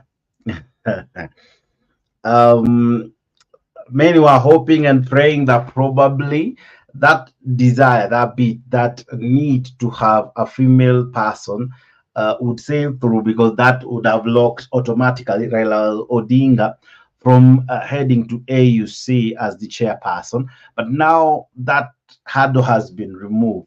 It's almost certain now that with the likelihood of only having East Africa being the side that now proposes the chairperson, and then the other side proposes the vice chair, I think it's almost clear, and the East Africa has no objection to Raila Odinga. All the countries have come together to support his candidacy and his role to be the chairperson. So it's almost obvious that it will happen. If not, it's now not a matter of if, it's when, and it's not that still complicated, because we know it's come 2025. So maybe a quick one before Alex and the others come in. Sylvia, what do you make of it? That now it's almost obvious that Raila Odinga is headed to AUC. Should the supporters now really accept that truly he has gone? We wish the best for him. He is a man of the people. The people love that fact. And you know, the moment I saw our Mr. President uniting with him, going together to visit the president of Uganda, and you know, that was a sign that they are pushing him. They don't want him to again. They know it's going to be of value to our country, to East Africa, let's say, and it's almost a win, and we pray that it's a win and they use it well. It's a chance we are being given here, and let it be used well. As Raila has been a man of the people, let him continue being a man of the people. Let him allow our let me not use greedy, our president use him for personal gain, as he does. You know, our president, at some point, he is fighting to be ranked one of the richest men, and is fighting that. He wants that title, and let it not be that way. Let it serve the people who are supporting Mr. Raila to go for that seat. Let it serve the people, and we wish him the best, and let it be a win. That is what we want. Yeah, he has been in politics. He has been there ever since we met him. He is still there, so he deserves it. In short, he deserves it, and let us wait and see. But it's almost a win. Now, I'm going to put it in a different way now. Raila Odinga has always been almost there, but never there. That is the Sorry, sad part of it. sorry to have put it that way. He has always seemed to have won, yet not have won again. Right now, we seem to have, or we are feeling he has gotten the seat, yet he hasn't. And we are even talking as though he has even left us. The succession politics is at a high. It is at a all-time high. My question is to you: what if he doesn't get the chair? What if he doesn't get it? What, what if he doesn't get the chair? He has already indicated, or rather showcased the people who are to inherit the chair. He has already kind of given his final blessings. What if he doesn't get the chair? What if? Then what? I want to be person. I want to be to answer this on a personal level. Yeah. If Mr. Raila, you don't get this seat, just go home and take care of yourself.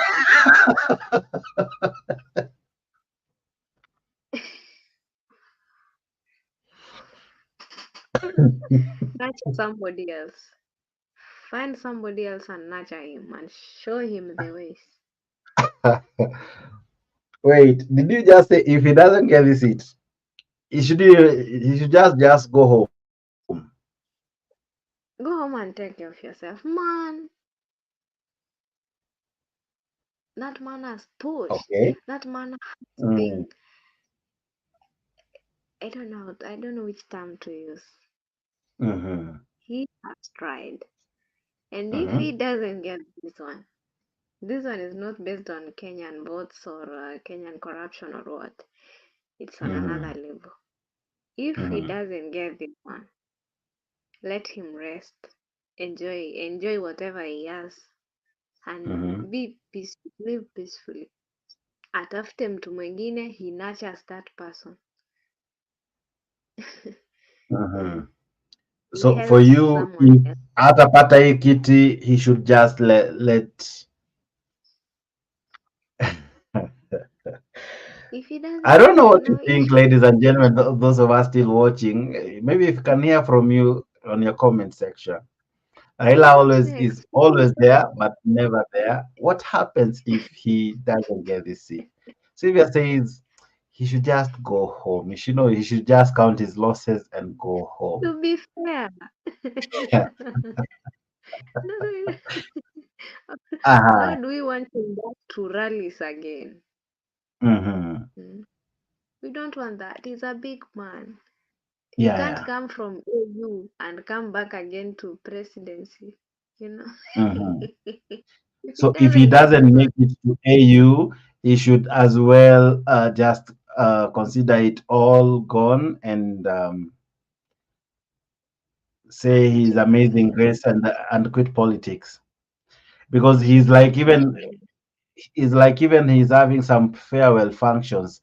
Whenever he goes, he's saying this person should take, like how someone anajua anaacha kazi or ana leave office or anataka something is about to happen to you. It's like you leave everything taken care of, so that when you are coming back, I don't know even at what position you'll be coming back in, because if the sentiments that were made juicy are anything to go by the time tunafika 2025 tutakuwa tushafanya the elections za ODM, so we'll already have a chairman, someone who will already have taken his position as the leader of ODM. So if he was to come back, what will he come back to? A lifetime member of ODM, or so?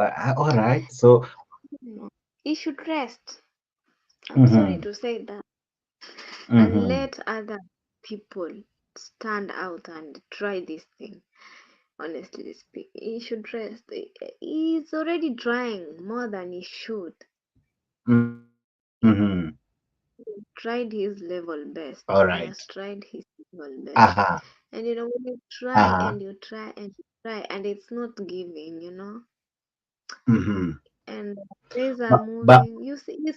His age is to consider a lot of things. It should just rest. Atakufa mapema before his time comes. He can't be on rallies all over with his age. He should just rest and nurture somebody else. Find somebody else and that person and build somebody that he'll be proud like. I didn't get it, but I have built some 1, 2, 3 people who can lead the way, who can be there for the people as I was before, who can be there for as a opposition party as I was for the Kenyans. That is what now he should do. But otherwise, for him doing rally, whatever, no. It's high time he stops that.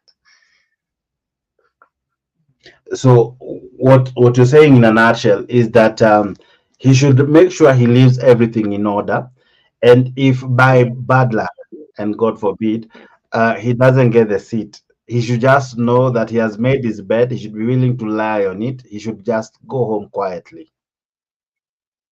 Yeah, he has done his best. As an opposition party, I believe Raila played his role very well. He tried his best. He tried to show Kenyans at least what maybe we could not have seen, and he tried to stand with us. He gave us the courage to be able to face the government and tell the government what we really want. He was there for us and he tried his best. And what he should do right now is nurture the young Akina Simba, Akina, the other party, the other opposition members, and show them like you should be there for Kenyans. Don't just let it go. Like don't just see things going astray and watch it. He never watched it. He faced them, and that is what we need. He should nurture some people, and if at all he is like totally tired and he wants to go out of politics, he will be watching some people doing what he was doing, and that is what will make him feel like I tried and I have people who represent me as what, let's say, as a what term can I use, watu ambao wanamwakilisha. At least he has left a history. He has something to live with. He knows that he has built an opposition, and now it's our government. We are in a democratic way of ruling. That's how it works. We have the opposition part. Yeah. So All right. him coming Now to die, we might not be well. Yeah. all right. Now I think I'm equally now joined by Julia. I'm equally joined by Julia. Now I'm in the company of these two lovely ladies, and because they are off camera, let me be in. Acha nijisandwich hapa katikati ndio tuwe na at least mtu anaonekana. Now Julia, Julia, are you in a position to talk to me? Yes. Niliingia kitambo nikarushwa nje na network. Now I'm Pole. I was on the road. Oh, fantastic. Umekuta tumeongelea vitu mingi hata sijui tutaanza na gani. But wacha tuanze na hii yenye tumemalizia. Ama umekuta tukiwa tunaitoa maganda. Raila Odinga, according to the clip, I don't know if you have listened to it, the hurdle that was there ya kwamba walikuwa na propose kuwe na either a woman who is the chair or a gender. The fact of considering gender has been removed. So it's like all system go, given that equally they had said this time round they want to consider East Africa, because the leadership has always come from the West most of the time, maybe 1 or 2 times from the South of Africa. But now they want to really consider the position to come to East Africa. So it is almost obvious, given that East Africa has no one else contending. The only threat that was there was the lady from Somalia, who I think equally stepped down. And the other thing, Kikwete equally didn't finally materialize on his, he didn't make good on his plan to vie. So the only person now remaining and whose candidacy seems to receive so much support is Raila Odinga. So from where you sit, should we now say with certainty that Kenya should make peace with the fact that Raila finally might be the chairperson of AUC, and even the supporters should come to terms with it, and that denial should come to an end. They should accept the fact and even find ways of moving on. Yeah, they should accept. Unaona, even Ruto himself is working very hard to make sure Raila gets this seat. People are saying that I had people saying that watu wa UDA at sasa hawatakuwa na mtu wa kuongelelea, but they are saying good riddance. I'm telling you, they are saying good riddance. So Raila is loved and hated in equal measures. Correct. So kuna wenye wanampenda sana au ndio bado wako kwa denial, and those who hate him now are saying good. Even Gachagua himself is saying good riddance. Even if people are creating this picture at CG who may replace Gachagua, one guy is not anywhere close to being a presidential candidate. She's very far from that kind of politics. Afadhali wangesema Sifuna. That one could be making sense. He's not anywhere close to becoming. So these people are saying good riddance. That is what they are saying. So, but from my own point of view, for Raila's good and his well-being is a good thing, because that's a good way of retiring. Unajua kama angeenda to oblivion. Tuseme kama sasa angekuwa anasema ati wameongea maneno ya NADCO, and then from nowhere he gets nothing, ama he joins the government. Yani tu hiyo ingekuwa, hiyo kitu ni mbaya tu. But now even if his folks join the government, atakuwa kwa A. So I think you asked me a question, should we accept? Yes, I think he'll get this seat, unless he just napingana na yeye. I don't know whether there's another person mwenye napingana na Raila. I don't know. So he will get the seat. So I think now Azimio, which I don't think Azimio doesn't seem to exist anymore. So I think we are looking at ODM, Jubilee, na Kenya, Wiper. They should just move on and now find to represent them. And another thing, that this one is also a blessing in disguise to the politicians. I watched is this Sifuna or sijui ni show gani ingine niliwatch watu wakiuliza si mnasherehekea ati Raila ameenda. No, somebody from Kisumu, I don't know, this of UDA aligned member of parliament or somebody. I think Robert Alai. I think so. Yeah, I've not been keen on those faces. He was saying that he was really attacking ODM and saying hakuna democracy, nini. And then he was being asked, so are you saying, are you very, it seems you're very happy that Raila is going for AU, aka smile. So I think even the people in Nyanza, even the ones in ODM, Sisi, those of us who have been obsessed with Raila, we are the ones who are mad. Like, how can he just walk out just like that? Lakini politicians, even the likes of Babu Owino, they needed Raila to exit the stage for them to progress their career to better positions now. They needed that. So all of them needed that, Raila to exit. Otherwise, it was not going to exist. It's just like UDA. UDA with Ruto, hakuna mtu hapo ana. Yani UDA, I think after Ruto exits UDA is going to be torn. There will be no UDA. It's going to be in pieces. Or it's going to be a Karenjin party. And I don't know a Karenjin party. Can you remove Ruto from UDA? Who is going to be leading UDA? Unafikiri ni Gachagua ama Gachagua atatupwa nje? So even ODM now, the politicians there have an opportunity to build their career without saying that Baba is patronizing them, and they don't have anyone to point fingers at. So they can now go ahead and let's see who comes out. Unajua kuna watu, people wants, in fact, he was arguing, I don't know whether it's a political, the one who was conducting that debate, who was saying that there are many people as much as people in Mount Kenya region, and the only thing they talk about is Raila.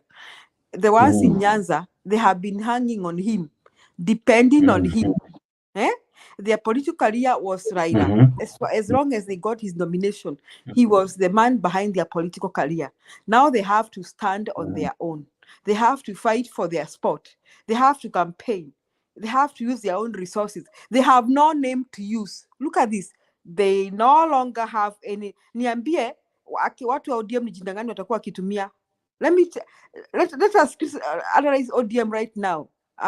With exit of Raila, do you think ODM is as strong as it was? Jake, what do you think? You know, equally, when you even look at it at the moment, the battle lines have already been drawn. We have Babu Wino saying these statements. I think he said this at Ramogi show thereabout. I'm working to get that footage in a short version, where he said, if you know, Raila proposed the other day Joho and one Oparanya, right? One Babu Wino comes out and says he himself equally is qualified to be on that table, and if he is not on the table, then that table cannot even be there. So the exit of Raila already is creating some battlegrounds for some old politician, some young tax who feel it's time that ODM should get a fresh brand. Yeah. From those guys who feel entitled, you know, those who feel mi ndio nimekuwa minority leader all this time, I think I'm well you know. So already there are those kind of battles happening. They you know, those suppressed battles, because as I said, I think in a one show, I think a show before this one, I said the reason of as to why ODM has existed all this while is because of the constant person, Raila Odinga. Kanu died with the departure of Moi. Jubilee, can I use the word died? Yes. With the departure of one Uhuru Kenyatta. All right. PNU died with the departure of one Mwai Kibaki. ODM has never died because Raila Odinga has never left it. Wiper has never died, as much as it has never been a very strong, or rather a very huge party, because there is still the presence of one Kalonzo Musyoka. With the absence of these key figures, in short, in Kenya, politics or our parties are almost synonymous with the leadership or with the person that either makes that party, like Karua venye yeye ni wanak Kenya hata kama ako peke yake, or venye Ngilu ni wa chama chake hata kama ni yeye tu. Is the same thing. I would still argue that with now the exit of one Raila Odinga, I'm almost certain that we are bound to see interesting challenges. We are bound to see interesting conversations happening, where we will see the likes of Babu Wino, the likes of Junet. We will want to see what happens to them. We'll want to see what is their take. So the true test of ODM will be the departure of Raila Odinga. That's what I would say. Yes. But what do you think? What is your take as well? Yes, that will be the true test, and it will be very hard to hold them together. Unajua wamekuwa wakisema ati mnatukana Uhuru, nyinyi ndio ati nyinyi mshaienda Nyanza. Kuna hii mtu mshaisikia kutukana baba. Hawatamtukana, but they'll fight amongst themselves, and I think they'll openly defy him. This time he may not try to patronize the party or decide who takes what, and if he tries, they'll openly defy him. So if I were him, I would play underground guidance and counseling, lakini siwezi kwenda openly nikisema nataka fulani ama na fulani, because they will openly defy him, and that will cost the party. So I think, but it's also a level of political maturity, so that I think with time, with the exit of Raila, we may go to another level of Kenyan politics where we don't seem to be worshipping persons, where Kenyans will not feel like it's a matter of life and death to be on the side of this person. You know what I'm saying? People will be like, okay, anybody can be there, right? I think that feeling will come up with the exit of Raila. It will not be like a matter of life and death. Baba we, no. Baba akikohoa, munakohoa. Baba akisema jump, jump. That thing will go. Yeah, that is. Yes, Sylvia. You know, what Julie is saying is very, very true. But you know, Raila played his role very well. He played his character very well in the ODM part. And I'm really worried about this ODM. Will this be the end of ODM? Will we still have the ODM that we have been having? You know, it must take a very courageous, intelligent, and a man of the people, a person who is loved with people, to stand on that seat as a chair of ODM as Laida did. It's not just going to be anybody for ODM to stand. It must take a lot for somebody to stand so that ODM can be, but ODM will never be the same. Raila going out of ODM might never be the same. Okay. Yeah. Julia, let me come back to you on this one. On succession politics. Mwai Kibaki, Moi, Uhuru, Kenyatta, they were all political leaders and they one-headed political parties. They never, what lacked? Is it that they didn't make people believe in the party so that they, even after their exit, party ideologies and principles were maintained and people still remained in the party? Two, is it that they never groomed leadership that even when they leave, people who take over after them, they are equally as strong or up to task, that they are able to still take either the party forward or even take from where the mantle? What happens is in that Uhuru never left anyone. Kibaki never left anyone. He tried, but the only person who tried to leave someone but still failed at first glance or first try was Moi, who proposed Uhuru, but people first opposed him, later on accepted him.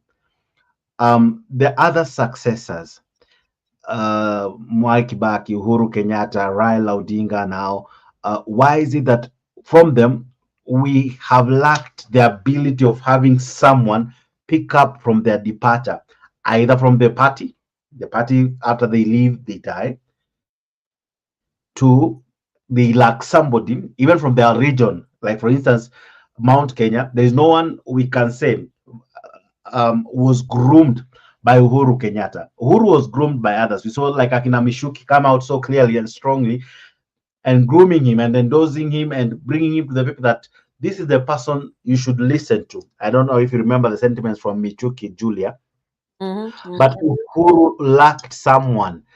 Raila hasn't brought anyone. He has maybe brought to us Joho and one Oparanya.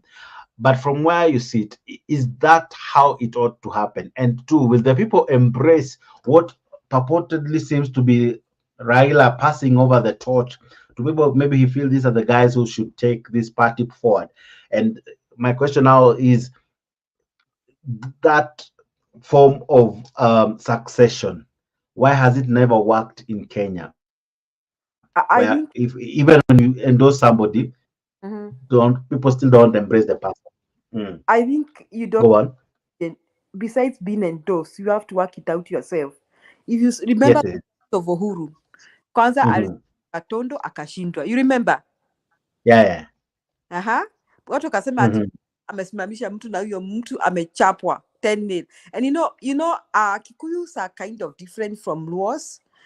Kikuyus at one point may not give a damn whether wewe ni mtoto wa nani, because they knew clearly that Uhuru was the son of the former president and they respected Jomo Kenyatta very much and they voted for Uhuru. Can you see that? And he was defeated. Wakasema they don't care. You are the son of the president, so what? Now, so Kikuyu somehow may not worship you because you are the son of so and so. So he lost. But Moi did up on the young man because he knew this man. I think Moi was also a very wise person. Alimpatia director of something. You remember when he lost it? of something. So I think He was given a chairmanship of a certain prostato, I think. Yes. Moi knew, Moi's first intention was to shape him as a parliamentarian. But then akaona hapana, huyu jamaa amekosa, jamaa akapewa some responsibility. Then the next thing we see Uhuru coming into the politics, ameingia KANU. So Moi took some time to shape that man. And even the proposing for presidential candidate, that shaped Uhuru. That, I think, one of the things that molded that man. Now. First, akavai, wakatumia pesa, akashindwa, na kaona, it is not just somebody proposing you or supporting you, even if he's a president. That does not give you a win. And after that, Uhuru came up and jumped to the side of Kibaki. Do you remember? So now we see shaping himself. Moi ametoka kwa platform. Moi amemboost paka amemfanya presidential candidate. And I think that was where the support of Moi halted. But now from there, Uhuru did not stop. What did he do?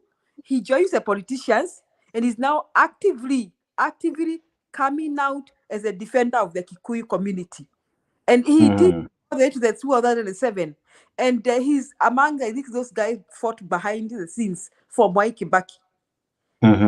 So, and people knew he's one of the guys fighting behind the scenes for the Kikuyus. So from that, in fact, that season, even if it's a bad thing that people died, Uhuru came out a hero of Kikuyus. And is the man who could dare. Because it is reported that Uhuru are the ones who made that the fight, the killing stop because of how they were planning. I don't know whether they were planning retaliations, don't know to be quoted because I don't know anything, but the Kikuyu see him as their hero, as the man who stood with them. So that is how kingship came about. That is how between 2002 and 2007 and the Kibaki reign, that is how Uhuru's kingship came about. So we can say that even though Moi proposed to him, yes, Moi played a part because Moi alimtoa kwenye alikuwa analewa anafanya whatever akamweka akamwambia simame kama MP, then akaona huyo jamaa ameshindwa MP, akampatia some parastatal thing. So I think Moi is one who gave Uhuru the idea you could become something. But some people also say that Mama Ngina, the mother, played a big role. She's the woman behind all this. Like she Uhuru, people even rumor that Uhuru's family was a part or something. Those are just rumors, those are unconfirmed reports or allegations. But I think the big role in shaping that man. So what I'm saying this is, even if somebody gives you the opportunity, you have to go for it. You have to put, that is me now watching Uhuru, because Uhuru is the one who pronounced himself as a defender of the Kikuyu community. He is one who brought out himself. That is the only one who can defend him. And he came out like that. So, and because of that is how Uhuru, and that is why the Mishukis even said that huyu ndiye mtasikiza. Yani unajua mnaangalia kijana, mnaona huyu kijana kweli yako na guts. So, Uhuru fought for it, even though Moi proposed to him. Otherwise, if Uhuru didn't fight his way up, Uhuru hangekuwa president. I mean, I'm surprised that Uhuru was vying for presidency with Ruto. Those are things that really surprised me. But now I know that the guy also went for it. Now, Kibaki did not even do what Moi did. Nilani Kibaki ali appoint somewhere akimold nobody. Uhuru the same. Now, let's look at the people that Uhuru has worked with. Uhuru has worked. Okay, Jeremiah Kioni tries, but he doesn't come out strong. Ukweli, sijui mtu mwenye anaweza come out strong ni huyu mjamaa wa this Meru guy Munya. The Munya guy na Mureithi. Unaona huyu Derito Mureithi. What is Derito Mureithi? What is he doing? What was he? These are Derito Mureithi was the governor for Laikipia. Former governor for Laikipia, right? Yeah. Yes, that guy is tough. Those are the kind of people that you wapatia nafasi. Now they can decide to be kama Munya anaweza jijenga. the way Uhuru alijijenga. I think in politics you keep fighting battles and losing. So you have to accept that when you vie for, and you have to be aggressive, and I think you have to learn the political language.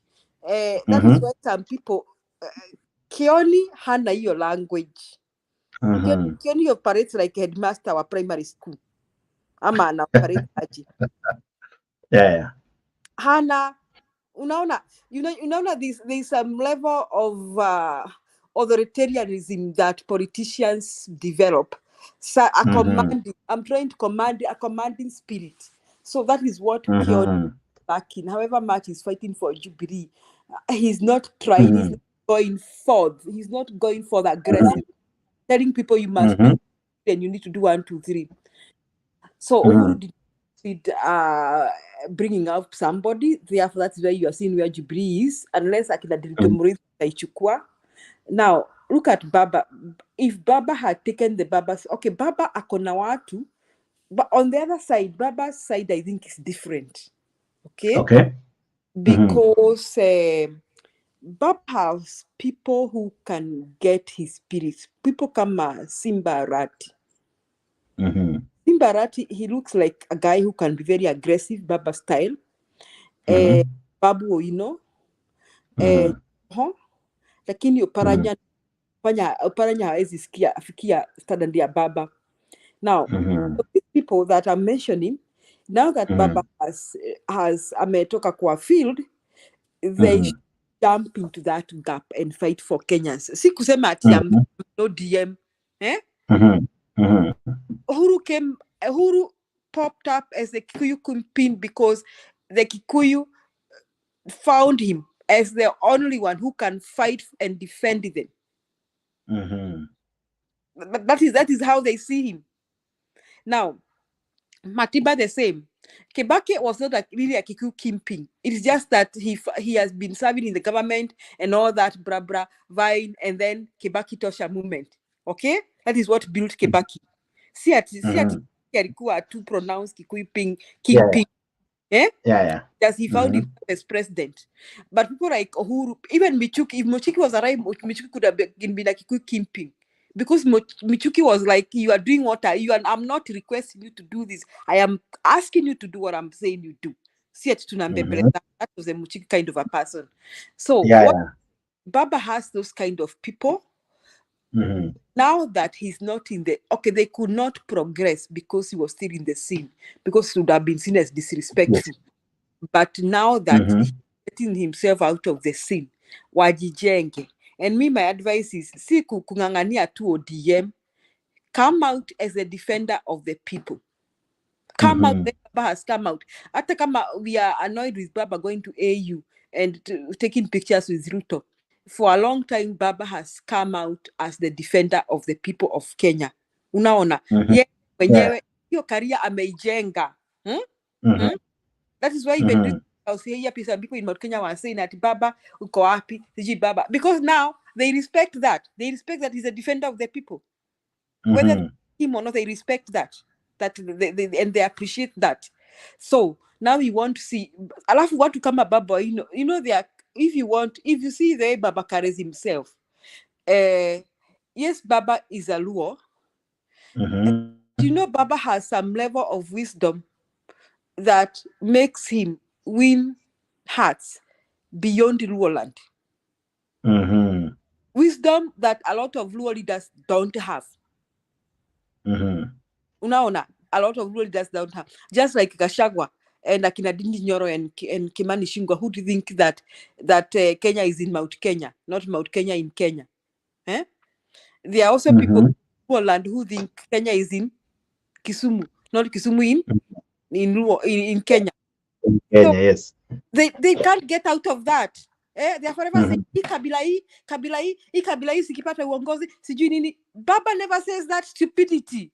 Let me ask you, Jake, have you ever heard Baba saying that kabila hii siongoze? Have you ever? Kama umesikia unitafutie your clip. I think unless I go back, I'm not. I have. I don't want to say with certainty that I have. Yes, unless tutafute the date of 207 sijasikia, lakini baba kusimama ati so baba has some kind of wise politics that makes him win hearts across Kenya.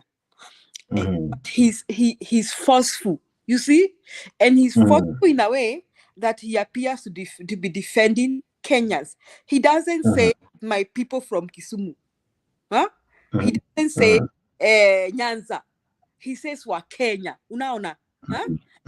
So these Joho people just as atoke kwa maneno ya port na ujinga ya port ni ya Wakenya si yake, as to address Wakenya wanaendelea hii hawasomi, unaona. Yeah. I don't know hiyo ujinga ya port. Do we live in the port, all of us? What is wrong with him? So in short, they should come from those regional form of thinking, and broaden their thoughts. Those cocoons, talk about, stop saying who lives in the port. We don't live in the port. We don't even know what the port is. So tell Kenyans, mimi ni Mkenya, watoto wasomi, nini, let us see you. Even did protest in Nairobi. Baboino, sasa atuishi Kibera Amanin. What is wrong with him? He's so boyish. Na tibi na tiarara. Does he know that some of us, we are not very ordinary? We can't take that tibi tiarara nonsense. So he should stop. How many youth vote, by the way? What is wrong with these people? People of my age are the ones who vote, who wake up to go and vote. And also women. Yes. Someone was saying most women are the ones who vote more than even men. And people of my age, see, my son who like Baboine, he's Tibin and Tiarara. My son ukimwambia first akona game siji ya Manchester United na nini. He will not see the way he will leave his game to go and vote for some mbuyu mwenye hajui mbuyu nani.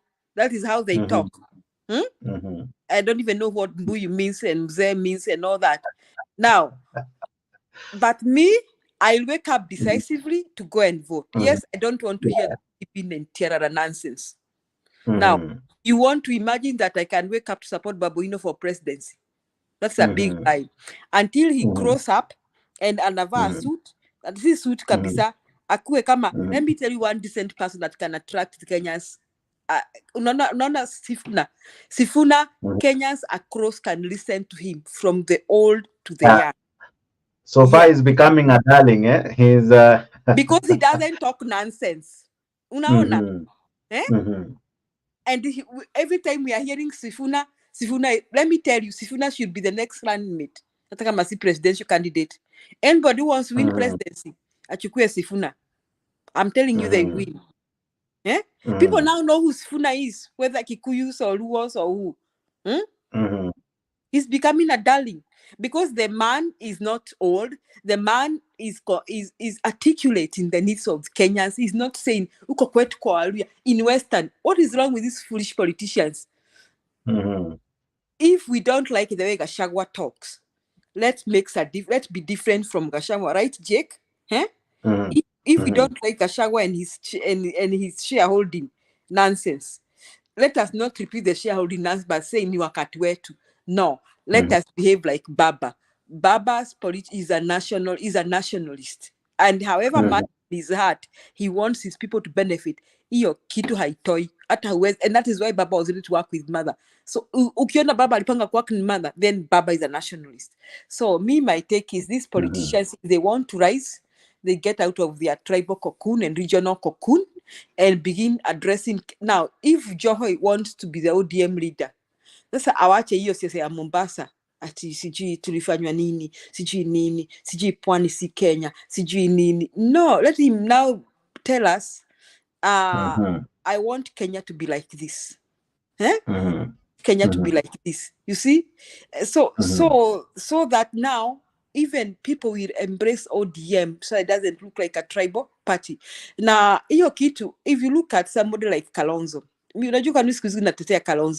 Kalonzo also has never uttered tribal politics. Okay, he has sikumsikia.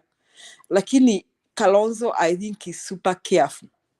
The only thing that he annoys us is when he says that it is either me or nothing, okay? Kama when he was telling that was so annoying. But now, Kalonzo Kalonzo, you may not have very many reasons to hate Kalonzo. Utatafuta uko Jake ni aje. Let us, he doesn't polarize. He doesn't polarize. So, You're right.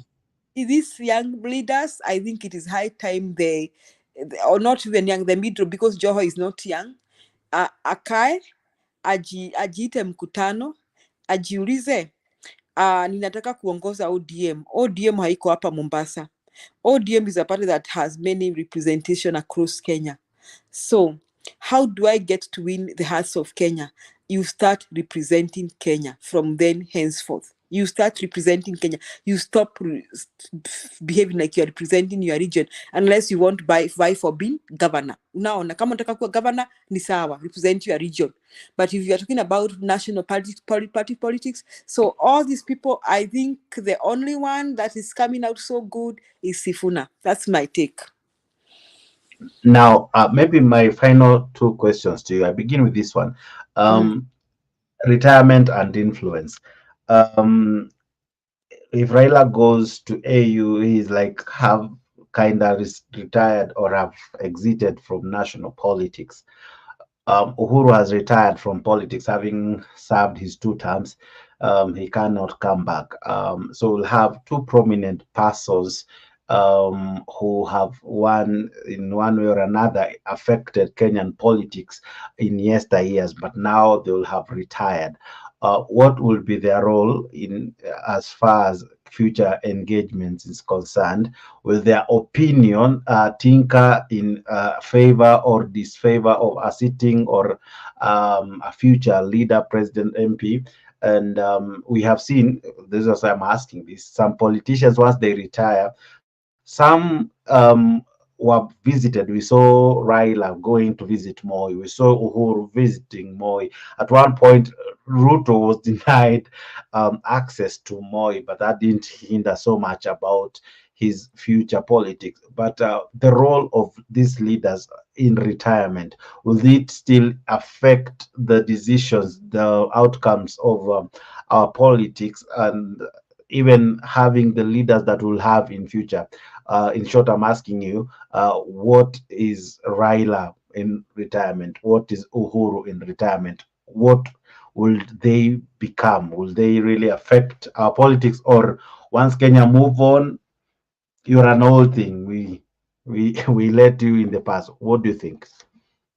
No, I don't exit. I think behind the scenes they're controlling a lot of stuff, especially in their parties, because I don't think Baba wants to sit and leave ODM to collapse. But I don't know how that will go. It may also lead to rebellion. So I think doing that with a lot of care. Uhuru, people say Uhuru has not exited. Unaona Bani anapenda kumtukana ati Uhuru ndiye hata juzi walisema ati Uhuru ana sabotage economy. Nikashangaa Uhuru ana sabotage economy aje. But I think Uhuru behind the scenes, people really are depending on him so much. It's just that yeye amenyamaza, hataki kuongea. I don't think Uhuru is gone. I think Uhuru is around somewhere. Same with Baba. I don't think he'll be gone. He has to really, he won't ignore. Uhuru and Baba are not Kibaki type of people. Kibaki, people just forced him to be there. I mean, Kibaki Tosha, Kibaki president, and he was done with it. You see that? So Uhuru Baba hawaendi sana kabisa, sidhani. Watakuwa tu around. Wana influence with things here and there. Yeah, they'll be around. Okay. And there's this question that I want to ask you, even as we really wrap up, but I'll give you some few minutes to react on other topics that we had talked about earlier on. It is after the retirement of Uhuru that the likes of Akina Kanini Kega, who were so strong supporters of Uhuru Kenyatta, Akina Sabina Chege, people we never thought or even imagined that once Uhuru left, kidogo siku mbili tatu ndio hao they have already shifted their allegiance and even went to the level of tutasemaje, embarrassing Uhuru by taking his party. You remember the confrontation that happened, that we even had to see Uhuru akitembea na the likes of one this man anaitwaje, this former president wa bunge wa wananchi, I'm forgetting his name. What do you call this guy? Yeah, this man mwenye alikuwa anaongoza bunge la mwananchi. Now I'm forgetting there, but that guy, we saw him in his company among many other guys. In fact, mpaka Uhuru had to even appreciate him during Jubilee PG meeting. Ilibidi hata appreciate aseme, not PG, what do you call it, NDC. Ali appreciate, I'm forgetting them. Mbona nasahau jina yao jamaa? Gaucho. Thank you, Gaucho. Alimu appreciate. But you remember the humiliation, he had even kind of almost to beg or to force or to request the police to leave the vicinity. Tear gas canisters were thrown all over. He was disrespected by people he trusted, right? But once he left power, it's like they showed him the proverbial middle finger. Now, with Raila Odinga, there are people who have never had the guts to come out, and I know I'm not saying it in a bad way, coming out, but now when he leaves, when he can never affect them anymore, as you say, some people have survived because of his presence. That anajua, as long as I'm praising Raila Odinga, I'll now get a chair, an appointment or an elective post. Now he's no longer there. Do you see the likelihood of people we don't anticipate to come out and somehow seemingly sound as though they are disrespecting him, or even dissing ODM? Because it was almost a taboo to speak against ODM, maybe in Luo Nyanza. Once you have the ticket, it is almost a guaranteed ticket to the promised land. You will win that seat. But with his exit, what does it mean to some politicians who will we see some serious defiance against Raila Odinga or ODM or anything that is connected to Raila Odinga, just like we saw Sabina Chege defying Jubilee and how we knew it, and even taking the role, and she's the chairperson or the chairman of no, we don't have chairman in women, the chairperson of Jubilee or the party leader. What do you see? What do you see? Do we anticipate such a thing happening to Raila Odinga? Because in Kenya, anything is possible. Yes, I will not be surprised. These Kenyans are just, a lot of Kenyans are just self-centered and greedy. Sabina Chege na Kanini Keka walichotewa tu na Ruto, and because Ruto was hell-bent on embarrassing Uhuru, so I believe he coughed a lot of money to buy those people.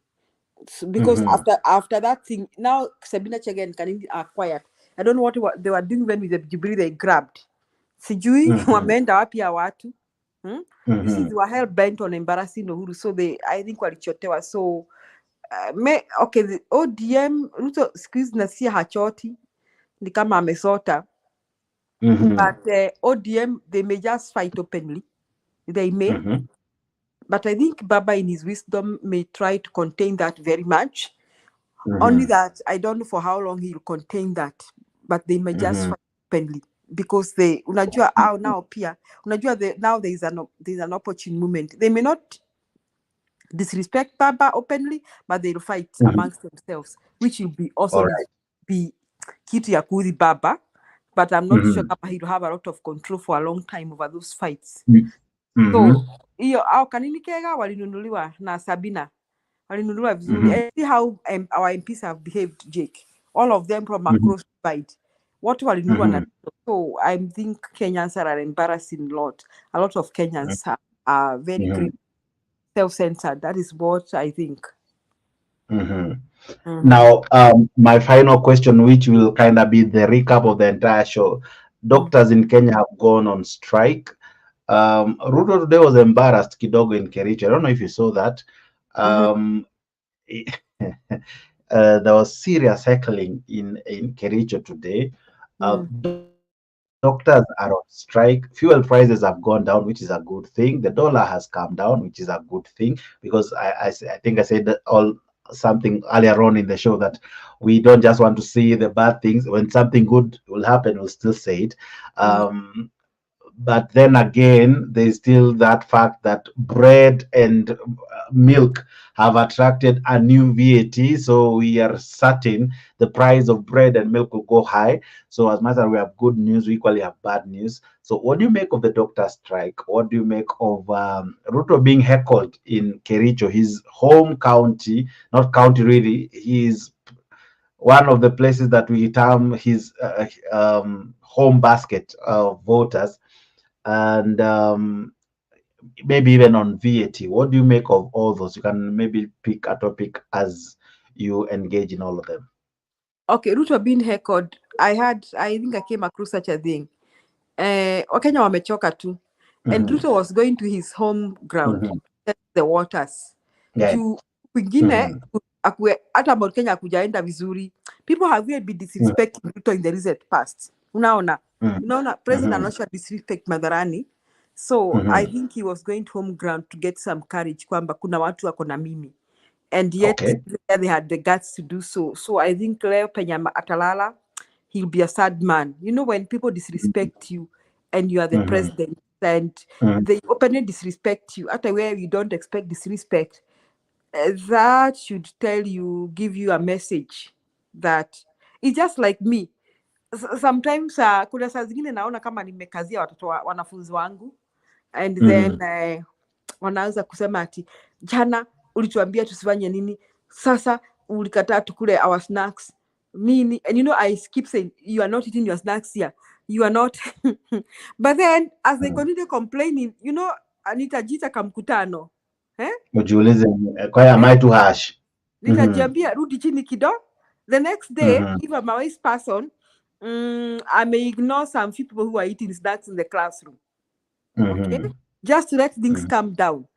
And then if more than half of the class was in uproar, I will know that whichever methods I'm using for discipline are not working. Yeah. So Ruto alikuwa ameenda home ground kuangalia kama what home ground is thinking, and then guess what, home ground did not hide. So that heckling is just showing Kenya's dissatisfaction, and that takes me to what you are saying, the price of mafuta. So how many people drive in Kenya, and whether that will affect their lives directly, because Kenya si kama America, where when the price goes down from fuel, it affects almost more than 80% of Americans. 80. And if I say 80, maybe I'm using a smaller number because a lot of Americans drive on the road and even their children drive. So, but Kenya, how many Kenyans drive? So, who cares mafuta imerudi chini Kenya? Because do you think matatus wataangusha bei ya fare? Hawataangusha. And because price ya mafuta imerudi chini. So Kenyans will not feel. But Kenyans will feel the price of unga, right? At the price of mkate na maziwa. They will feel it because they may stop eating the bread and drinking the milk. Yeah. Now, dollar. How many people care about who is using the dollar? The importers, right? How many common men are importing stuff? People even know rates, currency rates. You know, one day my daughter missed me so much.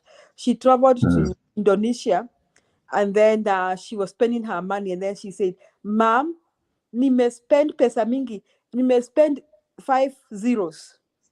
She didn't know that the Indonesian currency is weaker than the Kenyan currency.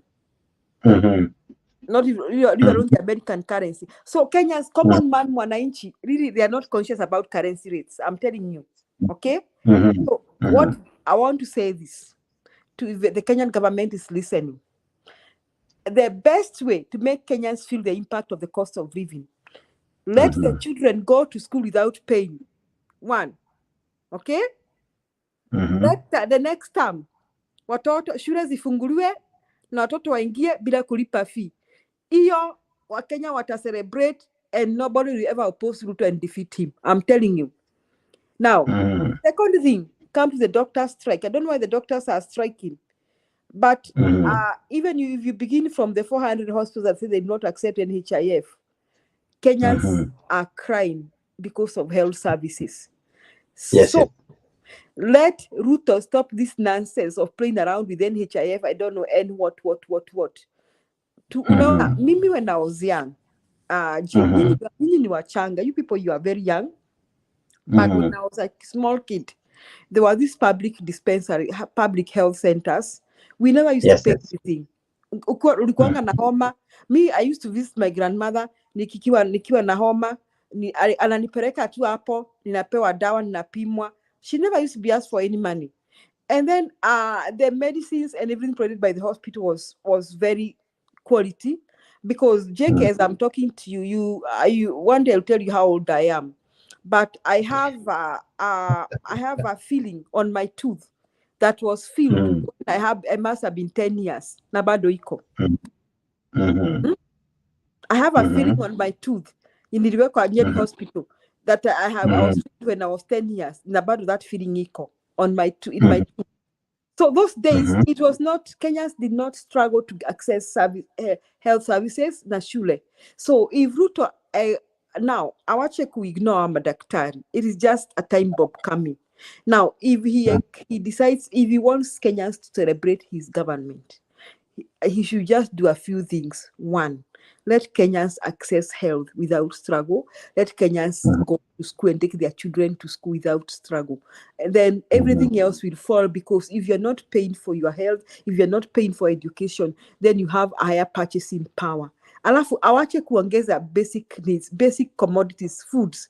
Let him deal with people who can afford imported cars. Okay? If you are buying a car, it's because you have money. Uko ndio angeweka tax, sivyo? Now, I understand alitoa tax ya ndege. How many Kenyans buy airplanes? Is he an idiot or something? Is he an idiot or something? You know, sometimes, let me tell you, I am one of the Kenyans that I knew Ruto was going to let us down, but I am surprised because I'm thinking either he doesn't have brains or he never had brains at all. Ama aliwacha brains zake mahali. Because how many Kenyans buy planes? Wakenya ngapi wananunua ndege? Wanaishi kwa ndege ama wanabebwa na ndege? What is wrong with him?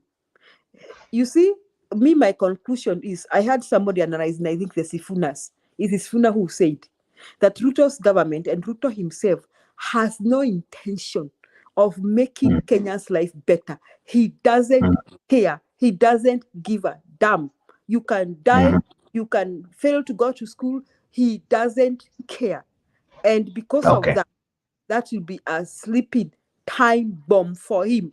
Angangane, atatukanwa Kericho, wacha niseme atatukanwa Kericho, atatukanwa Nandi, atatukanwa even in Kalenjin land. Wacha, hata wao wakikuyu, wacha nikwambie, he's going to Kalenjin land because the MPs in Mount Kenya are telling him people don't even want to see them on behalf of Ruto.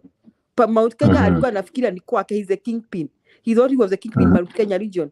They don't want to see him. So he's trying to go to Kalenjin land to test the waters there. One of these fine days, Kalenjins don't even care what they might stone him.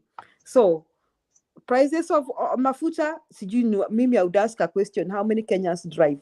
And then how does that affect us? Who cares about dollar? How many Kenyans are importers? Who import things in Kenya? And who knows about currency rates? If my child goes to school freely, nitakuwa na furaha. Hiyo maneno ya ingine ya forex exchange, many Kenyans don't know what is forex exchange. Asante, Jake. Now, maybe the final thing, maybe I'll ask you, what is your take on the impeachment of the deputy governor of Kisii that equally informed our show today? What is your take? Quick take. Is it justified? Should he go home? Should he go to court? He has been impeached and the Senate has upheld his impeachment. Yeah, I think he crossed the wrong paths because he's not the only thief in Kenya. I think he crossed the paths of the thieves. Alikanyanga vibaya, aliba bila kutumia brains. And then I'm wondering, a man came to present evidence that he bribed. Why was he not arrested for saying he bribed? Yeah, they are equally guilty. Come on. And then he was crying. What was he crying about? That he bribed, that he sold his personal property and bribed. And those idiotic senators were listening to such high class. Did anybody ask that man? Did anybody tell that man that you are also guilty, you should be jailed for bribing? My question also was this one. If he got the job, would he have come and said, Ali bribe kupata your job? Na sio hivyo, imagine he has the audacity to present such as a witness kwamba at he bribed somebody, and the senators who are listening, nobody took that man for bribing. So the things that in Kenya at times anyway, but I agree with you. There I truly agree with you that this is someone who has participated in crime. He has come to report the crime. Yes. But he's and nobody sued him. Nobody has taken him to court. Number two, the man in question, he's not seeking it to be refunded back. I think the governor should also their deputy should turn the story and sue this man for attempting to bribe him.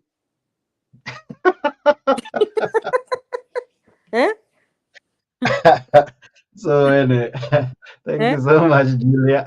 Yes, I was so I was like, what a shame. And these senators are listening to such high class nonsense. Why they can't sue him and send him alale cell? Asema ulituambia ulipeana pesa, kwanza alala cell. Unaona? Yeah. So the because in short, we should be bribing. If we don't succeed, we go and impeach someone. Yes. But if we succeed, we keep quiet. As you conclude, Jake. Yeah. How much money do people expect to get to get from those governments after getting those jobs? Because how do you 800,000? Let me tell you, ata mwalimu graduate teacher, because I was a teacher a long time ago in Kenya, your retirement would not have gone for over 2 million. So how much people money? I'm talking about retirement. Hiyo umefanya kazi. Na wewe ninaongea juu ya graduate teacher, mtu mwenye akona bachelor education. Okay? So what about when you have a bachelor's? Mimi nashanga, how much money do you expect to get after bribing with 800,000? Come on, what is wrong with Kenyans? I mean, and let me tell you, I know some youngsters who are doing online jobs, Jake, and they are earning good money. I know some youngsters who have graduated from these IT colleges, and these youngsters were 20 to 30. Unajua wako kwa hiyo school ya majobs. They're that in that school of they're in the school of searching for doing things online, and they are making it. These people when wanauza ng'ombe zao na mashamba wanapelekea deputy president. Come on. But equally basari unasikia ni 3,000 5,000, right? But unatoa hongo ya 20,000 ndio pewa basari ya 8,000. Honestly, and you come out and you say I gave it. Where is the logic there? Let me tell you, even Kenyans, I used a long time ago when I was in Kenya, I applied to go for a promotion to job group M. Jojo walimu walikuwa naenda CG L, CG M, no, to N, M, and by the time I retired, I was a very senior teacher. I was as a principal graduate teacher. Sasa mimi sikuwa shortlisted kwa hiyo interview. Na nilikuwa tu vile Jake nikijiona nimequalify. Nikaambia principal I should have been shortlisted. Akaniambia kama hujakuwa shortlisted hakuna vile wanaweza change their mind. Nikamwambia hapana, niandikie barua niende kwa TSC niwaulize kwa nini they did shortlist me. She gave me a letter shingo upande. So me I went to the TSC unanaga hapo chini unasema I have this problem. Mimi nikaenda hapo chini nikasema I want to see the people shortlisting who are shortlisting the people for interviews for N. Wakunisumbua nikaenda nikapata hiyo jamaa nikajiintroduce nikamwambia anataka anipatie reason why I was not shortlisted because I am qualified and I can give him good reasonable reasons why I am qualified.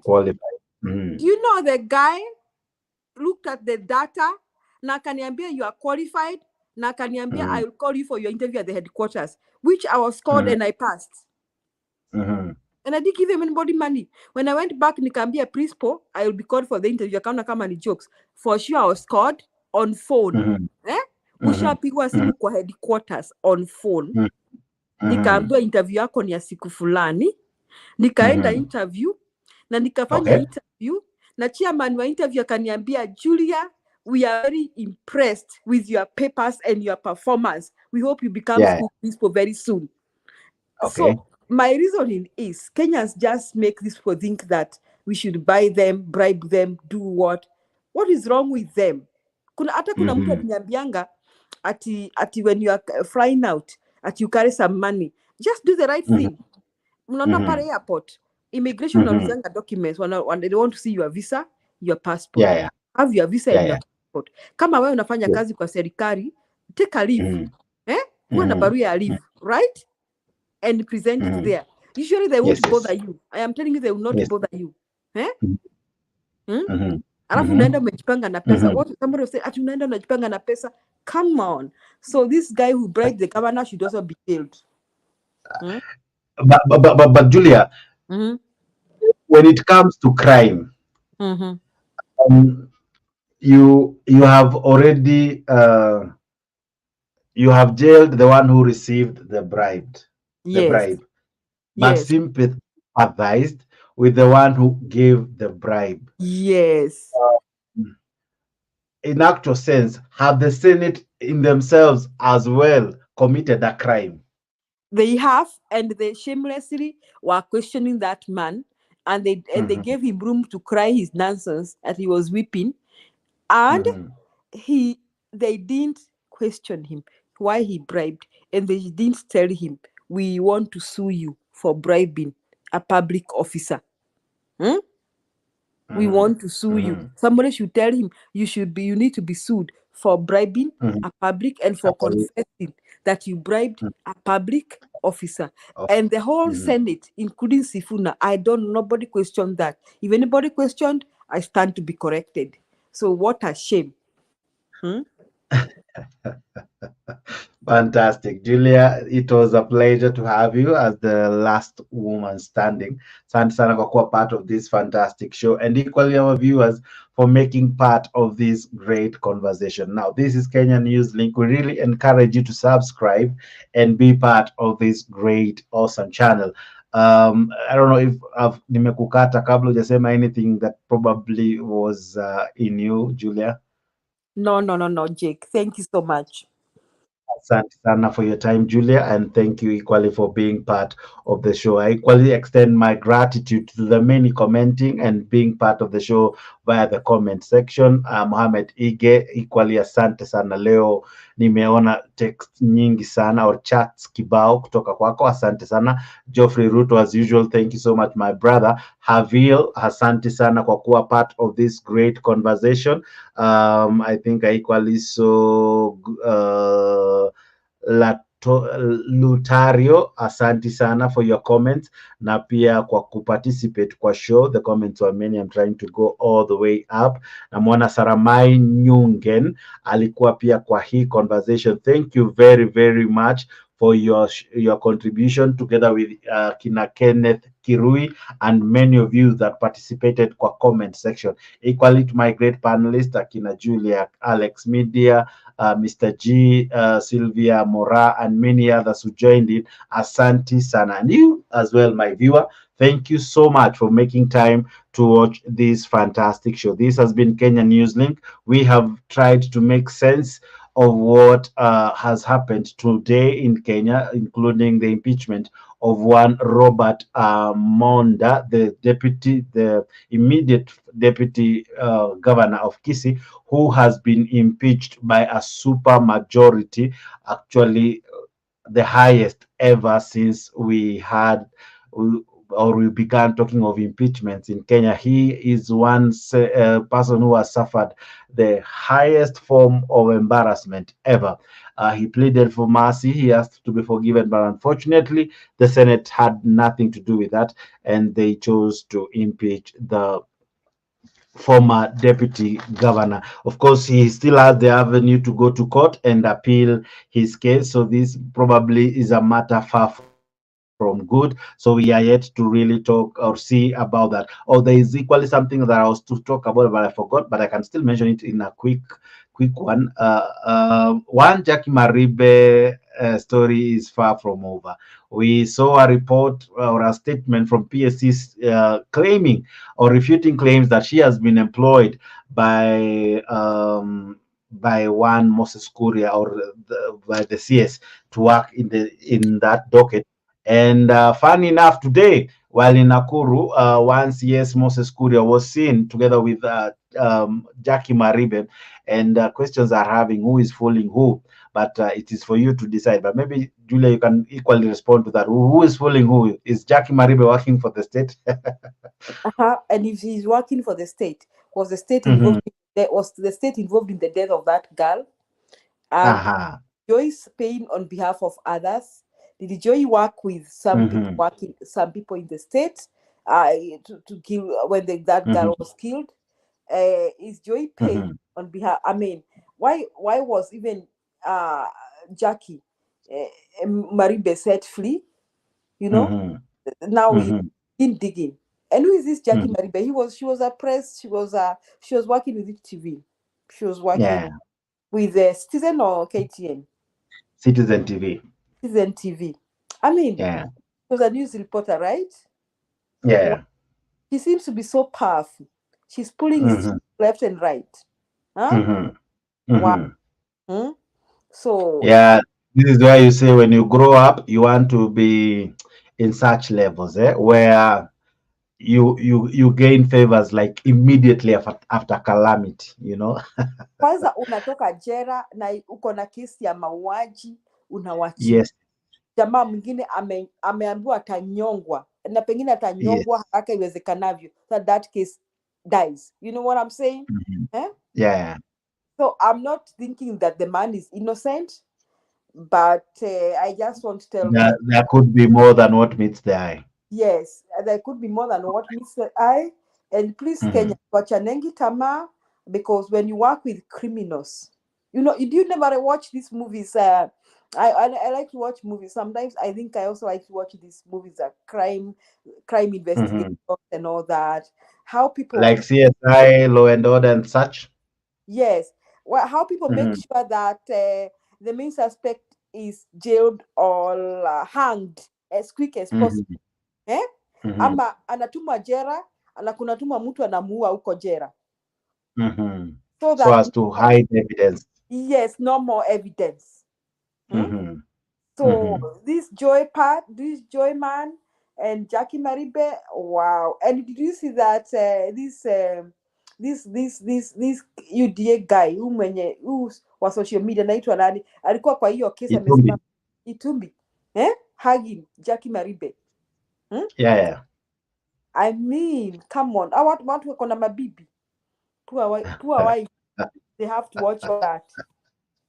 Yeah, it is an interesting story that we really pray to God that I hope justice was served. From where I sit, my prayer is I hope justice was served. That truly Joey, if he's to be hanged, that was the best decision, and he was truly the one who did what he has been accused of, and equally none of the culprits is still roaming around free, because that is so unfair. And for Jackie Maribe, they normally say time heal all wounds. If Joey is going down with a wound, I'm sure this one will not just heal. This one might come back to bite. Yes, we'll fight back. And the good thing, what goes around comes around. Even the devil is never able to hide secrets so much for a long time. Things always have a way of coming out. I'm telling you, the truth has always a way of coming out. So I guess we are yet to watch more drama. I think this play of Jackie Maribe Joy just started. We will watch.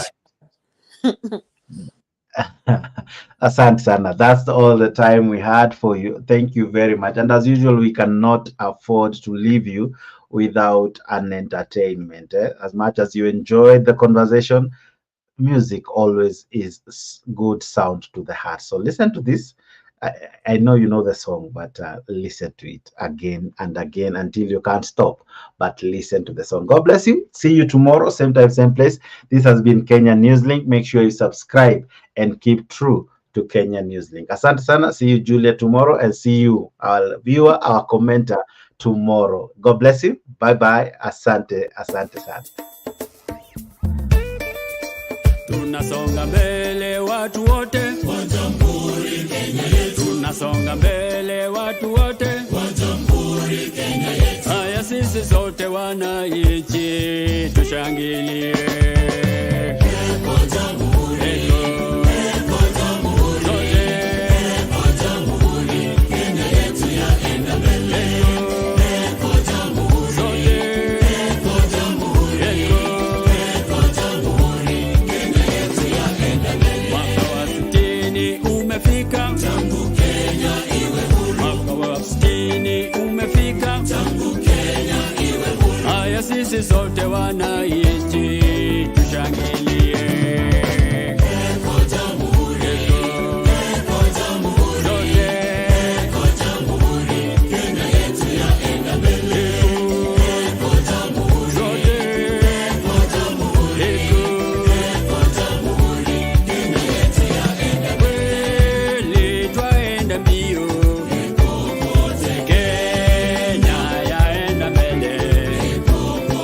Kwa elimu twaenda mbele, matibabuni twaenda mbele, viwandani twaenda mbele, na mashambani twaenda mbele.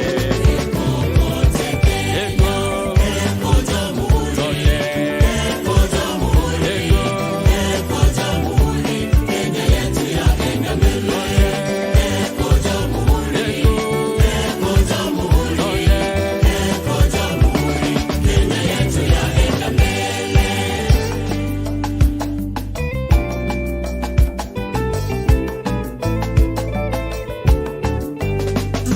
Tunajivunia Kenya nchi yetu, kweli yapendeza, kweli yavutia. Tunajivunia Kenya nchi yetu, kweli yapendeza, kweli yavutia.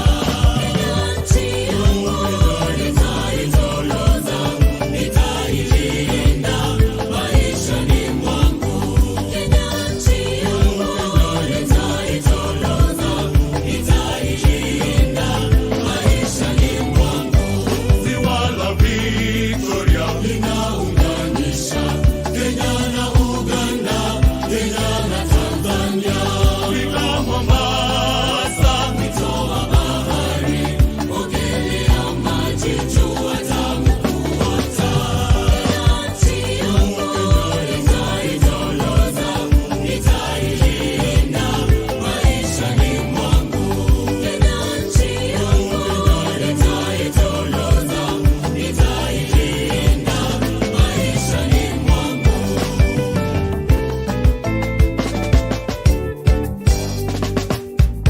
PPMC Production. Tushangilie Kenya, taifa letu tukufu, Kenya tunayoipenda. Kenya nchi tunayoipenda. Kenya nchi tunayoipenda. Twajivunia sana tukijiita wa Kenya, nchi yenye baraka. Kenya nchi yenye baraka. Kenya nchi yenye baraka. Kenya makao yetu ni nchi ya kupendeza, kamwe hatutaiacha. Kamwe Kenya hatutaiacha. Kamwe Kenya hatutaiacha. Mwenzangu, Kenya kipenzi chetu, hatutaiacha milele daima. Mwenzangu,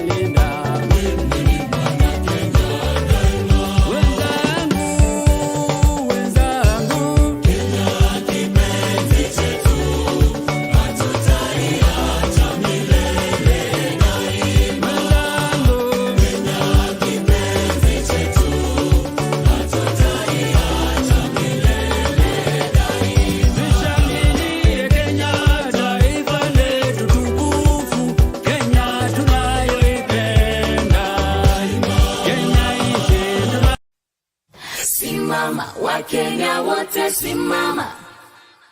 Simama, wewe shujaa, simama.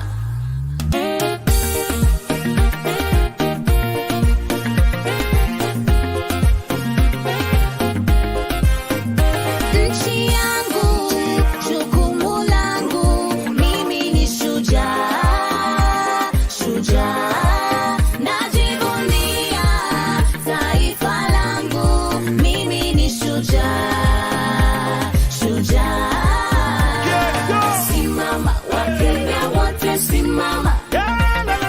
Simama, wewe shujaa, simama. Simama, Wakenya wote simama. Simama, wewe shujaa, simama.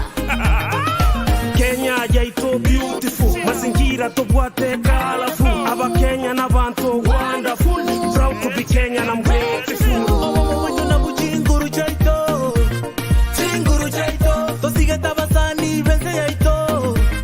Omo rembo to. Aseo wamo, tochite amo. Tusonge kwa pamoja.